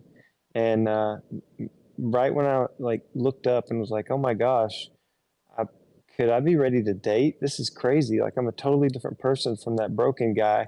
Within like a week, I met my wife, who I've been married to 11 years. Anyway, I'm a stay-at-home dad with 3 kids, and where I was in total darkness and depravity, confused, lost, and just shame and guilt and all this stuff, where I was to where I am now, I'm just like a living example of telling you that the Creator cares for you more than you could possibly imagine.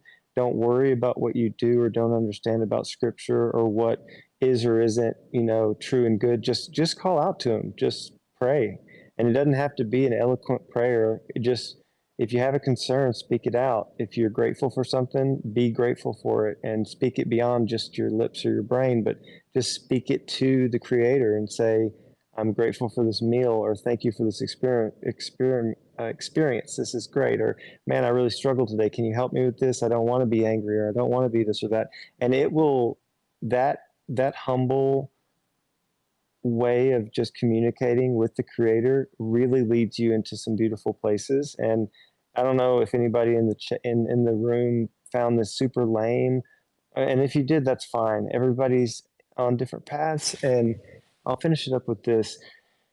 Finding flat Earth helped me to become completely non-judgmental. Like if you folks are on a different path, or you're Buddhist, or you're an atheist, or if you're agnostic, but you know the world's flat, like you could tell me anything about what you believe. And what my reaction now is, hey man, that's awesome. You have a belief. Like you're unique, you're beautiful, you're special because there's no one else like you, and what you believe is not going to hurt me. So just because I follow the Messiah, it shouldn't make you think, oh, I hate that Run Boston Bear guy. He's always talking about Jesus. That's just where I've found the fruits of the Spirit, like peace, patience, kindness, goodness, and self-control. I didn't just like manifest that into my life. Like I was shown a new path, and I give credit to the Creator, and I do say Jesus. I call him Yeshua now, but I do say that Yeshua saved me from myself and has sustained me on this path. So just know I'm praying for you, brother. I know life's hard, and a lot of people out there and a lot of dark entities are trying to steal our uniqueness and get us to be divided and fight. But just hang in there, man. You really came across with a very vulnerable, open, cool tone to me, and I appreciate what you shared, and that's what I had to share back.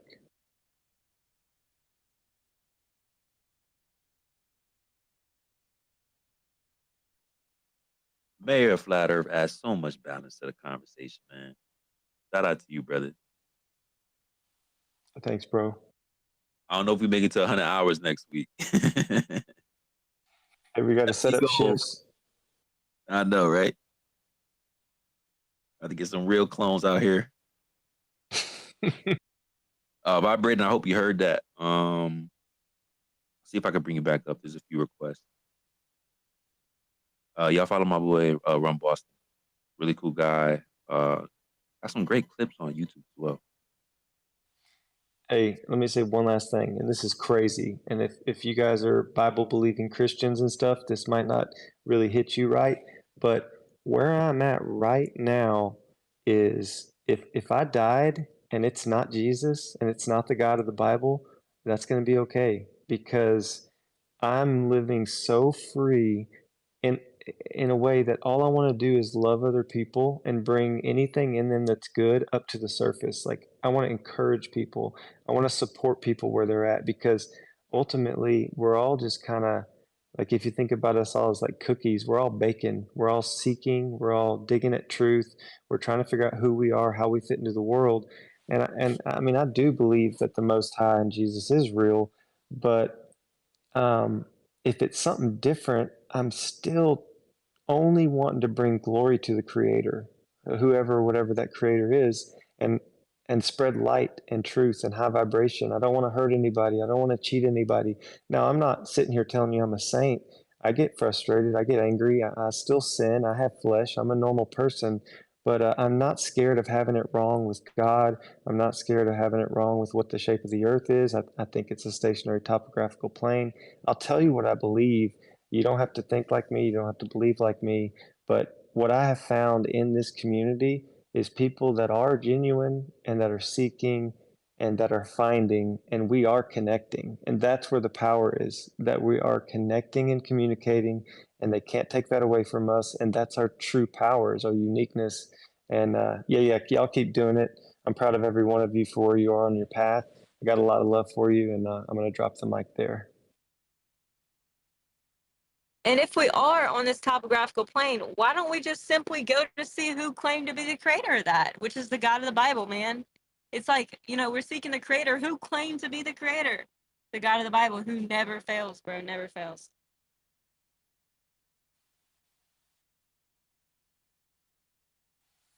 And I know that last part could have been a little weird, but it was basically just me saying I'm not scared and I do trust the creator, which is the God of the Bible, in my opinion. But thank you guys for everything you said all day. I mean, all day it's been amazing. You guys ever like sat back and thought about like when flat Earth became like wild to me was when I really thought about a creator like being right there, and like just seeing you like right there. Like it makes it become like super real. You know what I'm saying? Like not the creator's at least 46 billion light years away. It's like nah, like right there, bro. Like there is no you're naked, basically. You know what I'm saying? So yeah, it's pretty crazy.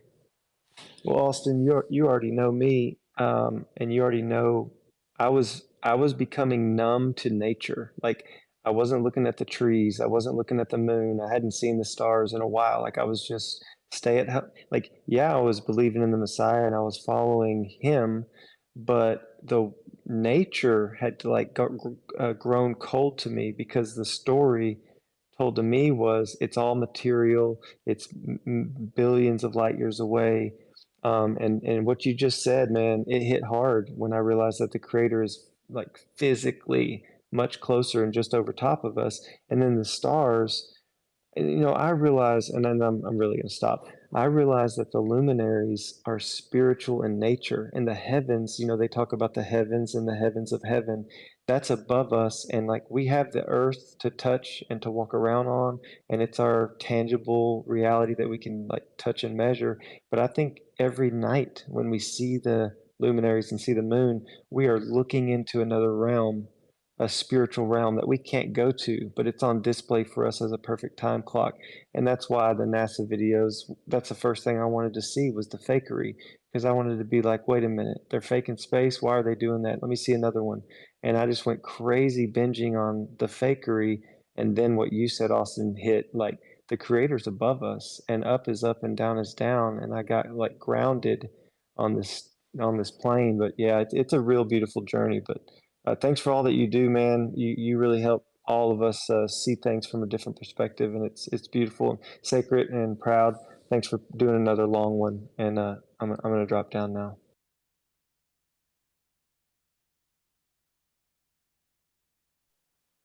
Ladies and gentlemen, the mayor.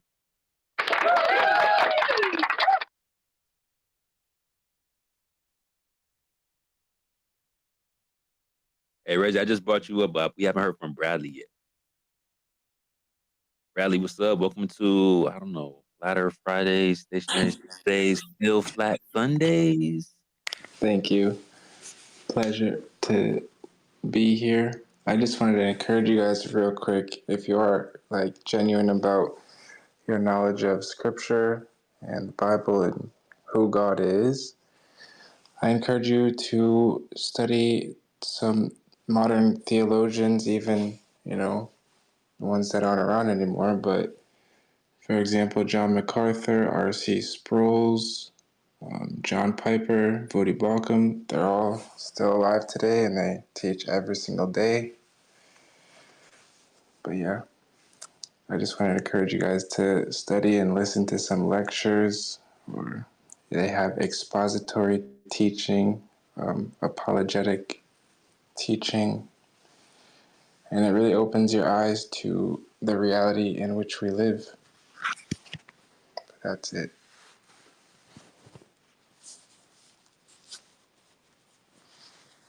Yeah, I think he's absolutely right. I think you need to check into different theologians and what they think and everything else. And then you also want to check into all the other religions too and trace them back to their origins and find out where they come.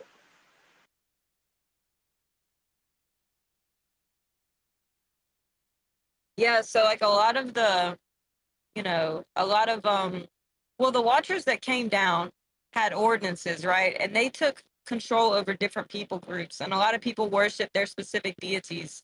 Now, Hinduism does acknowledge the creator, but they also acknowledge a bunch of other gods. So, the creator god will be Brahma, but they don't give much credit to Brahma. They don't really worship him. They worship, the god of destruction and things like that. Buddhism really is just about meditation practice. It doesn't really acknowledge the creator. And then supposedly Judaism, Judaism, Islam, and Christianity have all the same creator God, even though that's debatable because I think that the Catholic Church started the Islamic religion. But anyway, so that kind of sums a lot of them up. But yeah, I do recommend everybody looking into the origins.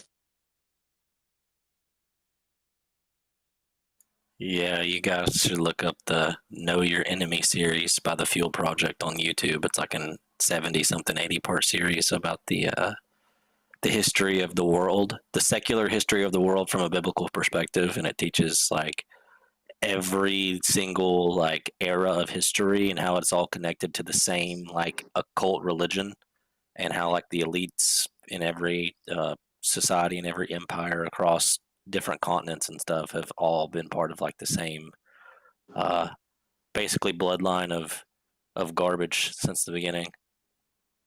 Not even necessarily always bloodline, just the same belief system. I think you guys kind of misunderstood my what I was saying. All of these theologians that I mentioned are Christian, and they read the Bible. They literally read the Bible. They are preachers, pastors. For example, John MacArthur, like he's the most famous theologian in our generation. John MacArthur, he has thousands of teaching hours, and he's been teaching for over 50 years. Just by the way you guys talk about God and religion or theology, scripture, doctrine, other religions, for someone who studies every single day and has many wise advisors, I can tell you guys don't have many wise advisors, and I'm just encouraging you to actually listen through a lecture or a sermon from someone who studies every day. Yeah. Hey brother, don't make any rash generalizations here. I'm a like mainline Christian, right? Just because I was talking about the history of the secular world from a biblical perspective doesn't mean that I don't like believe the Bible 100%. It's not good to generalize. I understand. I'm just saying it's good to have many advisors. Like, yeah, you can watch entertaining videos that teach you about history, but you have to know who is teaching you these things and where it's coming from, and you have to test what they're saying. And, you can't really do that with mainstream, biblical history. You have to know the person and actually study them for who they are and actually, get in depth with their teaching. You should be able to tell me names of the teachers you learned from, like I did. I studied John MacArthur, R.C. Sproul, John Piper, Voddie Baucham, Paul Washer. I've listened to all those theologians, but I'm not a Calvinist, brother. I do listen to them for their ability to teach in general, but I differ from them on a lot of things. 90% of the stuff I agree with them on, but some of their eschatological views and their views about Calvinism in general, I don't ascribe to.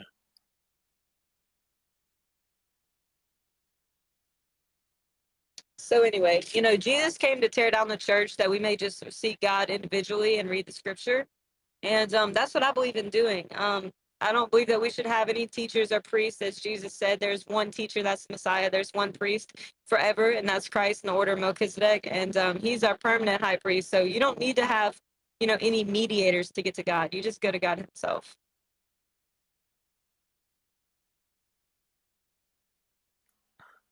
I would say, though, I would encourage everyone who is a Bible believer that even if you can't find, like-minded people that believe everything the same as you do, because it is going to be hard no matter what, right, to do that, that you find people who agree with the fundamental pillars of your faith and that you seek fellowship with them, because we are commanded in Scripture. It tells us not to forsake the assembling of ourselves together, as is the manner of some, but all the more even as you see the day approaching. So like we're supposed to we're supposed to be a family under God the Father, right? Like he's supposed to be our head, and as God is our head, we are supposed to be a family underneath him, brothers and sisters, just the same as you would have normal brothers and sisters, and you wouldn't forsake your brothers or sisters like by blood. So in the same way, you're not supposed to forsake gathering together with the body either. Yeah, don't be a hermit. Don't be a hermit. Go out and imitate Christ. Go help people. Go share the love of the Lord. And yeah, some people are actually becoming like hermits and just kind of living their life as a recluse. That's not cool, man. You gotta go share the love and imitate the example that Jesus led. And yeah, amen. Thank y'all for sharing so much. And for everybody that's new and not Christian, we just hope we could be a good example for you guys.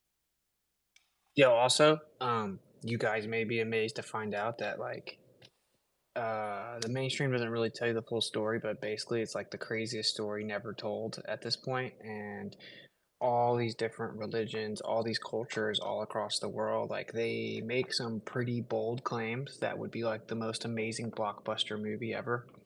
And they talk about entities that they worshipped as gods that gave them all kinds of secrets, and they started to move towards like a one world order, and then were disbanded, and it's like crazy. It's like crazy, right? Like I said, like there were giants, they had these crazy pieces of knowledge, and when you see all these ancient depictions and claims, they're written off as like pure mythos, right? But it doesn't really seem that that's the case, dude. And when you really start to look into it and you start to see the magnitude of what has taken place on this realm, like on this plane, things start to look a lot different, and you start to really grasp that this is like a spiritual war, and that there are entities that go all the way back, and there are people that know about that, and they are making big moves, and all of a sudden like the concept of deceiving the world about where they live is light work, and you begin to understand how big all this really is.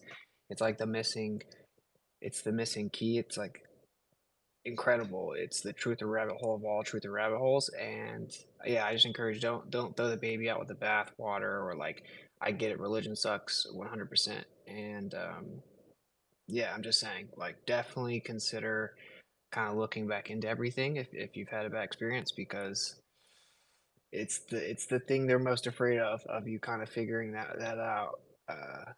So yeah, whoever needed to hear that.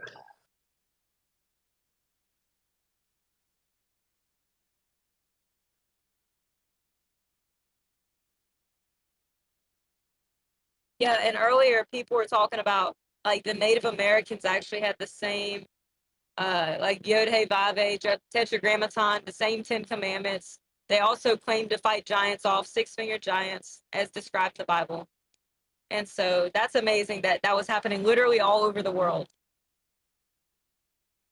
There's actually burial mounds all over America. A lot of them were destroyed, but there's plenty of records of them from the 1800s and early 1900s and newspapers and writings. Abraham Lincoln even had a speech where he talked about them at Niagara Falls. But anywhere from 7 to 8 point something feet, skeletons all over the place, especially all up in like Ohio and that area. Yeah, and even all in the southeast and in Florida, like all kinds of newspapers from the early 1900s, people were finding giant bones everywhere. People knew that they were giant bones with like anatomical similarities to humans. The fact that mid 1800s they come in with a dinosaur story and somehow people have no idea that there were giant bones found now is pretty insane. It was well known, accepted fact. Abraham Lincoln's on record talking about the giants. These same mountains were gazed upon by the eyes of giants, and like it's really crazy how quickly they've kind of removed that part of history. And if anyone's being honest here, if there were giants on the earth, right, and that's pretty wild. And if these giants were worshipped as gods or the offspring of gods, which is, that's what the Native Americans said, and they said they'd have red hair and be fair skinned, and supposedly like that's where they get the rain dance, for example, because what the giants would do is they'd start a fire and they'd all stomp around it and it would shoot the ashes so high up in the air that we now know that that can actually trigger rain, right? Crazy stories like that. When you start to find out about the giant thing, it's like, wait a minute, where did these things come from, right?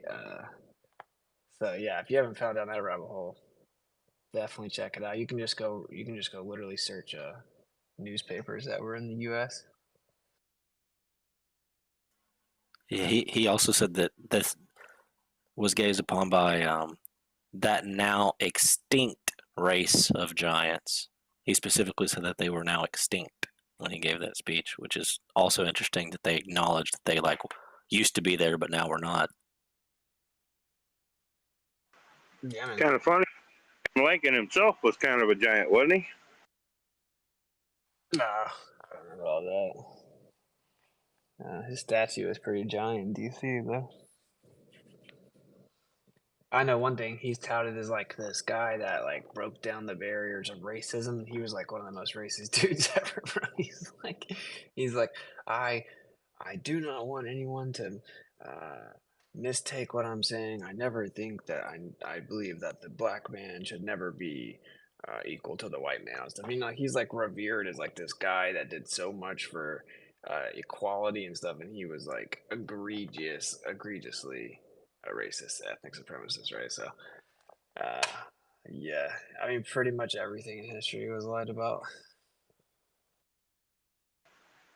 I think it's also kind of funny that we could trace every single president all the way back to King John Lackland of England, and then from there all the way back to the pharaohs of Egypt. And then when you look at King Tutsnoggin, it ain't human.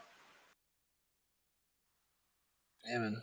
And then like even like the oldest mummy, I guess the allegedly oldest mummy found had red hair, and yeah, man, something about these like, and it's crazy. I have like a red beard, but something about these like red haired giants. The claim they came from God. Look into Atlantis and what the story is about Atlantis, and then these people believe that they track back to the Atlanteans, and that's what the Nazis were obsessed with, and blah blah blah. It's like basically it's a big club of knowing what really happened in history, and we're not in it, right? And so they're like, these people don't even know what's going on. Like, dude, just give them a CGI picture of a planet, bro. These people have no idea.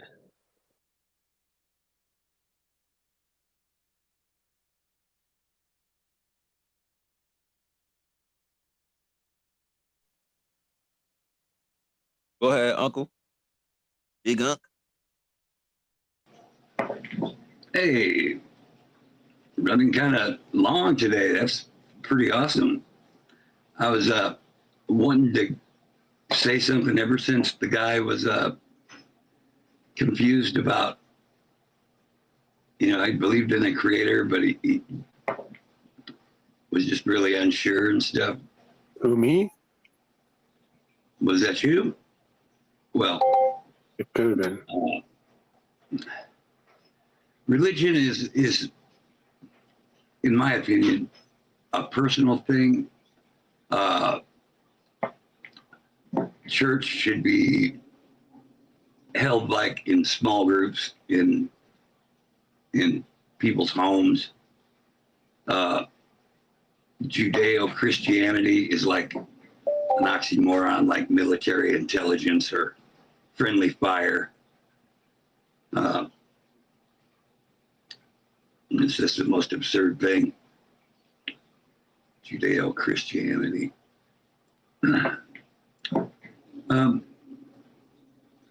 Yeah, just get you a Bible and read some of it. There's a Revelation 3:9, behold, the synagogue of Satan. Those who say they are Jews and are not, but do lie.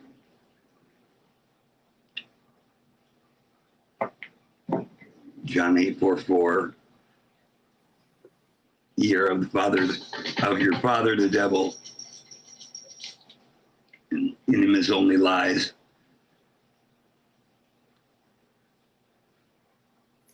Who wrote that book? My Bible has Jesus's words printed in red. I understand that, but who put those words in red? The original writings were in Aramaic.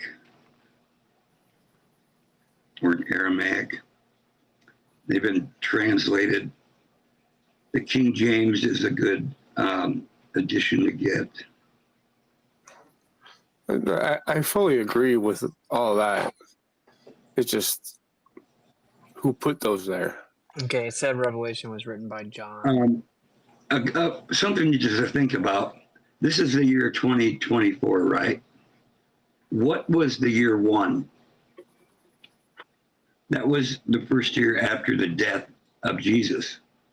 And then 33 years of his life. And then there's the dating that's called BC, before Christ. So simply the fact that we have been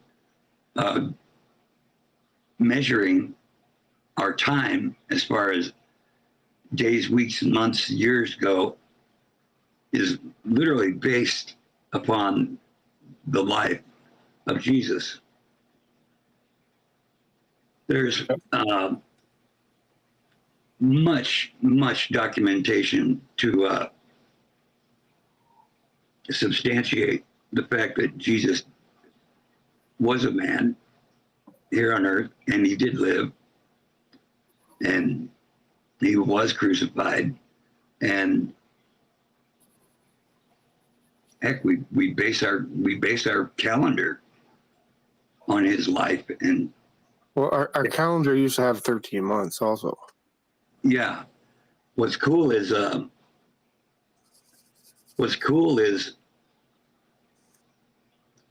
they screwed it up and made 12 months, but that makes you have 12 payments in a year, but literally 13 months worth of work weeks. If you figure out the math, it's sort of a cool bonus. Well, I'm curious as to you did ask a question, right? And like, who wrote it? I mean, it's not a book; it's a compilation of texts. Even I would say many of which have been removed. And I guess what it's going to come down to is like, how do you determine the validity of historical claims, right? Like historicity. And I don't know for you. I know a lot of people write history off completely, but if you look into it, a lot of archaeological and anthropological evidence and discoveries have kind of supported what's in there. It's just a compilation of different writings. I'm not sure if you're alluding to the fact that it was written by men and not God. And yeah, that's true, right? The question is like, was it inspired? Does it contain the truth? And yeah, like look how much we've been lied to in our lifetime. Like, how do you know that we haven't? Like, they weren't lying back then. The dumbest down. Sure, yeah, that's what I'm saying. Like, we do know history exists, meaning like things happened, people were alive, and people tried to write them down. The question is, can we know for sure what happened? And maybe not, but it's actually seemingly not particularly feasible, and I'm not really trying to appeal to incredulity, but like for them to have completely removed all of history because someone can just go dig in their backyard and find something, etc. Right? There are just a bunch of writings and stuff, and even in stone from all over, and they may make up stories about who it was, where it was, when it was, but there is a lot of stuff that was here from the past. And when you start to look into it, I mean, you know, people that really hated the guy wrote about him, and you know, I'm just saying, like, there's more historical documentation, even from hostile witnesses, of uh, that guy than anyone else. Not even close. Like, for example, not many people dispute that Alexander the Great existed, right? Or like the Roman emperor at the time was Tiberius, and like, there's way more writings about this like random Jewish guy that was like rebellious than the freaking emperor of Rome. You know, so yeah, it's a rabbit hole, man. There's a He reason was that the mainstream acknowledges he existed, even though they would love nothing more than to claim it was all fake. You know, he was certainly not a Jew. I know he people was like to literally say from the that. tribe of Judah. That's what Judah He means. was a Galilean, and they did mock him and say, "Well, you're the king of the Jews," but the Jews say, "We have no king but Caesar." He was from the tribe of Judah, though. Galilee was where he was born or where he was from. And then when you want to talk about who wrote the Bible, I already put in the purple pill down there that Chuck Missler has proven that man could not have written scripture. Well, technically, men. You don't know that. Well, they're talking about the overall authorship, like the actual complexity and sequential nature spanned over a huge geographical span and time period to have such a consistent theme. Yeah, when you stack it all up, it would be like the best author ever, 1,000 times over, and over the course of like many hundreds and hundreds of years. That's the argument, is that if you actually look at the complexities and nuances of the actual structure of writing itself, seemingly would be the best author ever times a million spanned across the whole world over a long period of time, right? Like that's what he's talking about. It's definitely worth looking into what he just said, though. It's kind of mind blowing. Jesus was the original anti-Semite. I mean, the common definition of anti-Semite. Anti-Semite is not what people think. It's not someone that hates Jews. It's someone that the Jews hate. I'm just pointing out that that Jew actually means from the tribe of Judah, and right. That's the tribe he was from. I mean, now they use the word Jew to just like claim it's anyone from any of the tribes, and then they just claim they're from the tribes, even though they track through the matriarch, and that's a whole thing, right? Like, SOS says we're of those who claim to be, but I mean, for intents and purposes, he was a Jew in the sense that he came from Judah, and yeah, I mean, yeah, they didn't like him because he pointed out that they were like religious psychopaths that were judging everyone and lying and making up their own little Talmudic rules and stuff like that, right? He got a stick and was thrashing them, whipping them, and chasing them out of the temple for doing money changing and selling birds and dumb shit like that.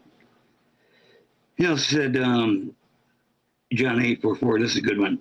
Ye are of your father the devil, and the lust of your father ye will do. He was a murderer from the beginning, and abode not in the truth, because there is no truth in him. When he speaketh a lie, he speaketh of his own, for he is a liar and the father of it. On and on. Revelations 3:9. Behold, the synagogue of Satan, those who say they are Jews and are not. Yeah, it's Have you heard about the chess match by L.A. Marzulli? It talks about the different seeds battling back and forth between Satan and the seeds of Yahusha, and ended up being a part of all that. Yeah, the serpent seed line theory. He told the priest that they'd be accountable for all the murders going back to Abel. Well, Cain killed Abel, and these were the Canaanites that were of a corrupted seed line. And this is why the people in the land of Canaan were huge, and they were corrupted giants, and they did have corrupted DNA. And that's why he called the priest illegitimate children of Abraham. He called them children of the devil. And by the way, Cain, it never said Adam was his father. Just saying. So the serpent seed line theory goes, more went down than the serpent just talking Eve into taking a bite of the forbidden fruit. The theory is that more went down there than that. Perhaps Yeah, how did they know they were naked? You'd think that if they knew they were naked, they did something sexual, right? Right. So the theory is that Eve had a son from the serpent, Cain, and of Adam, Abel. Yeah, and it said even in First John that Cain was a child of the devil. So it says it throughout the Bible about this whole theory. Yeah, and I have a friend who is very, very, very scripturally well read, and I rely on him a lot to help me through the scriptures and to different places in the scriptures, because Christianity has gotten a real bad rap, like the Judeo-Christianity, where the Jews are God's chosen people, and we have to bless those who bless Israel will be blessed, and those who curse it will be cursed. You know, it's been really, really hijacked. So your major organized religions and churches are really, really corrupted in a bad sort of way. You know, turn the other cheek, love your enemy. No, I think we're here to stand up for what's right, to hold the commandments. And for example, people that transgress against children, that's it's our responsibility to see that those people don't continue doing that, because there's a lot of that. And I think the fact that we're here and we know things like this, but yet we don't act, you know, and take no responsibility for protecting children. Sometimes we see the amount of evil and corruption. To me, it's like, if for no other reason, we're here to stop that as much as we possibly can. And in the commandments, it says, "Thou shalt not kill." Well, the correct translation, I was informed, was "Thou shalt not murder." Like, you don't go out and just murder someone. But if your life is threatened, that doesn't mean that you just go ahead and let them kill you, or if somebody's harming children, that doesn't mean that you love them and, you know, bless them and pat them on the butt and send them to do it to another child. You know what I mean?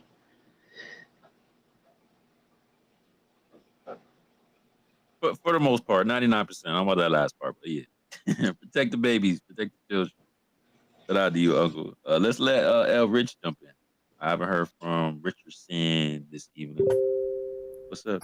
Well, I was going to ask him a couple of things. One of the things, it's very interesting you said that, because the Bible says eye for eye, tooth for a tooth. Or in other words, if you want to go to the New Testament, what comes around goes around. So it's interesting you said that. Second thing what I was going to ask was, when you're talking about the major churches, just to clarify, you think they're corrupt for their followers and to benefit them, or they're corrupt by twisting the word of Bible, or both? I just want to ask that real quick. In my opinion, they've been infiltrated to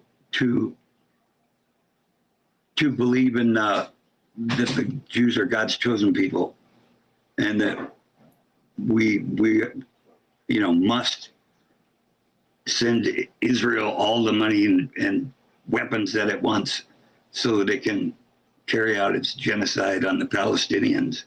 Somehow these big churches twist into the minds of thousands and hundreds of thousands of people that it's our Christian duty to support them in this extremely evil, it's their lifestyle. For 75 years, they dropped in on these people's country as occupiers and invaders, made a prison around the people. So they, ran a bunch of them out as refugees, killed a damn bunch of them. They did 9/11 so that the United States would be tricked into going and killing 1.5 million Iraqis. Iraq wasn't just a shithole camel truck stop. They actually had done something like the first successful heart transplant or something of that nature. That is part of the heart of the beginning of civilization, like with advanced math. And now it's just a third world shithole. We destroyed it simply because they did 9/11, blamed it on and George Bush. They said, well, what did Iraq have to do with 9/11? He says, nothing. So why did we go and bomb that place into the Stone Age? And part of it was, if you notice the leaders, they get their heads blown off. It's always when they try to put their hands on their own country's finances, the currency. Like Gaddafi, gonna make the gold dinar. Oh no, had to kill him. Lincoln, with his, if you're lucky enough to have some antique money, it's a United States note. He started printing. That doesn't fly. Blew his head off. But John Kennedy, same thing. I think it was Executive Order 11110. He started printing his own money instead of Woodrow Wilson gave the Federal Reserve the power to print and mint money, United States currency, to a private group of you-know-whos who are not, they're not any part of the government, and they blatantly will go in front of Congress and say, yeah, we don't answer to you. And you wonder why things that used to cost a nickel back in your grandfather's day now cost $20. It's because they're printing money hand over fist. Yeah. Well, personally, I think it's because we've been in the gold standard. But yeah, it makes sense what you said. When you were talking about the war with the 9/11 and stuff like that, it's interesting how when you look at it, the people that were lobbying were the war industries people. That happens to be connected to them also. So the second part at the beginning, just to clarify, so you think the devil pretty much influenced the preachers to twist the word, just like the devil with the snake and serpents trick Adam to eat the apple of knowledge in the Bible. I think that's the same thing that's going on for the first part. Second part is very interesting. Right, the Canaanites. And somebody was ordered to go and kill all the Canaanites, men, women, children, and their livestock, and all their animals. And as I understand it, they went to do that, but then cut corners and took women to, they didn't do what they were told by God. And you ask, what is it? Are they a religion or are they a race? And what you come up with is they're a voraciously ethnocentric, supremacist club,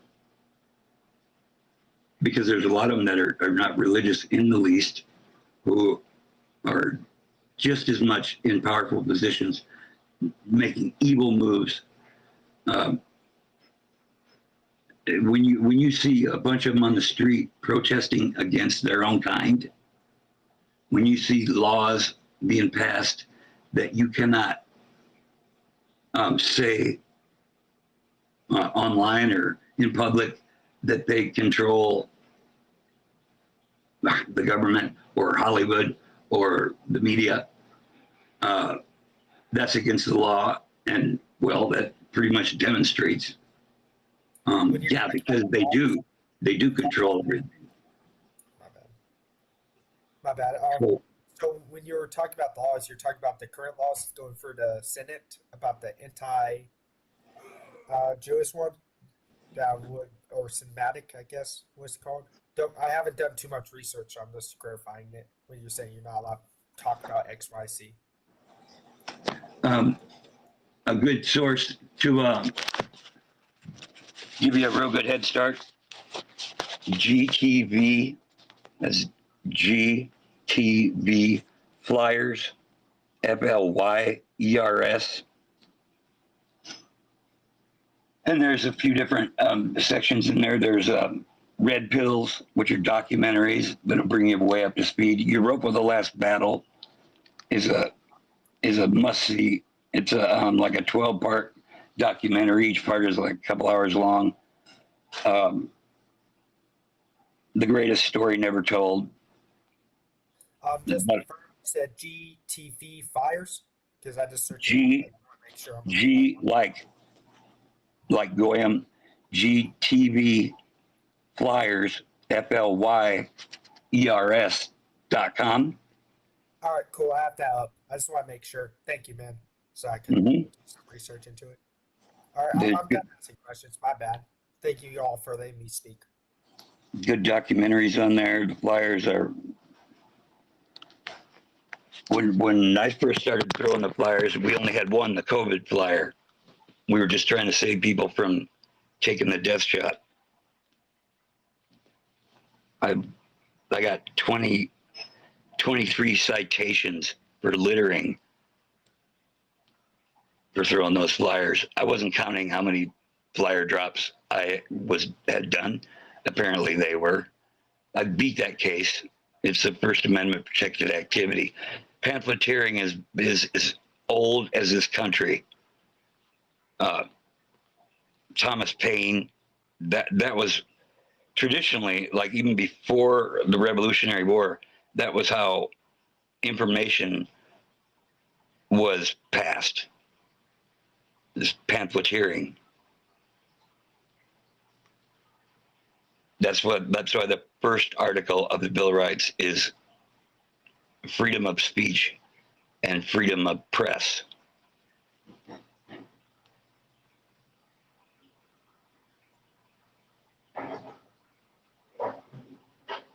I just wanted to say something real quick. I just want to say that the actual lines for ancient Israel were changed.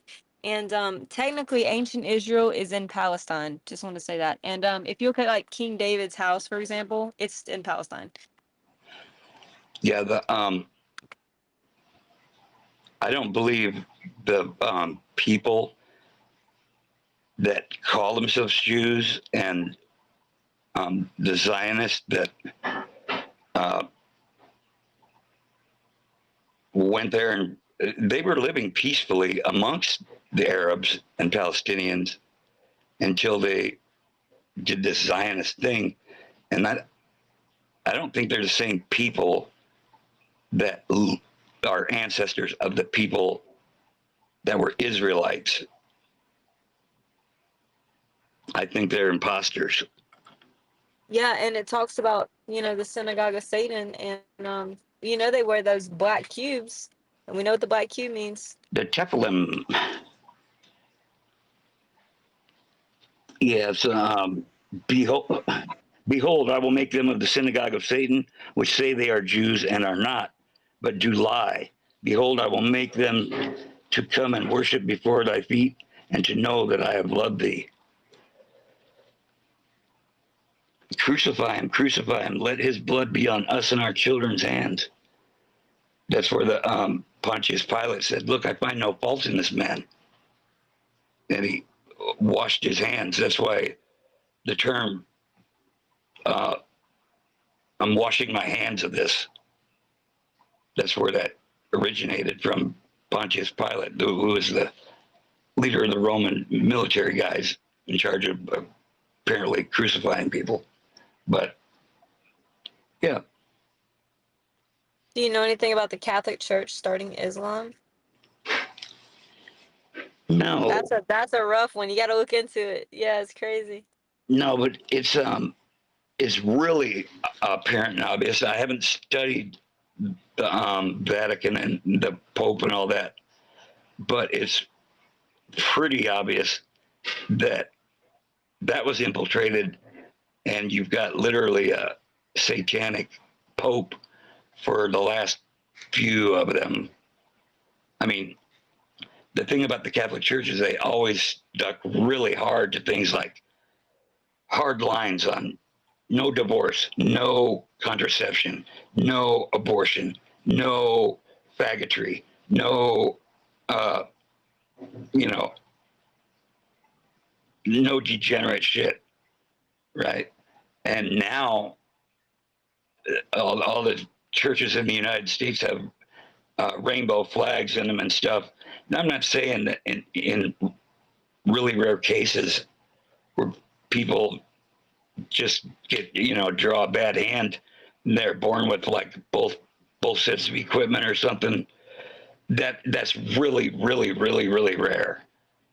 What's evil is you send a kid to fucking public school, and used to be you had to get good grades or you were good at a sport or an activity. Now it's went from everybody gets a ribbon to, hey, what a hero, how brave you are. Let's chop your genitals off. Let's cut your tits off. You don't mess with kids' development. Period. 20 years ago, all that shit was considered a mental illness. The Hitler Youth burned down Hirschfeld's nasty, evil clinic where they did the first transgender operations. And the book burning, that was that kind of books. So the greatest story never told will greatly enlighten you. The two men that the Jews make up lies, slander, libel, run their reputation into the ground, always have something evil to say about two guys in history, Jesus and Adolf Hitler.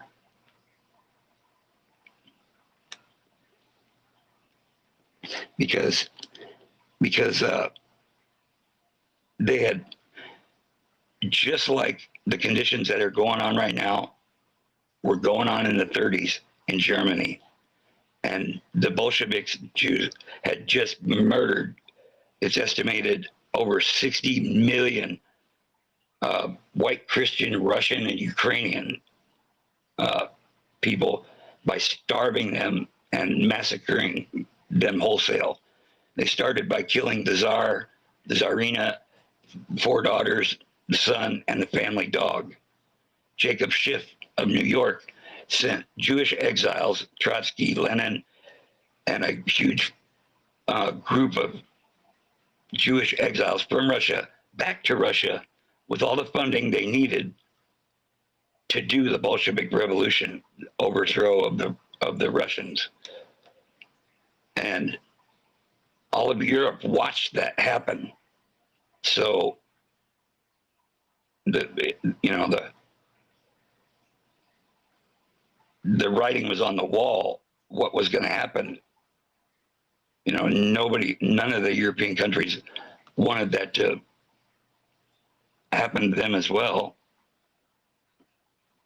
So It's called the Holodomor, which kids are not taught anything about. They're taught about this fantasy myth bullshit upon research, and not very much of it. As a matter of fact, you find that the 6 million Holocaust is just absurd. If someone's going to be accused, if you're going to charge somebody with a murder of one person, there's some elements that are required. One, you have to have a body or remains. You have to have an official determination of the cause of death from the coroner to determine, yes, this was not natural, it was not suicide, it was not accident, it was foul play, and it was done in this manner. And we know this because of, this post-mortem examination. They don't have that, and they don't have a scene of the crime. But yet, this, a museum is tossed up, every week. This shit's crammed down our throats. Laws are passed that children must be taught this in American schools.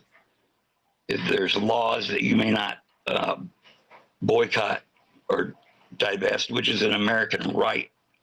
It's how we express our disagreement with whoever. We just boycott. We won't do business with people that are bad.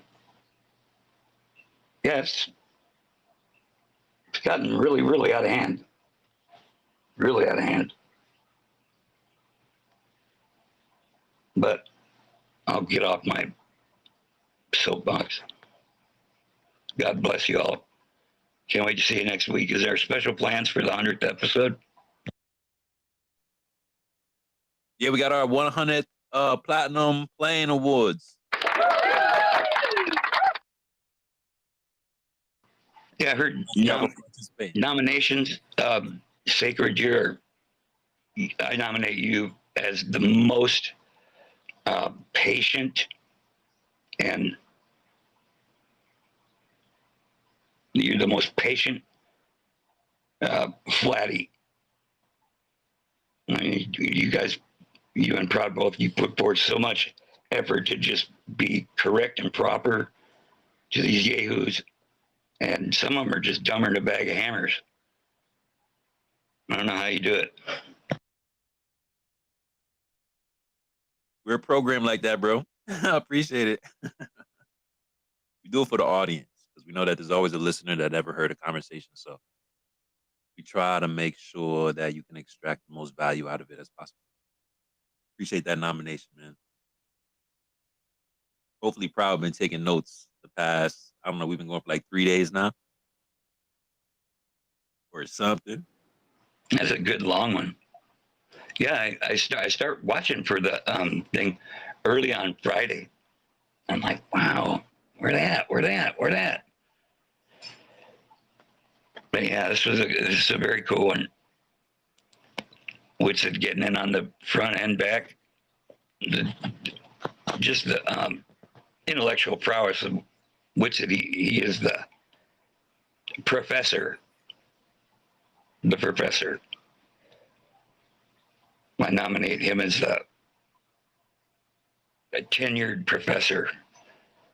And Dave is just so happy guy, casual guy, and so spot on about all the fraudulent bullshit lies that are all around us.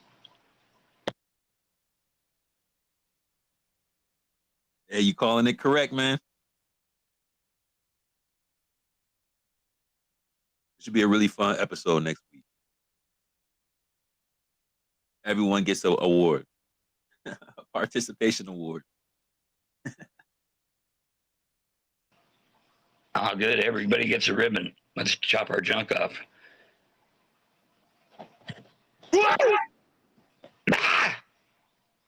You know, I'm gonna pass on that, bro.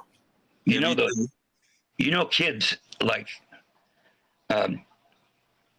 nobody feels like they fit in properly when they're in first, second, third, fourth, fifth, sixth grade. You get your first hair on your junk. You know, it's part of developing to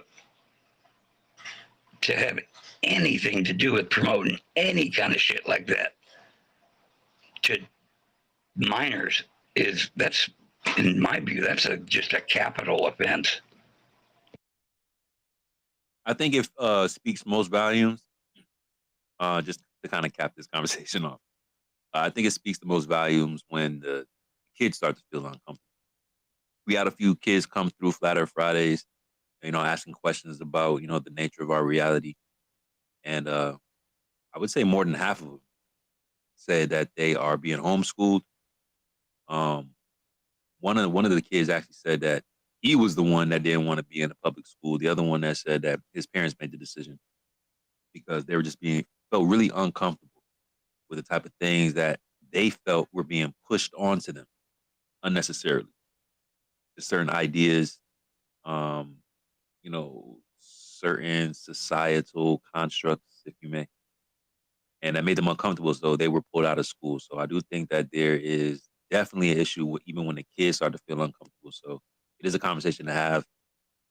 It's definitely part of the whole psyop of our current state of reality. Got to keep speaking on it.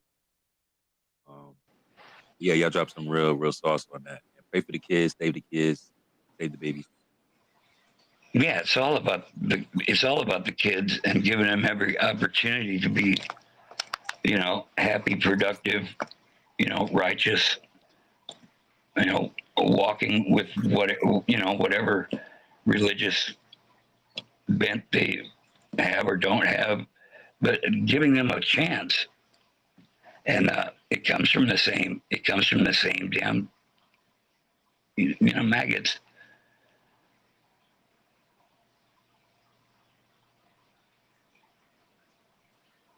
Yeah, word. But with that being said, anybody find my co-host? Anybody know where Proud is? If not, y'all might have me into Motionless Mondays. What you mean? Oh shit, there she is. That is another flat signal.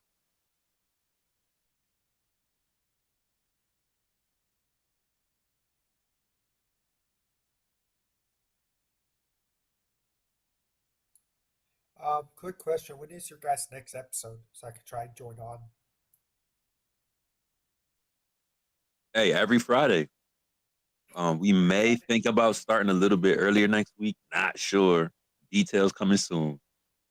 But Fair yeah, enough. tap in with it every Friday. Because you guys say a lot of shit, and I've been researching it. A lot of what you guys are saying is facts. Like, it's opening my mind a lot, to be honest. Right, not to cap. Like, you guys are interesting. Everyone views two sides of a coin, but they forget all the riches that makes up all the independent people of the 360. Yeah. Ooh, I like that. I like that.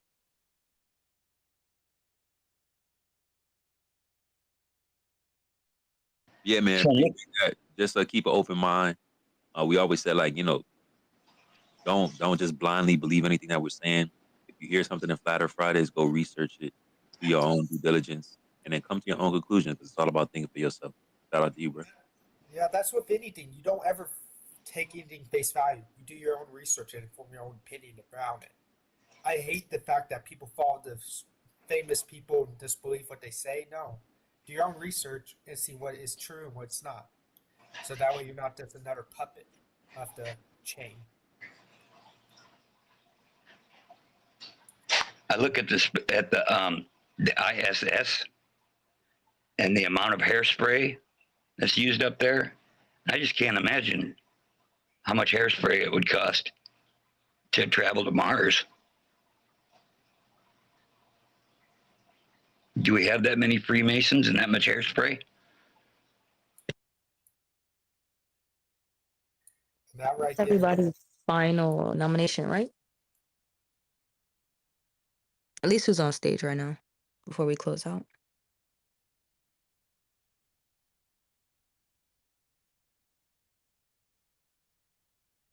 Can you say that one more time, bro? No, I just wanted to make sure everybody got their nomination that was on stage in at least.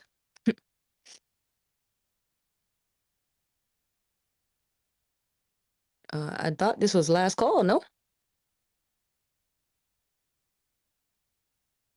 Made mine last night.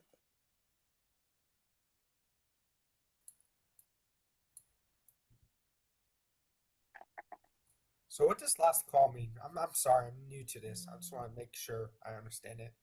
Last call means you ain't gotta go home, but you gotta get the. No, I'm kidding. It just means we've been going for like 20 something odd hours, and we are tapped out of etherical juice. Ah, fair enough. 28 hours and 8 minutes. Holy shit. Totally unacceptable.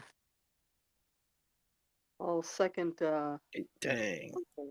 Uncle's nomination for Sacred and Proud.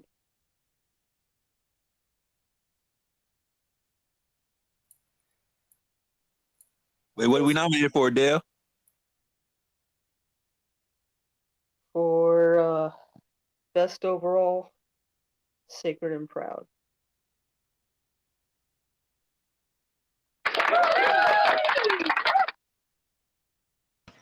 I'd like to nominate myself probably to the most likely to get his door kicked in. Oh, oh no. Brewhef did a self-nom last night. JK, bro, JK. Don't say that about yourself. We don't want you to get your door kicked in.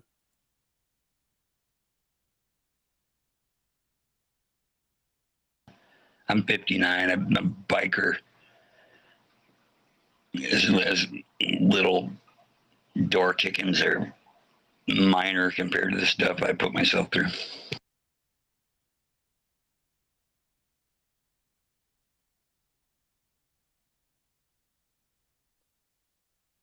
Hey, as long as it's a flat door. Dude, what do you know about flat doors, Sacred? It's a curved door if you scale it down small enough or whatever, but not too flat or curved.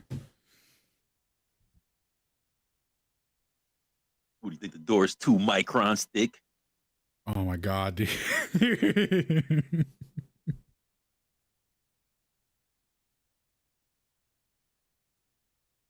So between I don't even know if you guys know who Kepler is.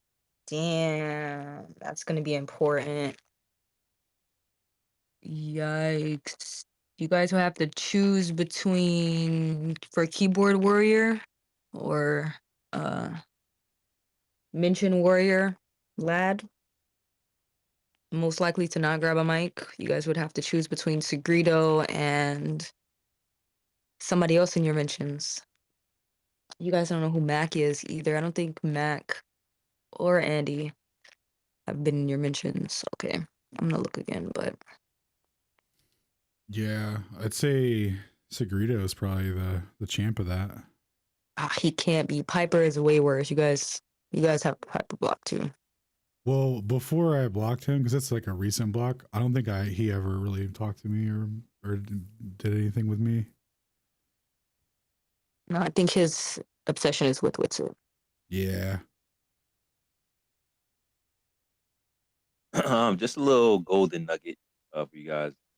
When if someone is blocked, that doesn't mean that they can't comment on your thread. What I mean by that is, say for instance, that you got someone that can't comment on your post.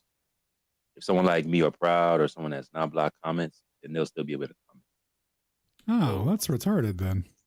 Essentially, you're just censoring yourself. Indeed. Well, I guess why is there a block list then? What's the point of it? We told y'all the mute button is the most effective because the block does nothing. So they could Give still them just a badge post. to parade around. So they could still just post on your post or whatever. Yeah, so everybody on Twitter will see it except you. Oh, well, that's low key retarded. I'll just clear it then. I thought it would stop them from replying to shit. Nope. Elon did not implement that functionality. Dang it, Elon. You know, even though you say damn it, I'm kind of glad because that still promotes the freedom of speech, exchanging words, even if you don't like the person or they promote the state program. Still opens the minds, like I said, the 360, every little viewpoint, even if it is from the main two sides. Still have to let everyone see all the sides instead of the few. Elon declared that his idea of the terms of service was anything that was within the law of the country that you're in is cool, and anything outside of the law of the land of the country that you're in was bannable. And then he promptly put you know who in charge of implementing an algorithm, and you have freedom of speech, just not reach. And that's the unfortunate truth. But that's with anything. Let's be honest.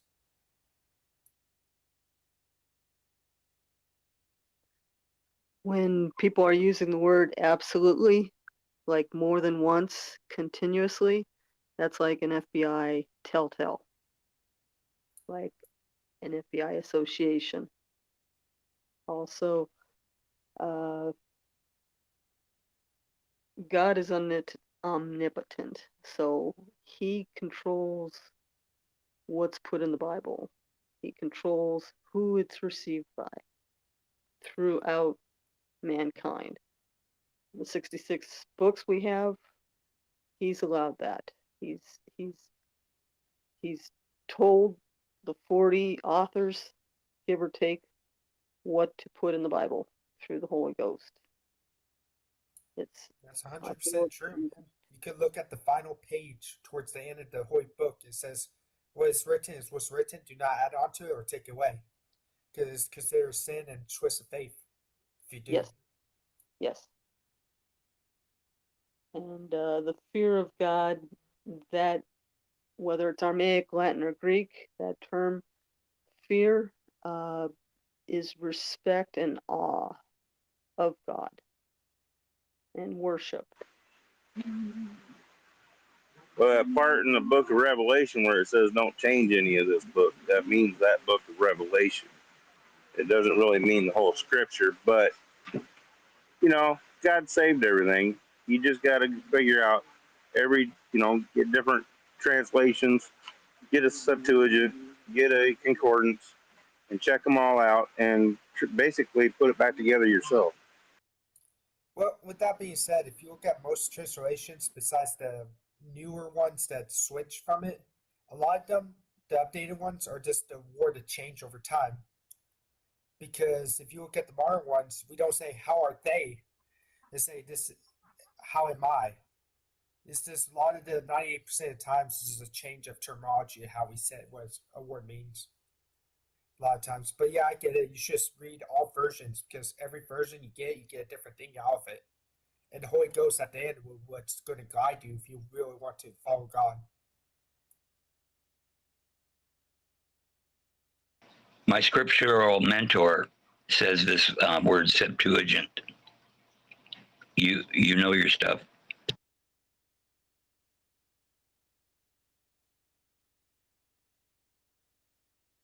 The King James, like he said, is a good version. To get any more in depth than that, you would want to start translating the Aramaic, the Latin, the Greek. Those are the three languages the disciples and Jesus used.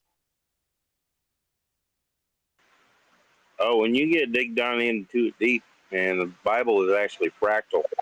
When you get into the Hebrew, that's a fractal language also. Correct.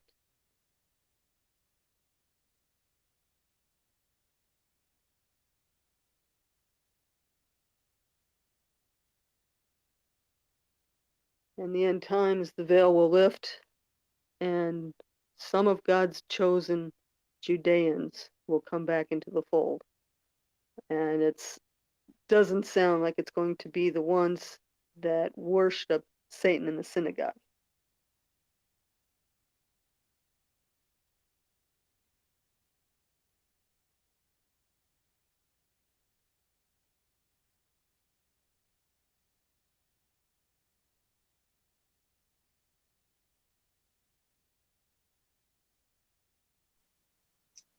Before we wrap it up, do we have anything planned for the week? Like, is there any events going on? No, Witsit had like a debate or something. Let me see. When was that? Was that this week? Joe Biden declared that this was Jewish Heritage Month, as if we needed another one.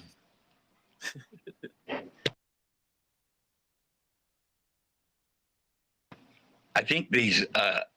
I'm thinking about starting a business where I, surplus old stinky little shoes and piles of hair and sad violin music, and put out a catalog, Holocaust Lies and Supplies, and offer starter kits so people can open their own museums.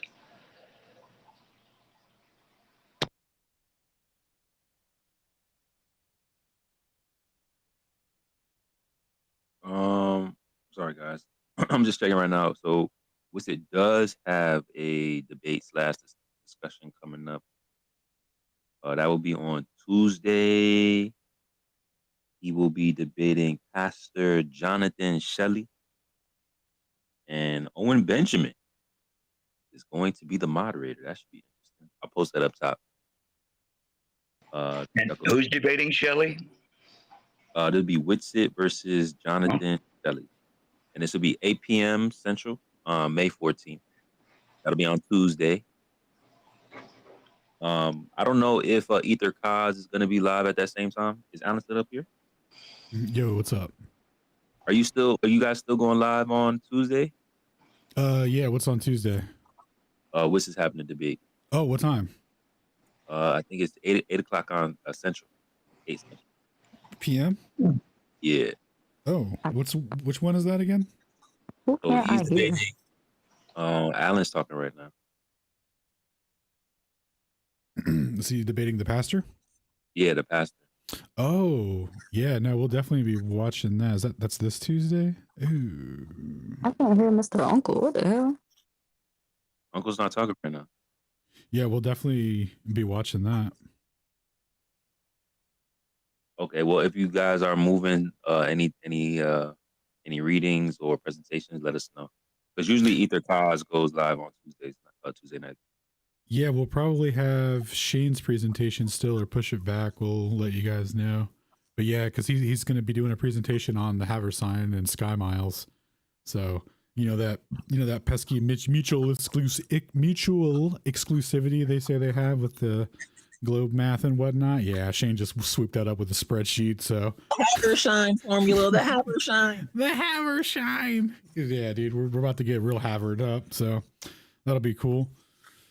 I don't know. Hell yeah. That's funny. And if you guys haven't checked out Alan's appearance on Globebusters Tech, super Maybe dope. it's Dale I can't hear. I'm gonna just drop her out and bring her back. I don't even know if she can hear me. Yeah, I love Alan's show. Maybe he could bump up the volume a little bit. Am I low? Do. I'm glitching. Hold on, guys. I'm sorry. I'm trying to get through the schedule with you guys. Give me 2 seconds. I'll be right back.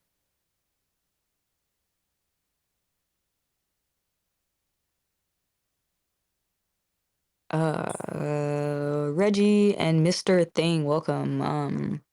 I guess you guys can close us out. I think we got our questions answered. But what's going on, Reggie?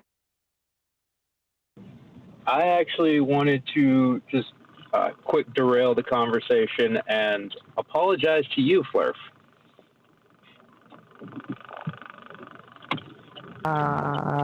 If you insulted me, I was not within the ether to hear it. No, this is actually, I would say it was a month back. And Past regressions. I'm listening. I think might be coming back to it now.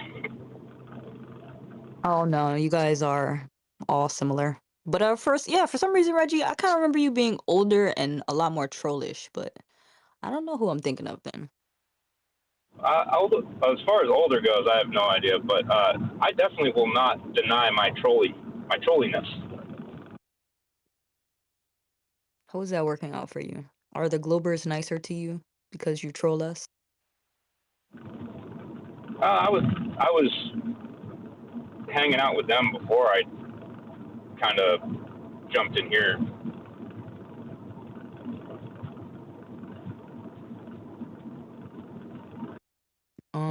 Does our behavior change how you might interact with them on the TL? Like if you see one of them slandering us, do you think you've built enough of a rapport with us to be like, hey, they're not horrible people, they let me speak, XYZ?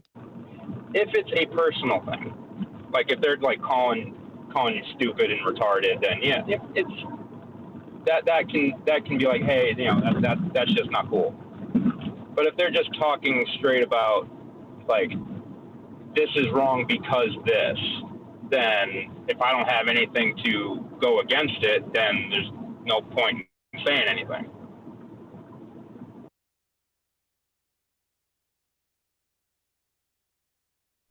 Prof, do you hear me now? Oh, you were talking and I couldn't hear you. Sheesh.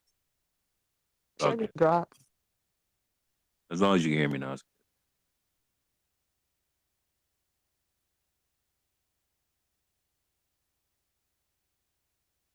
I mean, I think, but it's okay. May I talk? Yeah, jump in, Mr. Thing. First of all, I have to say, I love the art of your picture, Miss Proud Flurf. And CryptoKeys, damn, that is beautiful, but it doesn't stump Proud Flurf. That's beautiful. I don't know who did that for you, but that's a beautiful picture. Second of all, I understand what Reggie was saying when he was talking about counter like trolling. Even though you called him a troll, even though he wasn't trolling, I understand. Like I've been trolled throughout my experience on X. I've been trolled like left and right, especially because of what I am and who I am. I'm not gonna say what it is, but because it's gonna sound attention seeking. However, I think it's okay to be respectfully shady back. Respectfully, we shouldn't be like very low down with it. Reply with what you see with a respectful manner, and they would. Still, they would shut up. And throughout my experience, reply to shade with more respectful shade, and they would stand their ground and shut up. I like. Oftentimes, when people go low, I used to go to hell, but this isn't the platform for that Listen, anymore.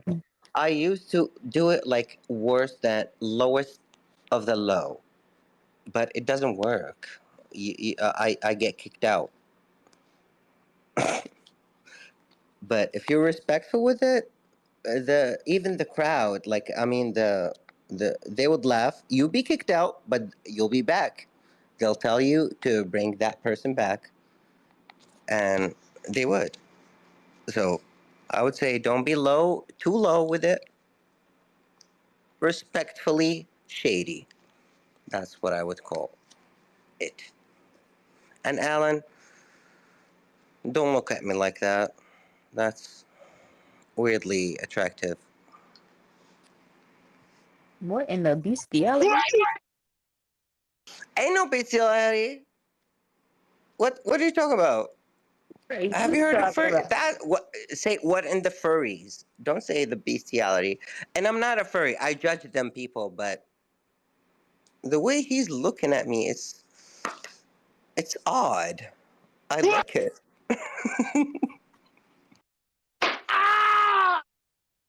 I don't know if Ellen's bear consents, but good luck with that. What is your profile picture? Are you like, is this like the universe? What is this? I mean, well, I already said I'm not gonna go into my personality.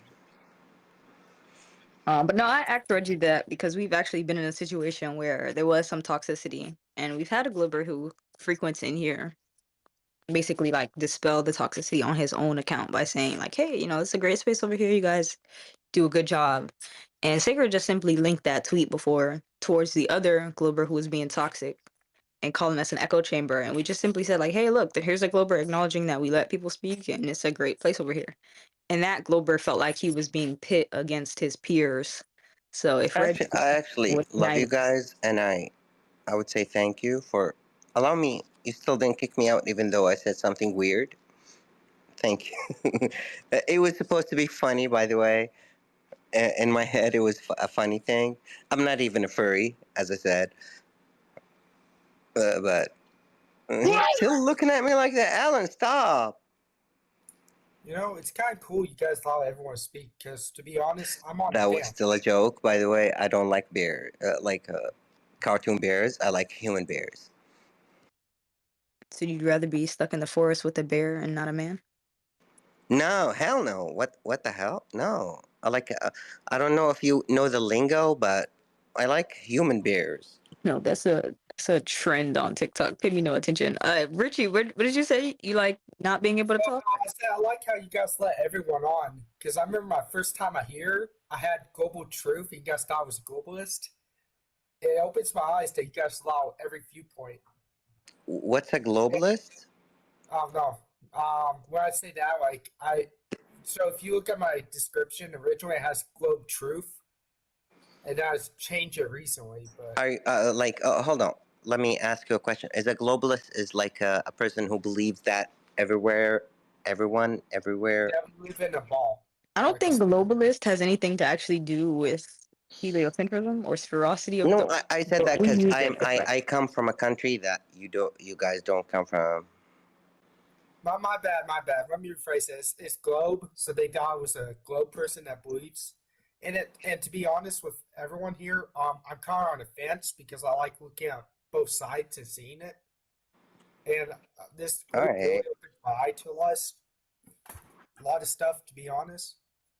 I would say they I allow wish my country had the policies of America. I know people usually don't like America, but I would love to get like 10% of what America offers in my country. Because I'm Saudi. If you don't mind me I'll land. America offers high blood pressure and. But then imagine living in my housing country. markets. I'm a Saudi Arabian and I'm gay. Yikes! I see what you mean. Exactly. It's messed up, but I mean we get going. I mean I just flirted with a freaking furry bear, and I don't even like furries. I like bears, but you guys misconstrued it. What's the flat Earth population over there? What? No, the flat Earth population. Like how censored is the topic? I mean, it's okay unless, as far as I know, it's okay unless you sell your body or be like being on the spectrum and putting makeup and whatnot on the street. Police might catch you, but I have been seeing like people like being like very androgynous outside. I wouldn't dare, but I've seen it. But it's usually illegal unless you sell your body. Selling your body is like 6 months jail time. I've known someone who did that, and I was disappointed in them. because- Please correct him because he doesn't know what you asked him. Oh. Do I know still? I was more so asking like, is it a censored place to be a flat earther in Saudi Arabia? Like, Flat earther? Yeah. Oh, Can you talk about your oh my prospects? God. Are you serious right now? I'm not. My brother is, and we always fight about that. Okay, as long as you're not gonna get beheaded in the street for talking about it. Oh, no, absolutely not. What, are you serious? I was Yeah, just there's talking some about gay rules about people. over there. No, flat A earth. lot of people in Saudi earther Arabia are know that Earth's not. flat. Apparently, it's been going through like the circles here. Like my brother, I always argue with him about this, and one of my sisters is also a flat Earth. My brother and one of my sisters are flat earthers, and I argue with them all the time about it, and I don't believe in it. You know, this is a flat Earth They space. they You know, this smoke is you. I a didn't flat know Earth that. space, right? Go I ahead. didn't know that. I'm They sorry smoke you in the for being debate, don't here they? then, but I still don't. I saw like the quote unquote scientific evidence of it, but I still, I don't think all of these people, all of these scientists, had a huddle and tried to trick us. Okay, hold on. Before we get to the low hanging fruit, if a surface of an object is not curving, then what is that object doing? Well, it's curving though. Okay, well that answers your questions. What's it in secret? All right, I would say it is flat according to your question, but Earth is.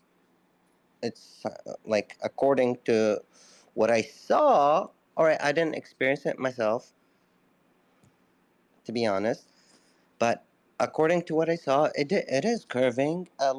People, I trust their opinions. They did go into different spaces on Earth, and they showed me like the shadow of a stick,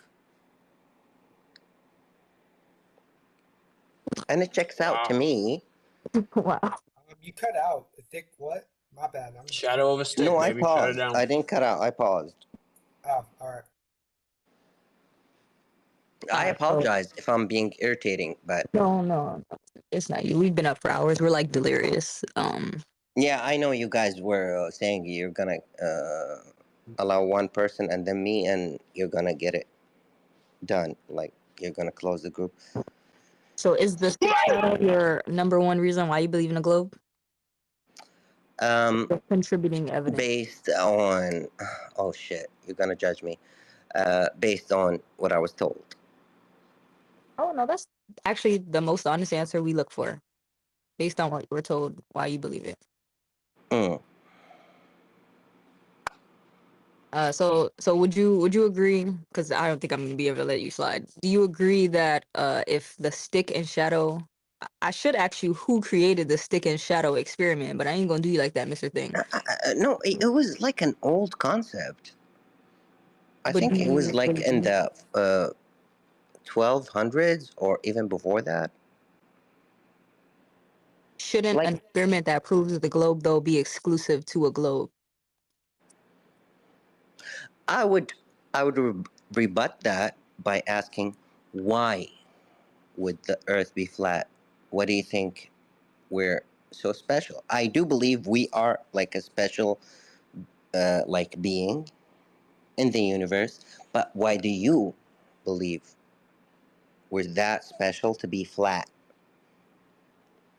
So to answer Even my though question, exclusivity weeds out the other variables. But yeah, I mean, you want to argue why we're special here in our unique position on the center of the earth, where we are the only life form on this planetary. I didn't say that. I'm saying why is like the planet Earth is that special, even though like everything that we can see, like you can get a telescope, regardless of the scientists. I do have a telescope, an expensive one. I did like save up for it, and they're all like ball shaped.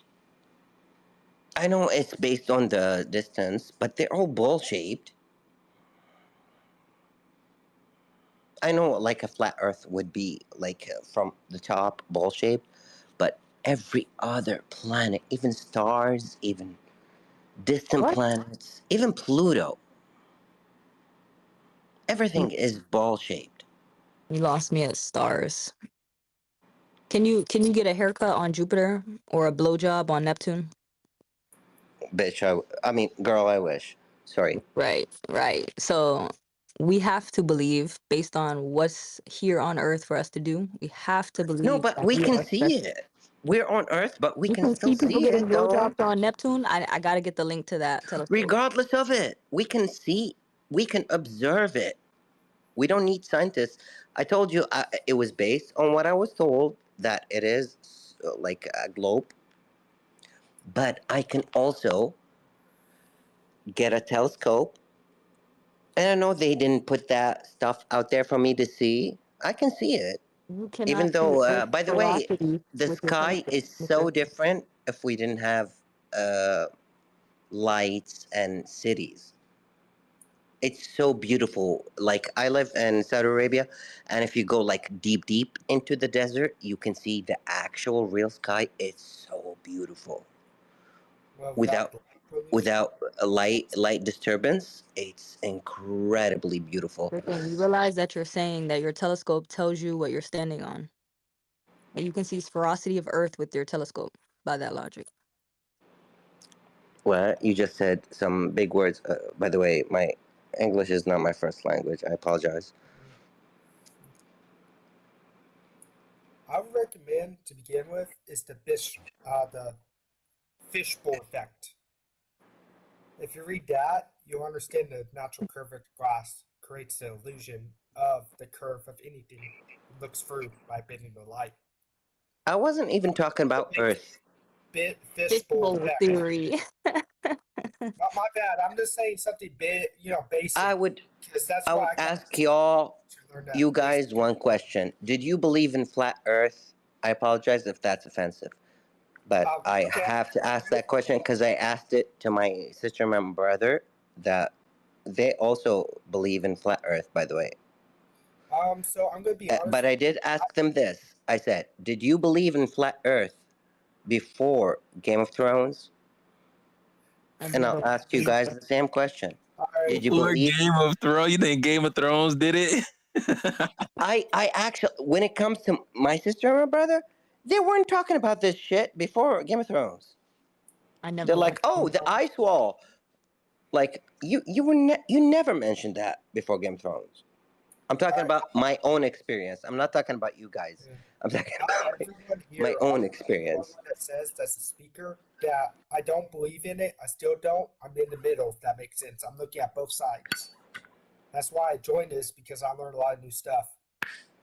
But if you do a basic, what's it called, experiment, if you grab your table, your common table used for dinner, put a fishbowl on it, and you can naturally see how it curves a little bit just by a small surface through the curved lines of glass. And then you think about that your table has like one leg that's off, that's not level. I think that's not a good example.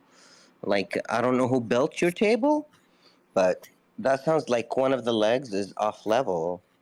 So, Mr. Thing. Fair enough. Let's say it's off level, all right? What I'm saying is not the table itself. I'm saying look through a curved window, for example, like a fishbowl.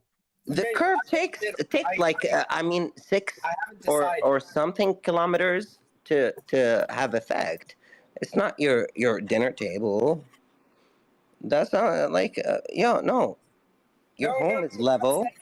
You grab a fishbowl. You just your example just put like civil engineering out the window.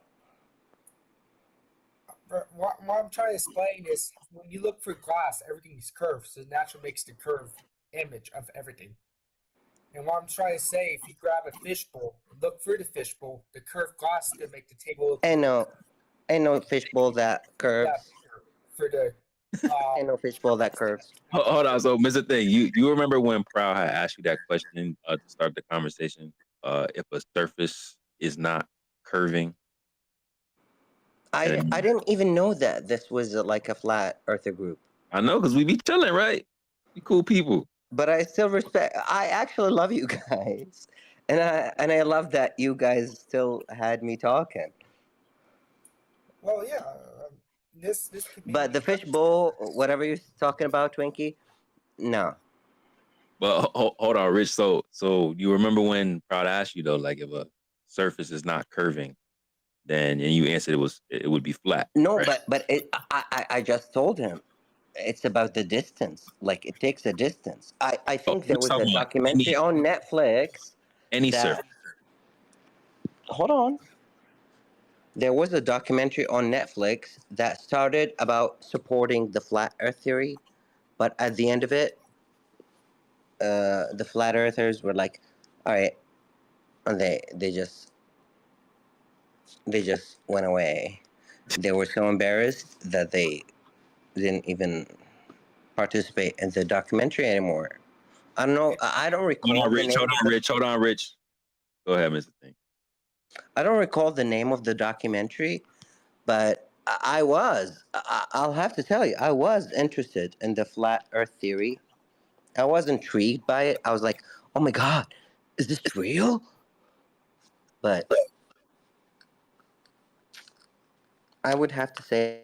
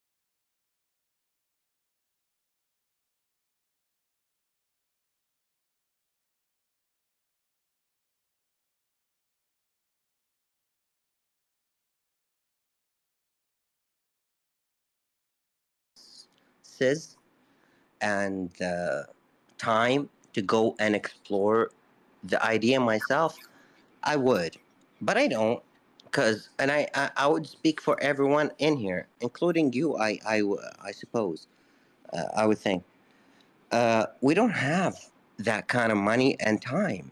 We have jobs. We have shit to do. So We make it we have easy. no time. We make it easy for you, so you don't really have to do all that research by yourself. Although we do encourage that.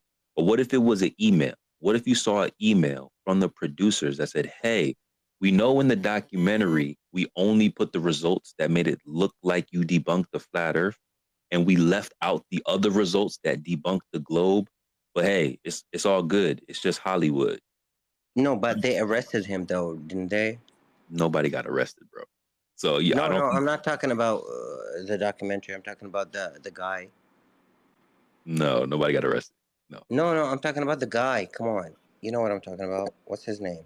No, if you're talking The about, WikiLeaks guy. What's there's his nobody face? from there was nobody from WikiLeaks a part of that. I know. So just follow me. Just follow me. You're using an example of the documentary that they put about flat Earth, and you said, "Hey, the Yeah. earthers debunked the flat Earth." So I'm asking you, what if you I'm found out? saying. Sorry.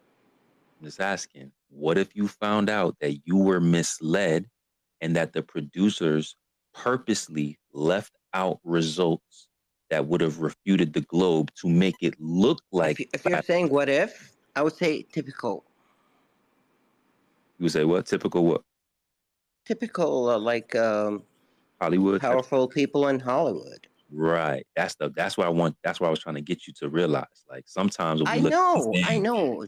Trust me, I know. so we have that. We have emails. We have correspondence of them admitting that.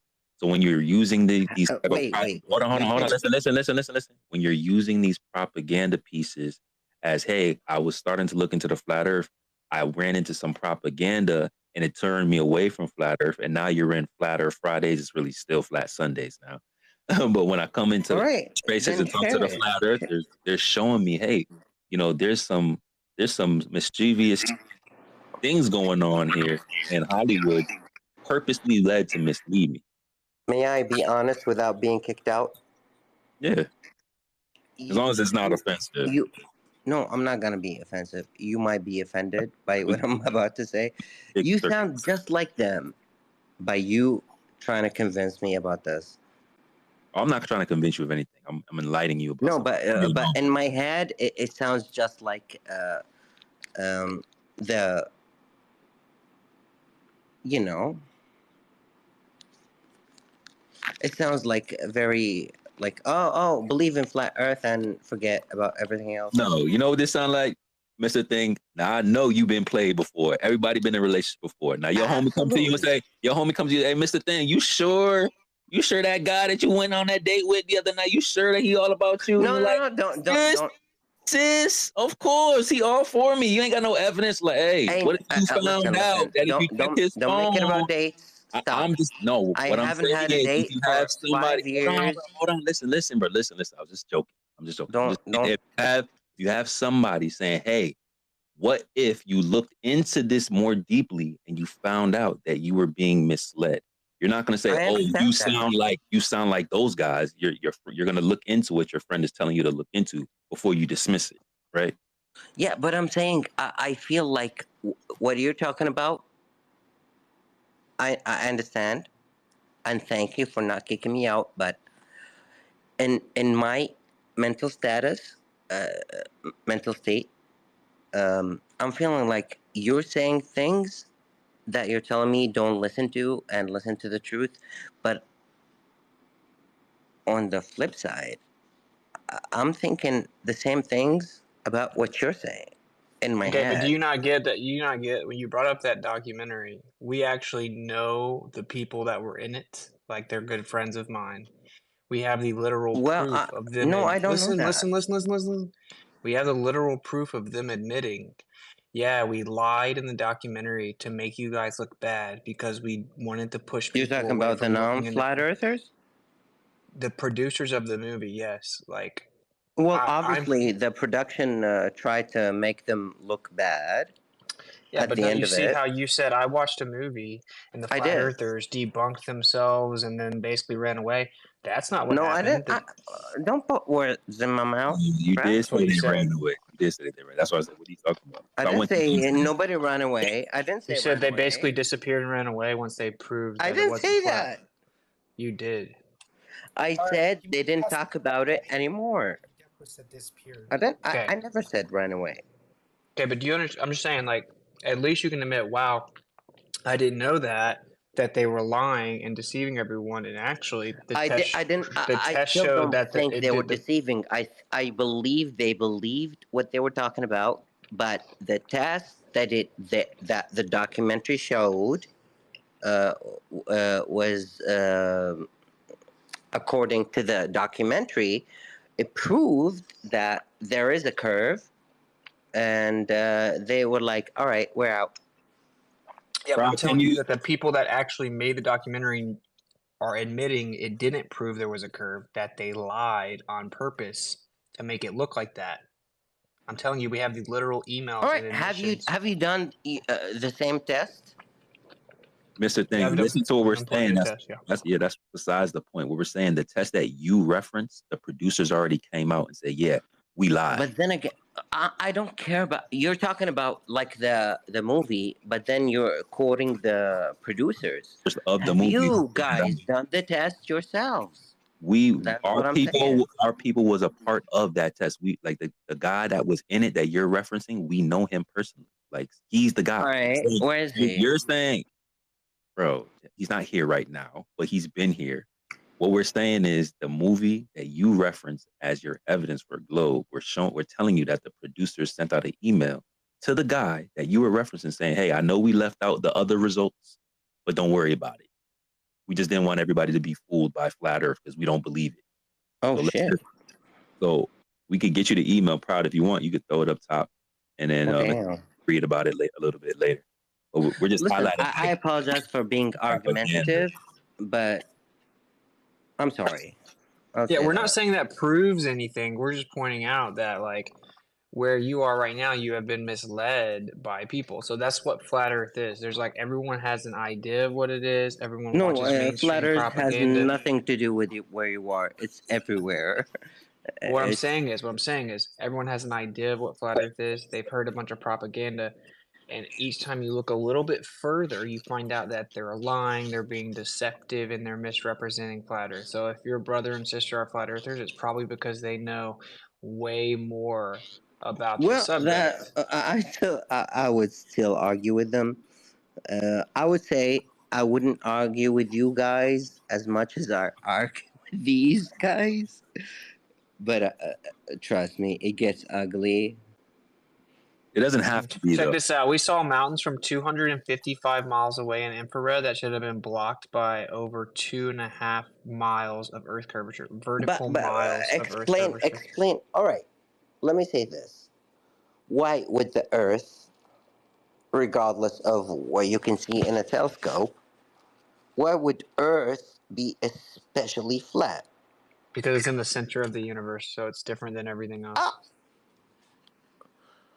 All right. There's You're literally religious, no. right? There's literally no. I have There's to say literally. I Hold on. am. Hold on. One I second. am. One I second. One believe in second. God. One second. One second. One second. One second. All right. Literally no other planet that has the same type of environment of Earth either.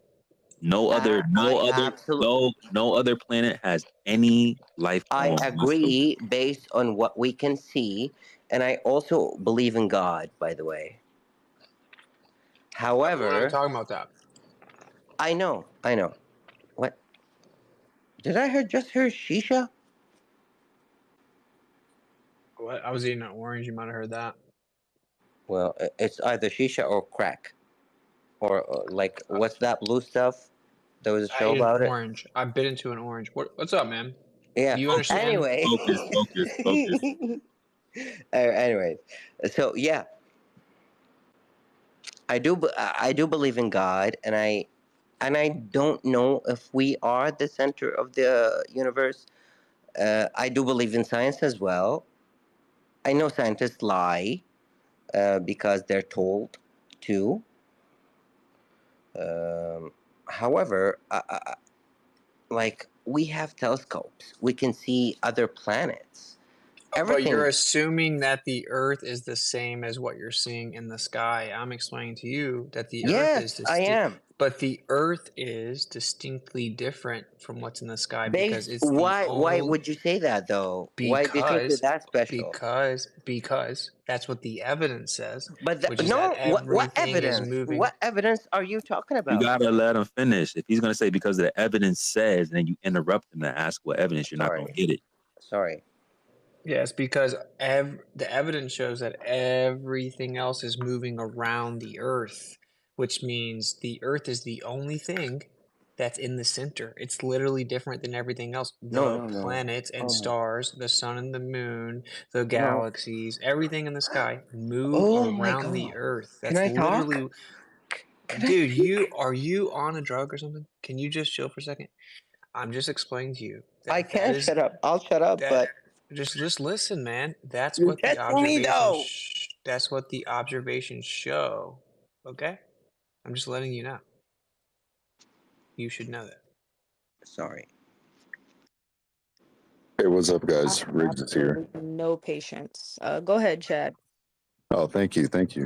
I'm trying to get this guy's name that was talking a second ago. The Globy. Anyways, look, the concept here is that when you look up, you think, okay, well, there's planets and, everything you think that you know about the universe. But the reality is that the Earth is the biggest thing. You're on it. Everything in the sky is much smaller and goes around us. So those planets in the sky, you don't stand on those. Those are not things that you stand on. Do you understand? I think that's a religious concept. No. If you're not, imagine you're like one of those atheists. Would you say that? Would you say that as an atheist, or is that like a religious belief? As an That's my objective, issue with it. as I'm an not an objective atheist. reality based on scientific findings and understanding, I don't carry a religion. I acknowledge that there is a creator because of logical deduction. I do too. I acknowledge the creation around me and the beauty of this reality. but the science is telling us that everything is expanding away from What is the science us. telling you? The science is telling us that everything is expanding away from us. This is the whole red shift, blue No, shift kind of not thing. from us. It's expanding, period. We're also expanding, by the way. Our sun, our earth, is also expanding according from something away from us. We're also But that's not expanding that way. that's not Not true from though. us. Like if you Oh. change the scale of that reading, it just shows that everything's moving around us. We're actually at the center, and the that's Earth not, is the biggest thing. not scientifically accurate. It literally is. The mainstream model says that it's just an illusion because dark energy expands the universe and makes it look like the Earth's in the center, even though it's really not. It's just an illusion. Well, all right, you mentioned what is dark energy? No one knows, but it's just No one this knows. made up. No, it's no, just made up but idea. what do you think dark energy is? A You made mentioned up it. idea. It's just a made up idea to fix their equations because All right, their then equations don't work. you mentioned it as an evidence. Well, let me ask you: No. can you see magnetism? No. No. Okay, but it is a property that is real that you've experienced, and you can't see it, right? In a local universe, a lot of this can be explained with natural phenomena. We don't have to come up with imaginary theories. Yeah, Mr. Thing, I don't think you actually know about it. So yeah, if you'll just be patient and listen to what we say, you can learn the information. I am listening, bro, but you're not though. Right now, you're when in the you're middle of cutting me off. What I'm saying, you're getting a crash course on information that we've diligently researched for years. I respect it. I respect Okay, what well, you're then saying, just and I listen. apologize if Give you me thought 15. I was Give me disrespectful. 15. Give me like 15, 20 seconds. All right. Okay. What happened was they looked out in space and they expected to see that everything was moving Hold all on. over Who's the place. they? Who's they? Edwin Hubble. Edwin Hubble. The person that Hubble telescope's named after. Okay, 1925. He looked out. We got these really big telescopes. First time we could see really far, and we thought we were going to see everything moving all over the place because the Earth is just this tiny little rock tucked away in the corner of the universe. But what we saw instead was that everything in the universe moves around the Earth. So they came up with an idea, and they said, "Oh, well, it looks like we're in the center of the universe, but that's just an illusion because the universe is accelerating and expanding in all directions that makes it look like we're in the center." That didn't That is happen in literally what happened. 1925. It's called the Hubble constant. No, it didn't happen in 1925. Come on, be When did it real. happen? When did it happen? The expanding of the universe was discovered in 1925. Are you being serious right now? Yeah, it's called the Hubble constant. No. Yes. That paralyzed guy. What's his face? That's Stephen Hawking. Dude, That you're was great. way after the fact. Discovered Your the enthusiasm expansion is great. of the universe. Dude, Stephen Hawking was way after. No, nobody said the universe was expanding before he did. Yes, Edwin Hubble It was did. That's why it's never called the Hubble constant. It was never a concept or a thought or a theory. Bro, Until can you he put up the This guy's trolling. Can you put up the Hubble tweet, please? Well, And Hubble I also think said. Hubble officially Well, I said. don't care what the Hubble tweet is. Wait, listen, dude. Someone I think said Hubble, something. I think Hubble I officially don't said care it was. what you're gonna share. I think Hubble officially said it was expanding in 1929, but they made the Well, observations your in sources. 1925. I have a very famous Stephen Hawking quote. I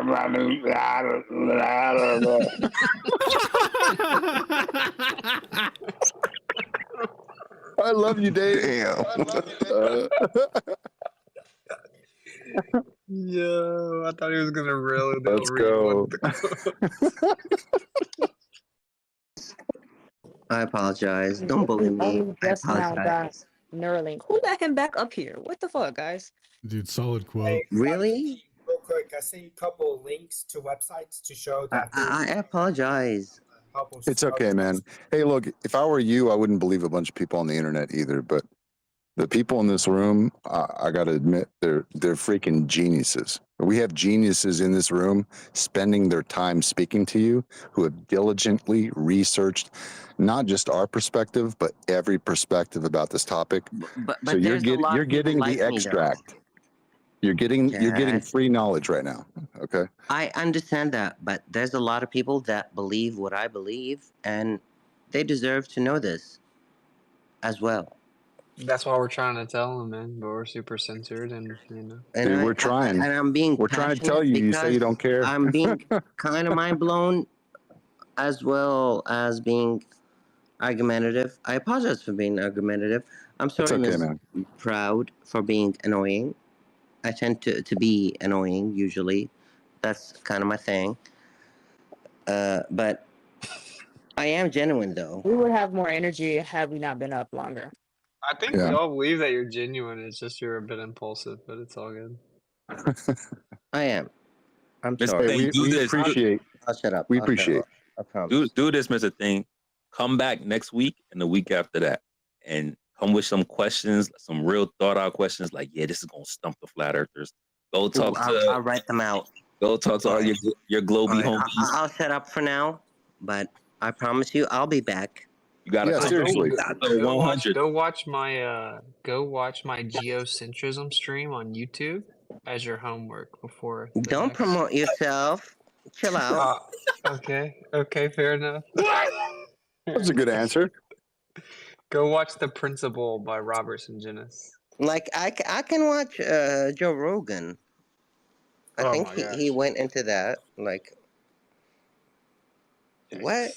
Mr. Can you watch Ancient Aliens? We gave you a lot. I love that show. We gave you a lot to think about. I'm gonna send you Witz's channel because I do want you to watch that stream because he went through a lot of things that disprove the current idea or framework of the sciences, especially with modern cosmology. So I'm gonna send that to you. Okay, so check your DM soon. But I do want you to come pull up next week. Bring some Globey homies. Bring some of the fam. The flat Earth Saudis. I'll absolutely I'll absolutely bring them on here. And thank you for not kicking me out again. I know I was so offensive to some people, but it was just passion. It's all good. Just stay honest, stay funny, because you do have a sense of humor. A little bit weird, but it's always nice to be lighthearted. A lot of bit weird. Shout out to y'all though. Proud, what up? I'm tapped out. Proud just want to go to. She just wants to go to bed.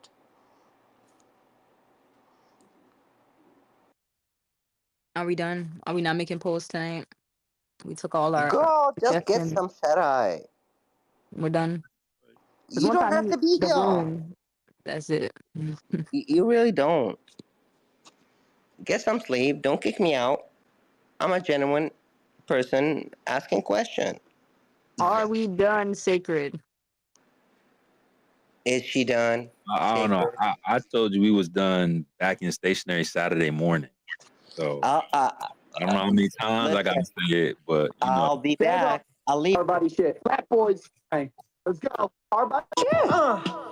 Ever since my birth, my dick got mad girth. I'm chilling with my people talking about that flat earth. Last night, all the boy had songs we gonna play. a nice girl. Did the Titanic really hit an iceberg? When other people spend their lives chasing wealth, me and my boys, we chase that ice shell. Ice shell, fuck a globe, not a part of the system. Try to keep us down, but whoops, you missed one. It's really sad to see all these people mad at me, cause I just figured out there's no such thing as gravity. Yeah, NASA, and now I think I'll pass her. Hard pass. Forgot everything I learned in class. It's a storm of information like a monsoon. Lying mother, no one landed on the moon. Not a straight answer, what is you saying?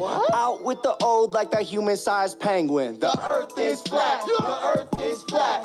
People around the globe know the earth is flat. I don't care about this, I don't care about that. People around the globe know the earth is flat. Bang. Yeah, Denver, Flat Earth Convention, 2018. Fat boys and girls. Yo, Flat Earth Fridays, we break through. Spreading truth, y'all, it's tunnel. No code, no curves, just a plane that's flat. Keeping you up all night, no need for a nap. Conspiracy theories, they're the top of the town. We got the facts, yeah, we breaking them down. Nothing but truth, we ain't playing pretend. Flat, it's time to comprehend. Lay late night sessions, we dive deep inside, exploring the truth, taking you for a ride. No sleep tonight, cause we're wide awake, questioning everything, the rules we break.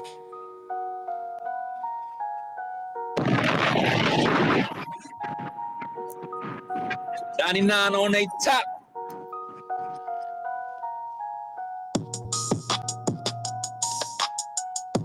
Next question. Hey, yo. First ever Platinum Playing Awards. It's Chocolate saying. It's 2021. Told y'all it's a wrap for this globe. Episode 100 next week. Way too many reifications of privations, secular thermodynamics violations. Fuck all these fake ass apparent deviations. Globals always flapping their gums, no demonstrations. Small murdered the ball with simplicity. Pretend the clowns aren't they all, no specificity. Get with me, get that geometry, your model. Nowadays, mostly I sound like you're on your knees, copper please. With no ball to ever show for, nevermore. Been a rap for your tonight, or scientific, or a stick of that very prolific. Crumble at the thought of flat earth, that's just terrific. My hypothesis, you know, paleo genius, you thought you had it all, so no.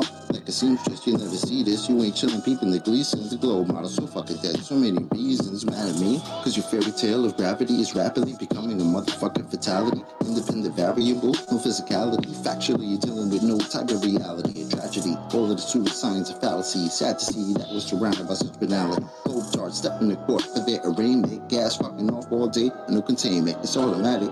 You sound like a fanatic. Your heart's beating out of your chest, no need to panic. Problematic. Anytime there was Socratic, defining terms for you was like dust to an asthmatic or a crack addict, all tuned up like a mechanic. State you sound like a fanatic. So tragic, beating out of your chest, no snotty nose the wheezing. You globe charts wind up like sub-zero freezing. Ain't no reason for you not to remain calm. As my nigga hit you with the 3-point palm. Instant exploding paradigm technique. Backslapping your beliefs into making it sweet. You points obliterated, finished, unable to speak. Have you looking like Tom Petty catching the leap? Your whole squad left sounding comatose. I hear Michelle Dollar keeps rocks in her head. She keeps her family close. Some of y'all think y'all the best things since butter toast. When it comes to FB, prepare to catch an overdose of intellectual honesty. The clear lack of thinking of you balls never cease to astonish me. I gotta keep it real and be honest, B. It's quite possible. Debate on Tuesday. Sense of cosmology is often seen as a philosophy, mythology, but actually it's a prophecy of religiosity. Get all your skills. May 14th featuring Winston Gets It. I'm getting ate up like lunchtime. How in the hell could we establish a baseline?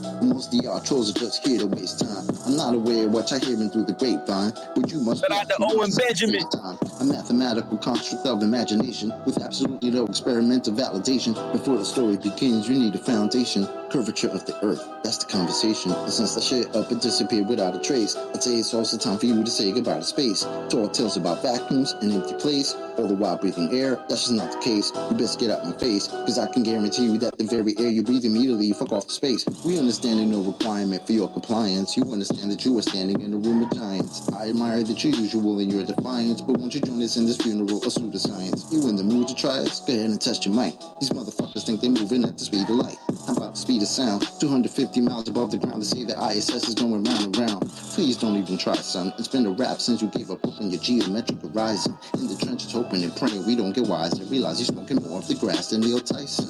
Oh, speaking of that clown, I wonder how much longer he can keep a push of this in the background. Never debating, no it's Friday replays. In the fear of the gravitational in bio. This little circus won't last long. I'm betting you the type of clown that sits at home. Thinking you debunked an argument like the Black Swan, never knowing that your radius could be that wrong. Oops, I really meant to say dead wrong. Implicitly, we've been falsified the globe empirically. Need you to listen, G. It's not logical to postulate you live in a sphere in sphericity. It's the epitome. It's not a mystery. The globe model's all wrapped up in stupidity. It's quite simple, see. It's probably not the move for you to spew your rhetoric here or religiously, maybe officially. One day you might find yourself vividly in the middle of an epiphany. Lyrical symphony. It's been a pleasure, but our times have both come to an end. Synchronicity. What's better than a Tuesday?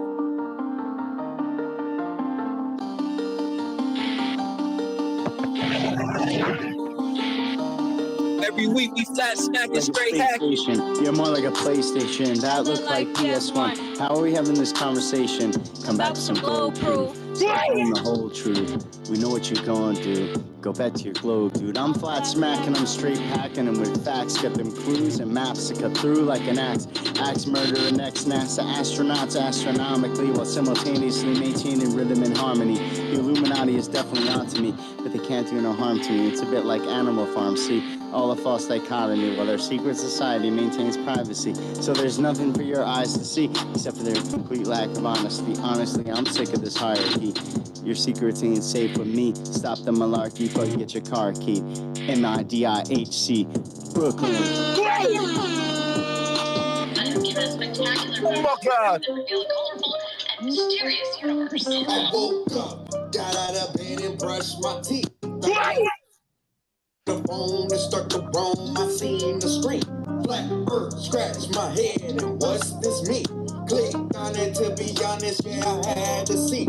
CGI, the fish eye, I couldn't believe that you. Shout out to Level Heads. To deceive so many bodies are no sleep squad. Simon is solely dying on photos of in a lineup. How can you tell they're not lying? Yeah. Cognitive dissonance. Yes, it gets real intense. Some might be on the fence. They just can't handle it. Think of their innocence. Yeah, explaining a little bit. You just can't lie to them. Think we will jump shit, guys go down, boom, boom. Ain't that Oakley? Gravity has a new dance, the hokey pokey. Yeah, okie dokie. So don't speak, always speak when you wanna tell your story. Gravity holds gases down, no container. You just don't understand the math is on the paper. Globe heads get mad till they later and tell you you're just a science hater. Hypothesis starts out with something you observe. All I see is flat water. Where's the curve? Where's the curve? The artist behind some of the most iconic stars in the galaxy.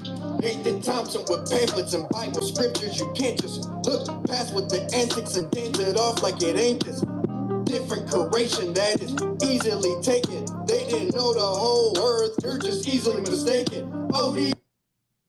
TV and Eric Dubay with which it gets it. Let's talk physics and do it that way. Why would they lie? You can easily say, I say easily 4 times. Did you heard it okay? Cause you probably don't pay attention to what they say. And take it in and think again. You're being played. Yeah. Letter A. Hey, you know, why is it important? Because it is.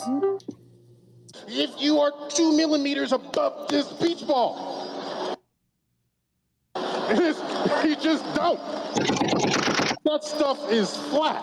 Yo, check it out. Did you know that the earth is flat? It's flat. It gets a ball, and you know that's a proven fact. What if I told you pics of Earth were made in Photoshop? And astronauts are actors acting in a movie plot? What would you say? What would you do when you find out that the globe is fake and isn't true? You globe is about to turn into a bunch of flat earthers. Just ride the wave. You know that y'all bad surfers. Ride the wave. Bumbleclad! Because you know that's not the curve of the earth, right? At that height, you don't see the curvature of the earth. That stuff is flat. That stuff is flat.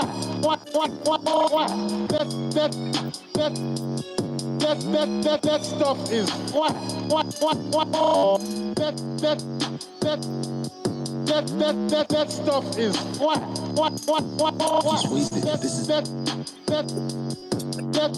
That stuff is flat. Let it go, Neil.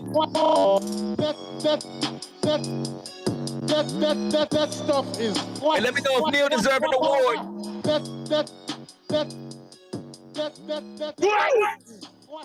It's a gift staring you in the faces. Where you gonna get the truth from? If not from us, then who you dum-dum? Made the bed of your demise and chose to sleep to count the sheep since 9 to 1-1. Never been a fight, a fact of life, a choice of wrong and right that I would never run from. State the truth, defend the youth, and stop the coup. It's just a job that got to get done.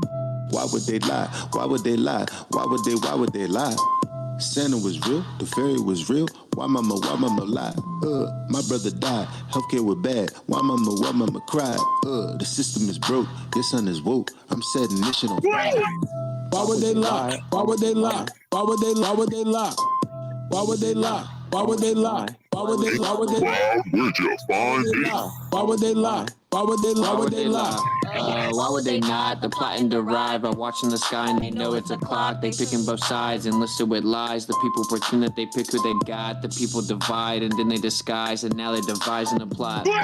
You ask why they lying from behind closed eyelids. You disguising an iris that's lifeless. You're denialist, but this lie is why you're nihilist. Guess you're lying for the pride then. They enticing the brightest to get deprived in contrived confinement. Lie about what the meaning of life is. Get a degree in a 9 to 5 shift. Only way that you'll survive this. What's that mean? They have to bribe them.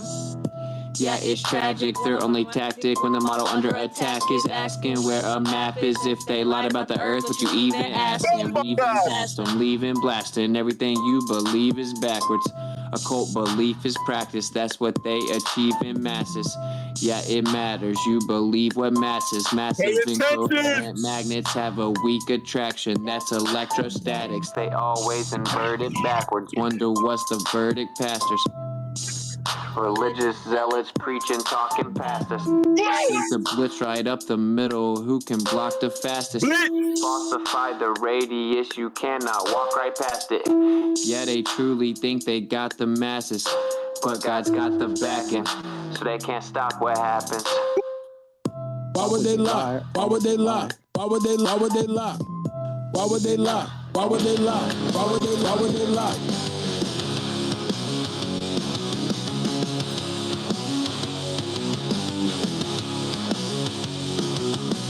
Terrible people lying to us all. Forces of evil issue out the call. Science co-opted just to hide the truth.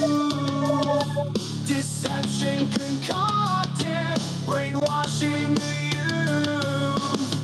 The love of the money corrupts all I see. No one in power seems to be free. The judges and rulers, all of them are blind. Hellfire and fury are not far behind. And we see through all your lies. So today, deception dies. All our minds are free from you. Spread the truth is For more deception, level heads. through all your lies. So today, deception dies. All our minds are free from you. Spread the truth is what we'll do.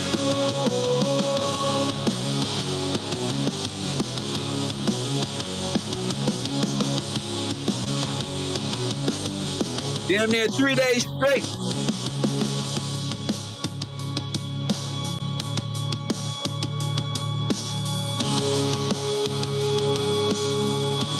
Shout out to the squad. Mystics plotting for a fall. Occultic science deceiving all. Hiding the heavens to enslave the mind. Serving the darkness, damnation they'll find. The truth of the matter, we live on a plane. Their lies will shatter and truth will reign. Humanity wakens, they lift up their eyes. They all see clearly the truth in the sky. And we see through all your lies. So today, deception dies. All our minds are free from you. Spread the truth is what we'll do. And we see through all your lies. So today, deception dies. All our minds are free from you. Spread the truth is what we'll do. Judgment is coming. There's nowhere to hide. The downfall of darkness, the crushing of pride. Total devastation, evil is destroyed. So all creation cries out overjoyed.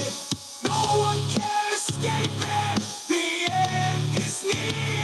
But the true and faithful have nothing to fear. First ever Platinum Playing Awards.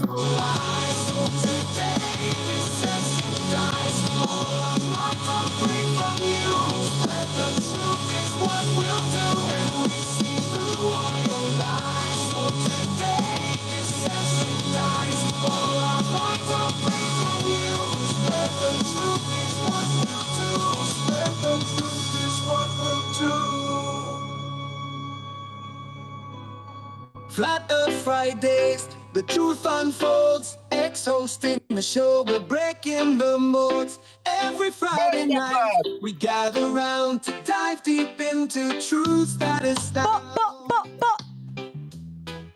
Veils in the house, facts so clear. He's on a mission to make things appear. Flat Earth believers, we stand tall. We're breaking barriers, we won't fall. Flat Earth Fridays, all night we go. Interstationary Saturday, don't you know? Theo keeps proving. Oh, won't you see the beauty of a world that's flat and free?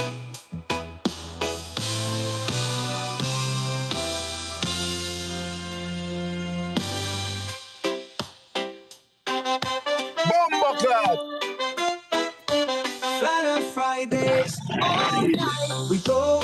Interstationary Saturday, don't you know? Theo keeps proving. Oh, won't you see the beauty of a world that's flat and free? They gave us our own theme music.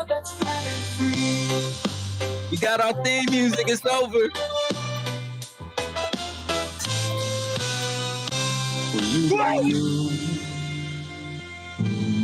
Welcome to the show.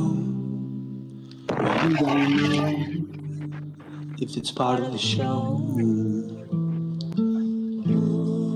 Welcome to the show. I hate this part. If you don't know, it's part of the show.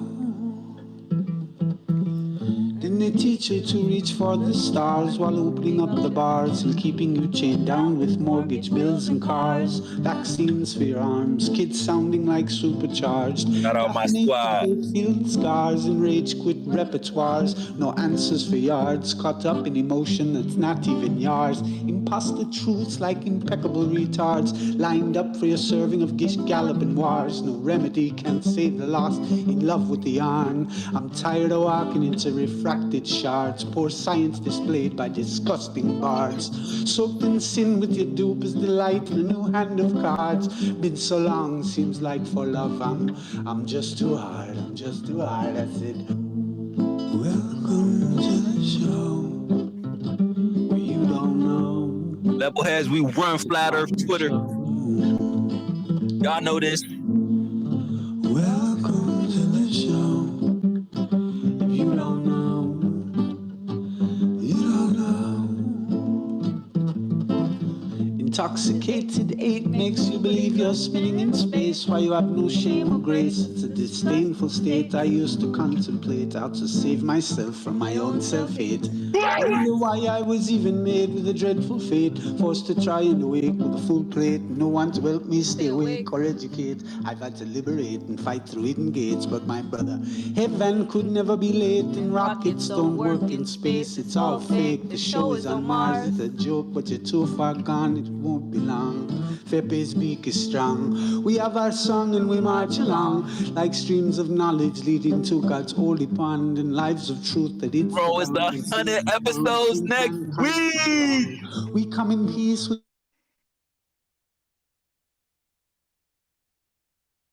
And we probably just won't get along. Just to go along, I said. Welcome to the show. Shout out to YouTube chat. If YouTube's still kicking around with us. YouTube, what up? Welcome to the show. Thank you, Proud. Thank you, Ken. You don't know. You don't know. Said it's always love, my guy. Shout out to the GOAT. Mr. X, Bill, Alan, appreciate you, fam. Rich, thanks for swinging by. PM, Civil, Chris, Just Blaze. Guppy, what up? The dude, Ether, was good. See you, D-Mac. Justin and Billy and Nathaniel. Inversion, symmetrical, Thomas, Sweet. Big Jason in the building. What up, Maria? Thank you, Jen. Thank you, Peace. Thank you, David. Dirty Roof, you looking clean over there. Shout out you, Martians. Darius, Aaron, Tony. Welcome to the show. Matt, Luke. If you don't know. Trap. You don't know. And the lovely Lynn. Dragons, Titan. Mr. Fake. Quincy, Melissa, the real Bruce. Ripple Plot. Donatello. And Mr. Flat Egg, what up?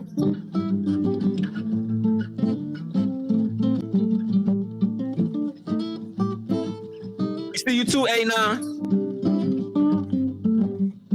It's Level Heads 4L. Flat Earth Fridays. Stationary Saturdays. Spill Flat Sundays. Motionless Mondays.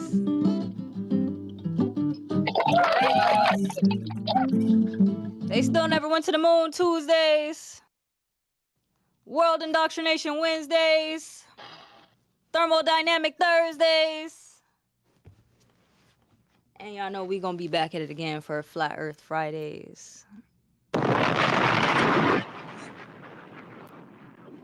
Episode 100 is a party. Even if you've just contributed by being a listener, we appreciate you.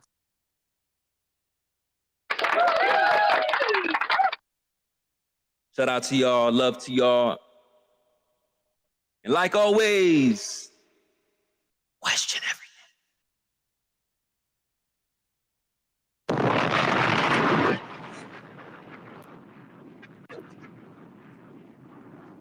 We out.